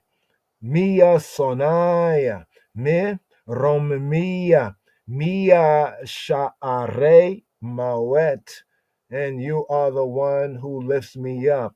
Me romimi, you lift me up. Me from sha'are, from the gates of me sha'areya mawet, me sha'areya mavet, me sha'are mavet, from the gates of mavet, gates of mawet, the gates of Moet, the gates of death. Here. Although there's a sudden change right here from praise to prayer. So notice, previously was praise. Now we shift with the Choneni, Hanan to me, right? Hanan, show favor, show mercy, show pity, show grace to Ani, to me. Chaneni, show grace, favor, pity to me. Here, from praise to prayer, the sudden changes, is frequent in the Psalms, in the Psalter. We may not have one here, right? The two verses are best to be understood as the wording of the cry of the humble. So, although we have the sudden change from praise to prayer, right? This is not so much a change from praise to prayer, but what we have here, more in the context, the spirit of the original, the Hebrew, is the cry of the humble, the cry of the Onim, right? The Onim, the Onvim, Onim, right? The cry of the humble. Have mercy upon me, O Yahweh, and see, and see my trouble, right? And see my trouble. Be gracious to me, O Yahweh. Behold, see mine affliction at the hands of them that hate me. Thou that liftest me up from the gates of death. So the words which I suffer is not there. They're gratuitous, but I guess to help the English reader, right? So these are the words of such a humble one. What are the words of such a humble one? Choneni, Yahweh. Have mercy on me. Re'eh, honor ye. See, honor ye. See my oni, my oni.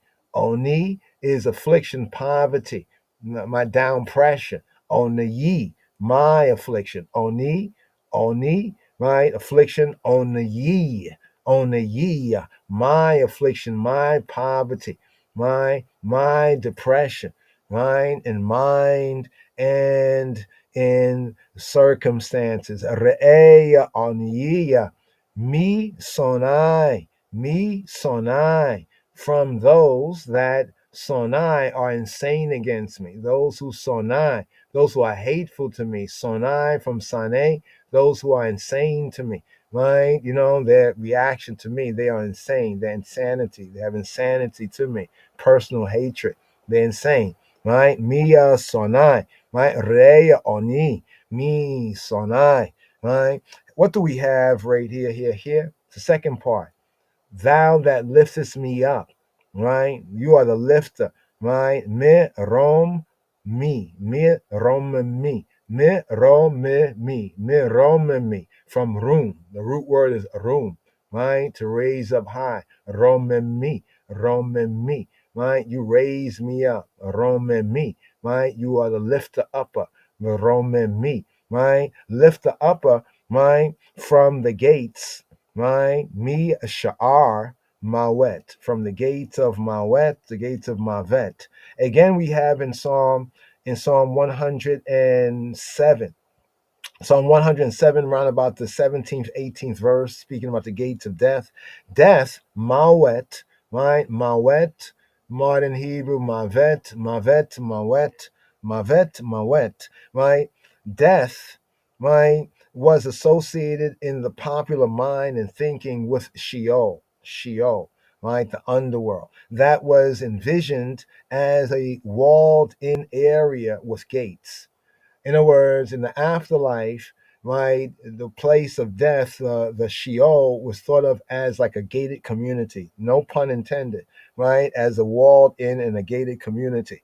You know, you remember what Moshe Rabbeinu, Yeshua, when he spoke about Lazarus and the rich man, and they both died at the same time, and the rich man ended up in a bad neighborhood, and Lazarus was in the district that was called the bosom of Abraham, you know, and there was a conversation. That's like the Hebrew afterlife, the underworld, the Sheol. But Sheol could be accessed even while living, right? What they generally call hell. So it's true that though there is the afterlife judgment, there is experiences of it in this life. And the Psalms and the scripture prove that. So right there is a gated community in and not Psalm, but Isaiah, Yeshaya. Isaiah chapter 38, right? Isaiah chapter 38 and 10. Chapter 38 and 10, just for the here little, there little. 38 and 10. What does it read right here? It reads, I said, in the cutting off of my days, I shall go to the gates of the grave. I am deprived of the residue of my years. Right? So here where it says the word grave is actually the word Sheol. Sheol is the underworld. Right? The grave is like the place that where they put the body, you know? But the Sheol is like where the soul go to. But a lot of times in translation, these words are confused sometime in translation. So a more better, I said in the cutting off of my days, let's scroll down here, right? I said in the middle of my life, I go to the gates of Sheol. I am deprived of the residue of my years, right? I thought, you know, I said, I intended, this is my thought. I am deprived of the rest of my years. So it's like that could be the cry there of Abel, right? And that's also the cry of the humble, just to continue the theme right here in the wording right here, right? So right here to verse 14. Let's go to verse 14. The Yod dot Yod. Okay, that was verse 14 right there. Yeah, right. Verse 14. Okay. Verse 15. Right. Verse let's see, here we go.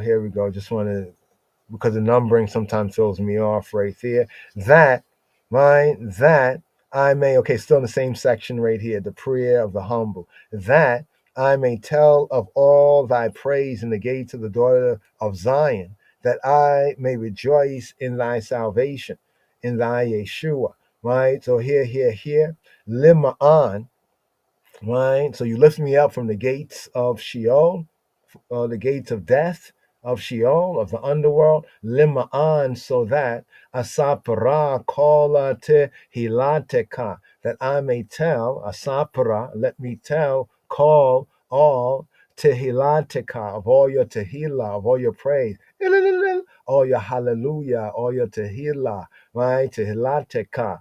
Be sha'arei, in the gates of Bata Zion, Be sha'areya Bata Zion, in the gates of the Bata Zion, the daughter of Zion. Agila, Agila, Agila. I will rejoice. Let me rejoice. Agila, be shuateka. Agila, be shuateka. I will rejoice. Let me rejoice in your Yeshua, right? Agila, bia shuateka, be shuateka, in thy salvation, in thy Yeshua, Yeshua, right? There's Yeshua, salvation, victory, and then there is Ha'adon, Yeshua, right? He who it be, he who be. So what do we have right here? Notice the gates here. Take me away from the gates of Mawet, of death, right? So I can show your praise, your tehillah, your tehillah. Here we go, tehillah, your songs of praise, your hallelujah, your thanksgiving, your, you know what I mean? Your praise, your boasting, your praise. We're in the gates, the sha'ar, right? The sha'ar, sha'are, Bata Zion, of the Bat, the daughter of, right, Zion, the daughter of Zion. Agila, Bishuateka, right? So the entrance to a city where the people congregated, people often they gathered by the entrance, the gates, right? And so that was the best place, right, to secure publicity. So if you wanted to publicize something, you go to the gates of the city, right? That was the best place, where people come in, go out, people gather there. Judgment sometimes happen at the gates, but it was also the best place to publicize the gates. It's like nowadays the gates of the ghetto would be like the street corners. The street corners, if you think about it, is the gate to the block. The street corners are the gate of the block. When you look at the streets, how the streets are, like in the ghettos and other places, that's why ones would gather at the street corners. If you're at the corner of the street, you're likely to see everybody that passes by this way. So if something's going on or being said there, that would get the most publicity. So he says that I may shew forth, right, all thy praise in the gates of the daughter of Zion. The daughter of who? The daughter of Zion, right? Bata Zion, Bat Zion, Bat Zion, Bat Zion, Bat Zion, Bat Zion, right? Jerusalem being the mother city. Jerusalem, Jerusalem being the mother city. Where do we know this from? We have this in Psalm 80, right? Psalm 87. Psalm 87, round about verse 4, verse 5. The daughter of Zion, Zion, represents its inhabitants, the daughter of Zion. And here, Agila, Bishuateka, make I rejoice in thy Yeshua. Here, verses 15 to 16, right here, retribution. May retribution overtake the aggressors. Retribution. So the Tate Vav verse here, verse 15, KJV wise, the heathen, the nations, the Gentiles are sunk down in the pit they made. In the net that they hid is their own foot taken. Wow. Now I'm looking at this verse. We did that vlog about Trump, and have to follow up on the evangelicals. It's like in this sense of the Gentiles, the nations, we see them getting sunk in the pit that they have made. But we can elaborate more. But the heathen are the goyim, the goys, the goyim, the nations other than Israel. It says tabu, tabu, tabu. Tabu Goyima Bishachata, the nations are sunk down, right? Bishachat in the pit, Asu, in the pit that they did. Bishachata Asu. Bereshetazu, in this net, in this resheta, tamanu, that they have like hid, nil nilikada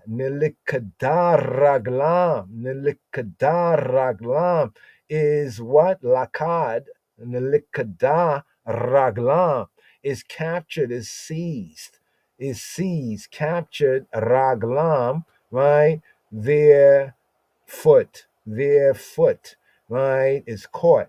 So they made a trap like for others, but then they forgot the trap and was there, and then they ran into their own trap.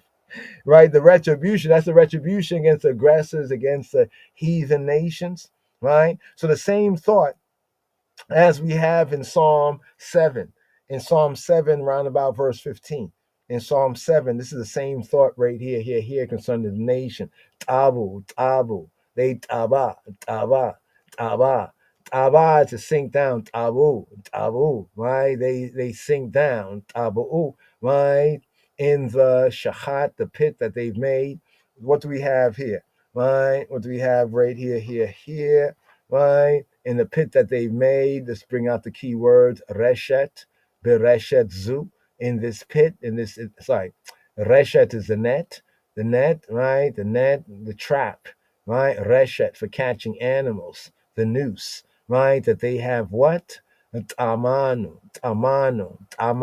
that they have concealed, right? Hidden, covered over. You know, like when you're trying to catch an animal or something, or somebody, you just, you cover it up, right? But imagine you do that to catch somebody else, right? It reminds me like the Road Runner. You remember that? The Road Runner? You always would, like the Wile E. Coyote will always have the trap, and then stupid him will forget about the trap and get caught in his own trap. This is what's brought out right here. Tabu goyima be shachata asu bereshet zuat amanu nelikda raglam, they on foot are caught. Between now and 2020, what is it, 2030, right? 2029, 100 years after the crash of the stock market, right? Back in 1929. It's like the roaring 20s is coming. It's a good time on a certain level, but watch out. Watch the trap. Beware of the trap, right? So right here, the eighth Zane verse right here. Here we have the 16th verse. Yahweh, he who be who he be, right? On the other hand, is known. How do we know who he be is? By the judgment he executes it, right? The wicked is sneered in the work of his own hands, reinforcing this particular theme in this 2-verse section here. Higayon, Selah. Higayon is meditation. Haga. We touched on that before. Haga, meditation, resounding music, meditation, right? From Haga, to moan, to growl, to utter, to meditate, right? To meditate, to murmur, right? Whether in pleasure or in anger, to ponder. Higayon, meditation. So meditation on this point, right? Meditation on this point right here. So what do we have here? Firstly, we have the Hebrew here, right? Let's go up here, right here. It says noda, being known. Noda, Yahweh, being known. Yahweh is known. Noda, Yahweh, mishpat asa, the judgment he does, the judgment he has done. So Yahweh is known by the judgment that he has done. Noda, Yahweh, mishpat asa. For Allah kapayo no keisha rasha higayon selah. So for Allah kapayo, in the habitual work of his palms, right? No keish rasha. The wicked, right, is no keish is what? Nokesh from nakash. Nokesh is knocked, is struck down. Right? To say in a trap sense is ensnared. Right? Is ensnared, is entrapped, like with a noose. Right? Bottom rail on top, masa. Right? Is trapped. Nokesh. Right? Is turned around on him. Right? Because Yahweh turns around the wicked one's device, right, on them. Right? On them. Brings out this verse right here. He made himself known, no da. No da come from yada. Yada, in what sense you think? No da. Let me see if they have the no da sense right here. Right? No da. Right? No da is like it's caused to be known. Right? To be known, like the pual sense right here. To be known, no da. No da. Right? No da. Right? He's caused to be known, connected to the Nephil sense. Right? The Nephil sense. He's made himself known. He has made himself known, no da. No da. By means of the triumph, the victory, the Yeshua. His redemptive power has become revealed to all. Right here. This beautiful verse right here. Noda Yahweh mishpat asa. Yahweh hath made himself known. He hath executed judgment, mishpat. Be po'ala kapayo. Nokesh Rasha. The Rasha, the defiant, the wicked, the criminal, is snared, ensnared. Nokesh Rasha. In the work, be fo'al, in the fo'al kapayo. In the work, right? The fo'al, right? Be fo'al kapayo. In the work, the deed, the thing done did. Right now, this is like in the work, like, but let's go to the pa'al sense. Pa'al, to bring this down. You see what it says: to do, to make, systematically, habitually, what he practiced. Right. So the wicked be practicing this. Right. So in this, which he practiced kapayo with his kop, not his hand, but his palm, kaf, kapayo. Right. So the work of his palms actually is how the Hebrew brings it out. Right. He is ensnared. And here we come to Higayon. You got to meditate on that, right? How he's caught in his own trap, right? That's a beautiful meditation there. And that leads us to a meditation and an interlude. Higayon Selah. So we have Higayon Selah. Higayon Selah. What do we have right here in the Higayon Selah? Once again, Noda Yahweh Mishpata Asa. Be fo'ala kapayo onokesha rasha higayon selah, right? So meditation, interlude. Higayon, directions for a musical interlude. So it's both direction to meditate on this, higayon, in the sense of higayon, the meditation, right? As well as the selah, the interlude, bringing in the music, like to meditate on this. The first term it occurs again in Psalm 92, round about the third, the fourth verse, where it is translated as with a solemn sound. So in Psalm 92, round about verse 3, verse 4, it's often translated as being with a solemn sound. They don't translate higayon. They just translate with a solemn sound. So here we have meditation, resounding music, musing. You know, like to certain music, you can really meditate. You know what I'm saying? It is connected with the verb hagah in Hebrew, to meditate, hagah, as we have in Psalm 1, verse 2, right? And his delight is in the law of Yahweh, and in his law, his Torah, doth he haga, doth he yehigeh, doth he meditate by day and by night, right? Days and nights. It suggests a solemn and a meditative melody, right? So the music, whatever it would be kind of a solemn and a meditative music to meditate what has just been said right here.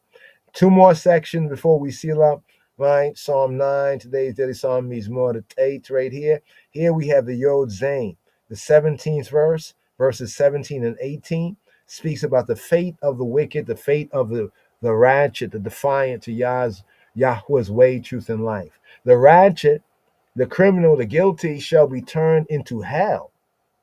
All the nations, all the nations. Now here they get fast and loose in the King James translation. Elsewhere in this psalm, where it said heathen, they said heathen, and now they say nation. So can we say all the heathen nations that forget, right? That forget Elohim, that forget the creator, the true creator, and the judge of judges. So here, it says, Yashubu, they will be turned, Rishaim, the defiant ones, the wicked ones. This is the plural. Rishaim is the plural of Rasha, right? So it says, Yashbua Rishaima Lishola. They will be turned towards Sheol. They will be turned towards the underworld, to Sheol.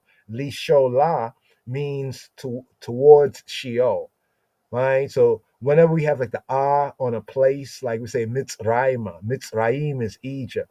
But if you're going to, or one went to Egypt in the Hebrew, it'd be like Mitzrayim, Mitzrayim, like Egypt was towards Egypt. So here, Lishaolah is toward Sheol, toward the underworld, right? The Duat, the underworld, the abode of the dead. Lishaolah, call Goyim, all the nations, the Gentiles, right? All the Gentile nations call Goyim, Shekachei Elohim. Call Goyim Shekachei Elohim, who shekachei, they who forget Elohim. All those who shakeach, shekachei, the forgetters of Elohim, those who are forgetful of Elohim, those who are oblivious, those who ignore, forget, cease to care about what the creator, the judge, thinks about the matter. Those who are oblivious, all the nations who are oblivious to the true creator, the true God, call Goyim Shekachei Elohim. What do we have here? Here we have the fate of the Rishaim, of the ratchet ones, the ratchet nations, the wicked nations. They will return to the netherworld, is what it's saying. Yashbu Rishaim Lishola. They'll return to the underworld. They'll return to Sheol, the netherworld. In ancient Egypt, they call it Da'at, the underworld. The Greeks call their version the Hades. Here, Hebraically, is the Sheol. The phrase, some say, mean nothing more than they will perish. But Yeshua, when he told us about Lazarus and the rich man, right, there he gives an insight into the Sheol, and from the cross of his tree, right, he descended into the underworld, the Sheol, to bring up the righteous patriarchs, right, and the righteous ones from the OT times, the Old Testament times, right? That's the Sheol right there. For the verb, right, the verb here, return, right, we have Genesis 3:19, where it says, to dust shall they return. That sense of return. Yashubu, Rishaim, Lishola, call, Goyim, all nations, all heathen, Shekachei Elohim, who are forgetters of Elohim. Forget Elohim. Deliberately, they who forget Elohim, Shekachei Elohim, the forgetters of Elohim, they ignore his precepts and they rebel against his rule, right? And they also harm creation too. Because remember, Elohim, right, stands for Yahweh as creator and judge, right? So they ignore his judgments, his precepts, and they also do harm to his creation. That's why it says in Revelation, right, the Chazon Yochanan, it says that there's a judgment for the polluters. When it says all those who pollute the earth, I don't hear people talking about that. All the polluters of the earth, but some men and people think that they're going to do it. But, Yahweh will do it. He'll get it done. Right here, to the Yod Chet verse, right? Verses 18, 17, and here, verse 18, the fate of the wicked, the ratchet, right? The ratchet nation, the ratchet nation. Yeah, the ratchet nation. Right? It says, for the needy shall not always be forgotten. But notice how it puns and it plays, so to speak, the rhymes and the verses of Dawit. So first he talk about those shikachei Elohim, who shakach Elohim, right? And now here it speaks about that the needy will not always be forgotten. So it even shows that, because of what the ratchet nations do, many of the needy are being forgotten, but that's not going to always be the case. For the needy shall not always be forgotten. The expectation of the poor, right, it says, shall not perish forever, right? But here, here we got to look at the Hebrew here, because not is not supposed to be there. That's why they have it. Nor will the hope of the afflicted perish forever, right? So it's not. So the word "not" is not there. It's actually shall perish, right? Right, where it says right here, shall perish forever. Nor will the hope. So in other words, the "not" is really from the first part of it. In other words, we only have to express a negation in the first part of the sentence. We don't have to keep expressing the negation unless we're trying to emphasize something else. Kilo la netzach. Kilo for not la netzach. So actually, kilo la netzach. Let's go right here. Always. There we go. Netzach. Always. In perpetuity. Going on and on and on. Right? In endurance of time. Netzach. Netzach. Right?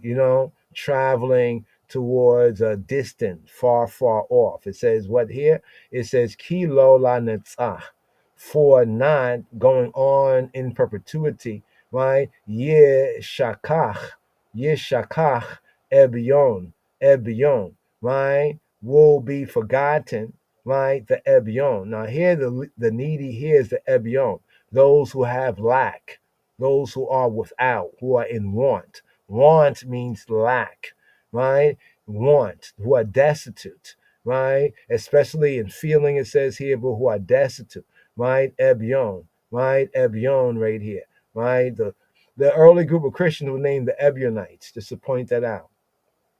Ki lo la netzach yishakach.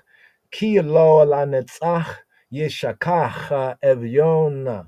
Tikwata anayim, tikwata anayim, onayim, the hope, the expectation, the tikvata anayim, right? The hope, the expectation of the poor, the afflicted, the humble, lo, not tovad la'ad, will not, lo, tobad, will be lost, la'ad, going on, just a la'ad here. Ad mean in perpetuity, but it has a sense of continuance, in continuance. So it's like saying, this is not, though it's happening, this is not going to always be the case, not in continuance, right? So two words we have here, we have needy and poor, right? We have the needy here, the ebion, those who are in want and lack, and then we have the anal, and also the oni, the poor, aniyim, the humble, right? The humble. What do we have here? The psalter. In the Psalms, these words do not signify only the destitute, as we would imagine in the English, but those who, on account of their lowly estate and their inability, right? They don't possess the means to go up against a rich man, right? The inability to defend themselves. And because, they're like the regular rank and file people, they can easily become the victims. They become the vicks and the victims of unscrupulous strong, those who have the ways and the means, right? They are the special objects of Yahweh's consideration. The poor and the needy, scripturally speaking, especially in the Psalms, are the special consideration of Yahweh Eloheinu. He defends their cause. That is one of the deepest convictions of the scripturals and the Hebrew scriptures that sometimes is often lost, right? The word poor, right, is a word that in the Hebrew perspective to the Bible, not the Gentile perspective, but in the Hebrew perspective of the Bible, it pronounces with deference and devoutness. Let me put it like this. when we come across the poor and needy, we might read it from our Western Gentile minds, like in the way counterfeit Christianity might read it. But from the Hebrew perspective, the poor might be mentioned, and even the needy, right? In the Hebrew mind, it pronounces with devoutness and also with a sense of reverence, right? It's like, what? You did against the poor and needy? Are you mad? What? Right? As if it were in holy awe. That's why when Yeshua said, blessed are those who are poor in spirit, that kind of people sometimes what you mean poor in spirit? How can that? These are the humble, right? These are the humble. They're not like the proud and the strong that make vicks out of those who they think are the poor and the needy. So their tikwat, the expectation, the tikva, their cord. The amazing thing about the word here for expectation or for hope in the Hebrew, as we mentioned before, is from the word tikwa. Tikwa, kawa also means a cord, a chord. So when we say hope, expectation, hatikwa, we say it. It's not just saying hope, hope. Like we say, hey, just keep hope alive. Yeah, hope. No, it's more of expectation, but there's a deeper sense because look at the first entry, BDB, a chord. So from the Hebrew perspective, hope or expectation, tikwa, it's as a cord that you attach to what you are pulling towards you. There's like hope in the English sense, the Gentile mind. It seems like a passive kind of I'm hoping, and what are you doing? I'm just doing nothing, just hoping. No, but the Hebrew sense tikwa is like a cord, right? So it's like in a sense you put an attachment upon what you are expecting, and by your way and liberty you seek to pull it to you. It's like when Yeshua said, when you pray for a thing, like know that you receive that which you ask for. You know what I'm saying? Calling those things which be not as though they were. So in the figure of speech, it's expectancy, to expect. But literally, it's a chord, right? But it's often translated as hope or expectation, elsewhere as hope, tikwa. So the hope or the expectation that looks to Yahweh for help, but also is not totally passive, is expecting this.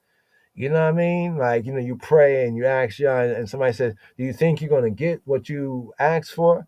The mind has to be like, yes, I got it already. What you talking about? Get out my face. You know what I'm saying? I got, so because you're pulling it to you, it's a cord, right? So tikwa, get into that word tikwa a little bit more, the tikwa, right? The tikwa, kawa, to wait, to hope, to expect, and the tikwa, hope, expectation, and the cord, right? The attachment.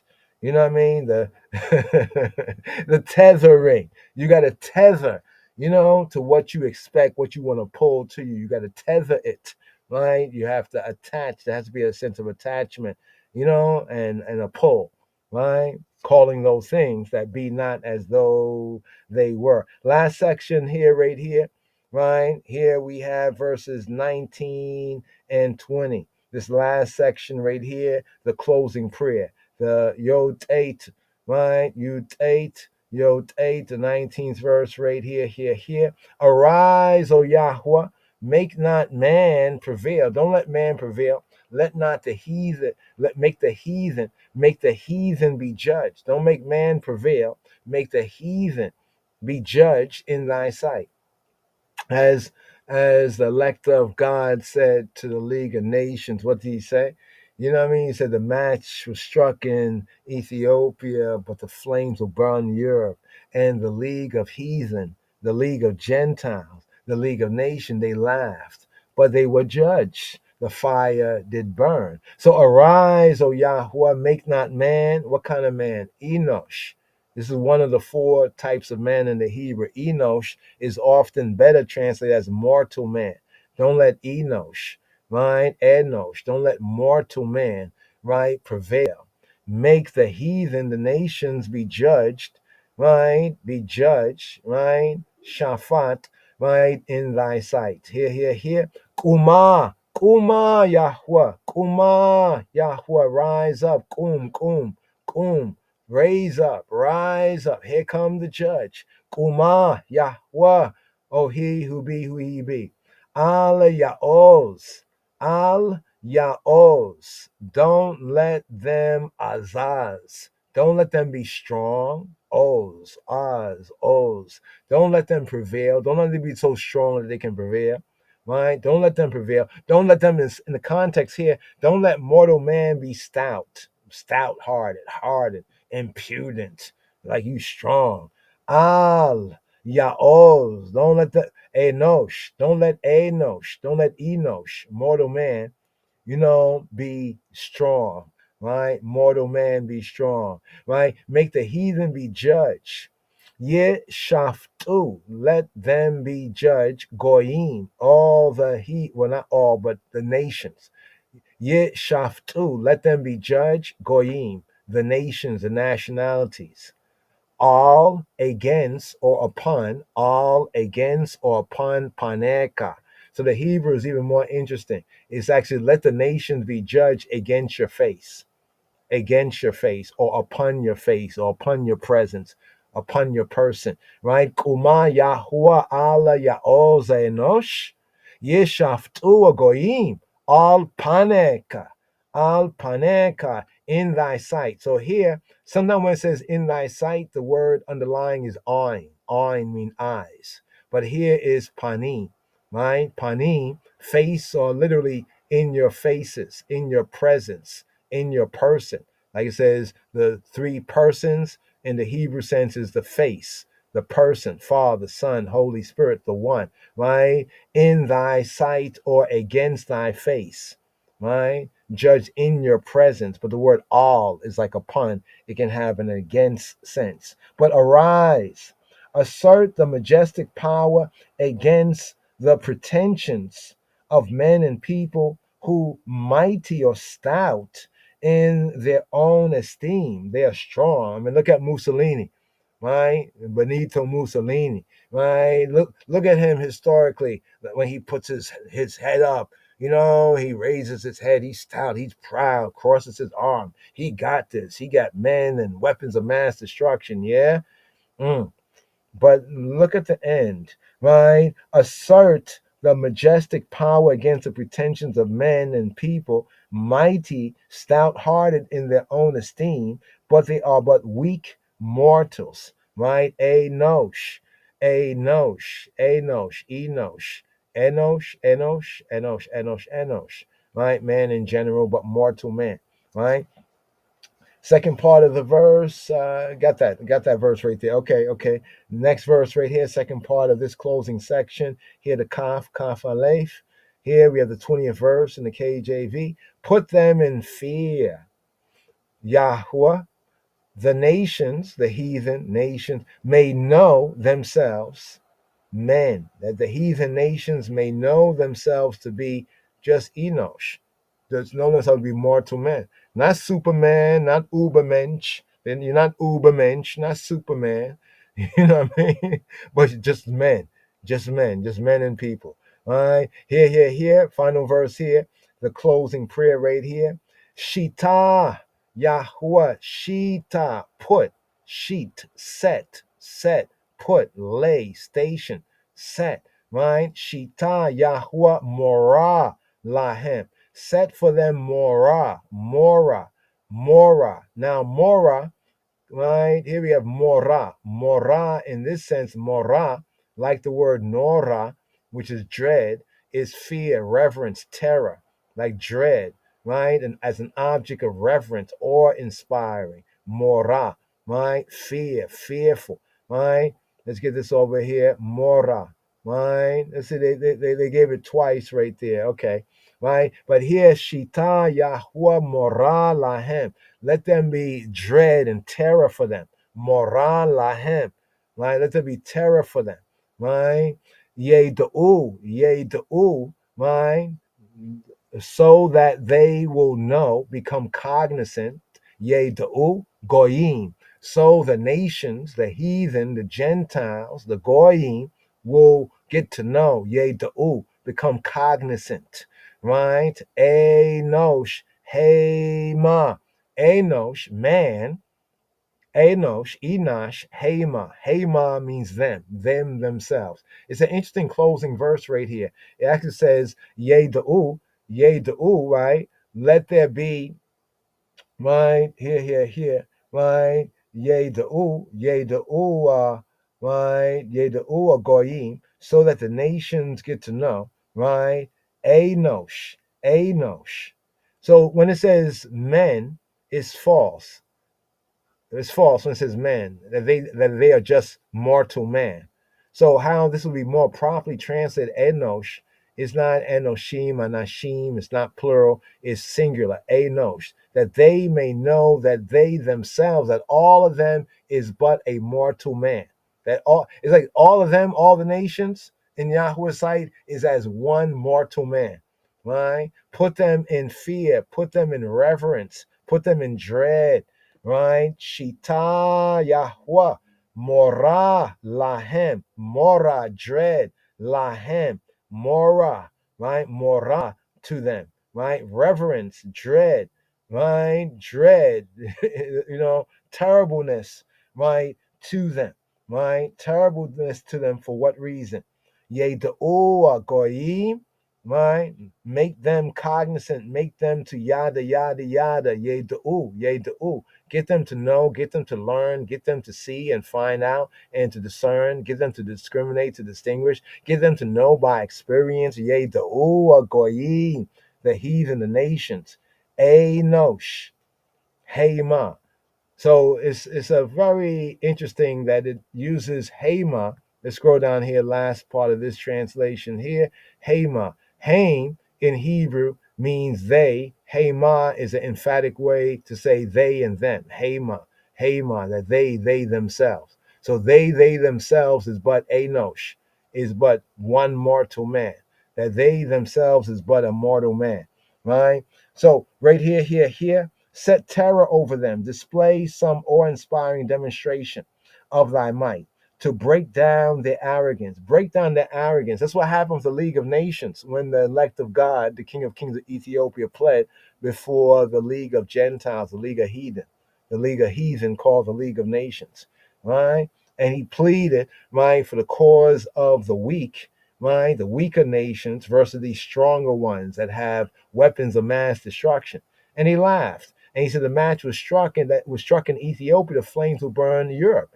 And then we get that woe. We get that second woe, right, of Revelation right there, the world war right there. They're there, right? And they definitely got to know that they were just men. That was one sample in this context here of a demonstration, right, to an elect of God, right, to break down their arrogance and induce a spirit of humbleness, right, of humbleness in them.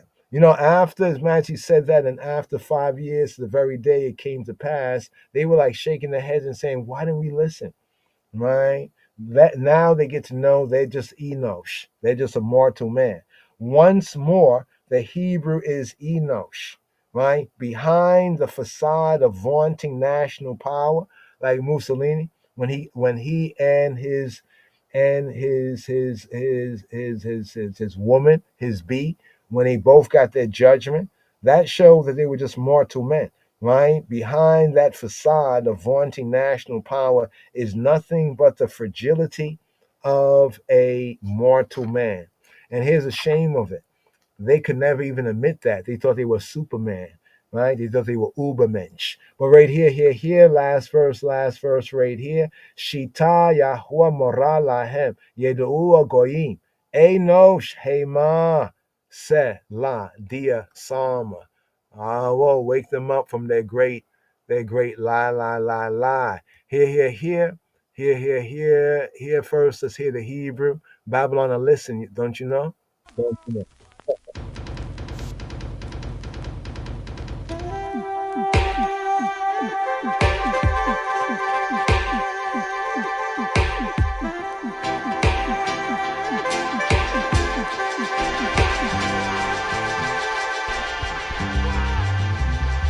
מזמור ט' למנצח אלמות לבן מזמור לדוד. אודה אדוני בכל ליבי אספרה כל נפלאותיך, אשמחה ואעלצה בך, אזמרה שמך עליון. ושוב אויבי אחור, ייכשלו ויאבדו מפניך, כי עשית משפטי ודיני, ישבת לכיסא שופט צדק. גערת גויים, איבדת רשע, שמם מחית לעולם ועד. האויב תמו חורבות לנצח, וערים נטשת, אבד זכרם המה. ואדוני לעולם ישב, כונן למשפט כסאו, והוא ישפוט תבל בצדק, ידין לאומים במישרים. ויהי אדוני משגב לדח, משגב לעיתות בצרה, ויבטחו בך יודעי שמך, כי לא עזבת דורשך אדוני. זמרו לאדוני יושב ציון, הגידו בעמים עלילותיו. כי דורש דמים אותם זכר, לא שכח צעקת ענבים. חונני אדוני, ראה עוני משונאי, מרוממי משערי מוות. למען אספרה כל תהילתך בשערי בת ציון, אגילה בישועתך. טבעו גויים בשחת עשו, ברשת זו תמנו נלכדה רגלם. נודע אדוני משפט עשה, בפועל כפיו נוקש רשע, היגיון סלע.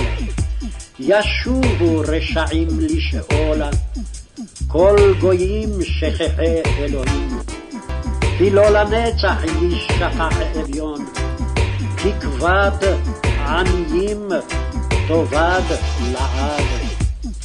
קומה אדוני על יעוז אנוש, ישפטו גויים על פניך. שיטה אדוני מורה להם, ידעו גויים אנוש המה סלע.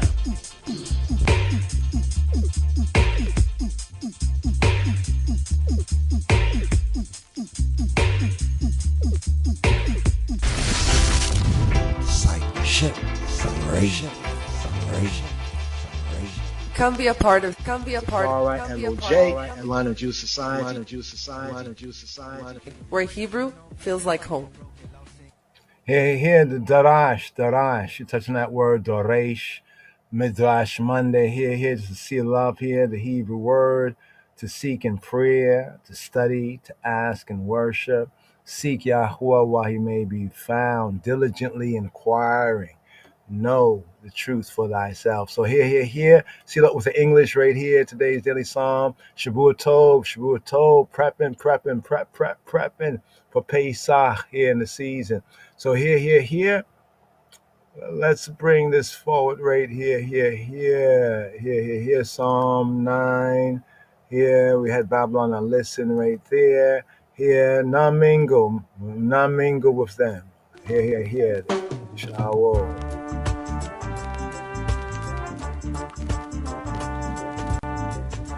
Psalm 9. מזמור ט' למנצח אלמות לבן, מזמור לדוד.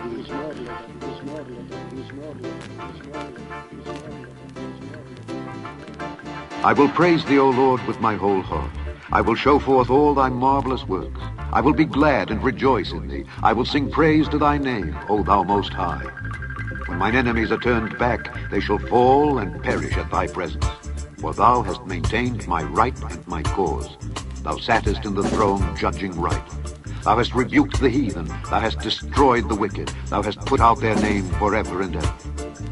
O thou enemy, destructions are come to a perpetual end, and thou hast destroyed cities. Their memorial is perished with them. But the Lord shall endure forever. He hath prepared his throne for judgment, and he shall judge the world in righteousness. He shall minister judgment to the people in uprightness. The Lord also will be a refuge for the oppressed, a refuge in times of trouble. And they that know thy name will put their trust in thee, for thou, Lord, hast not forsaken them that seek thee.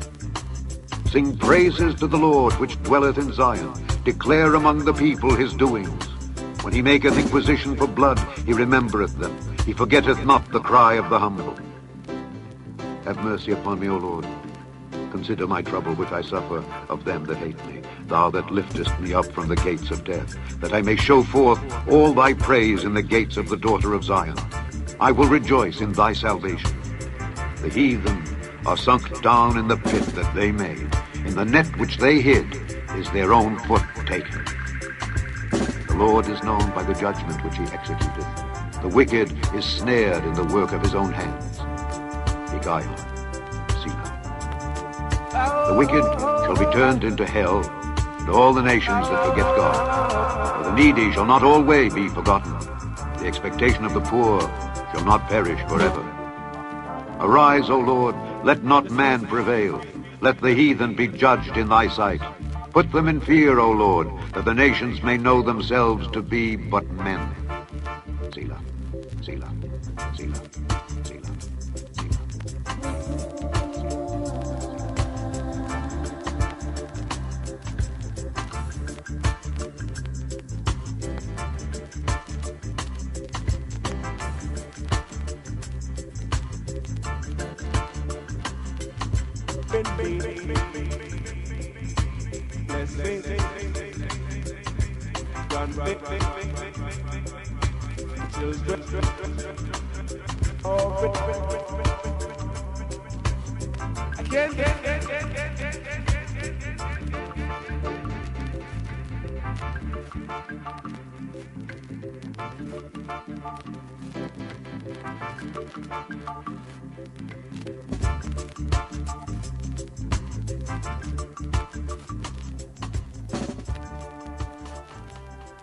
Yes, yes, yes. Shavua Tov, repent, turn back, so that our sins may be wiped out. Here, reason of season, Pesach, come to Pesach, here.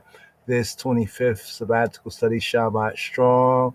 Shua Shalom, Chabarim, here for the outro.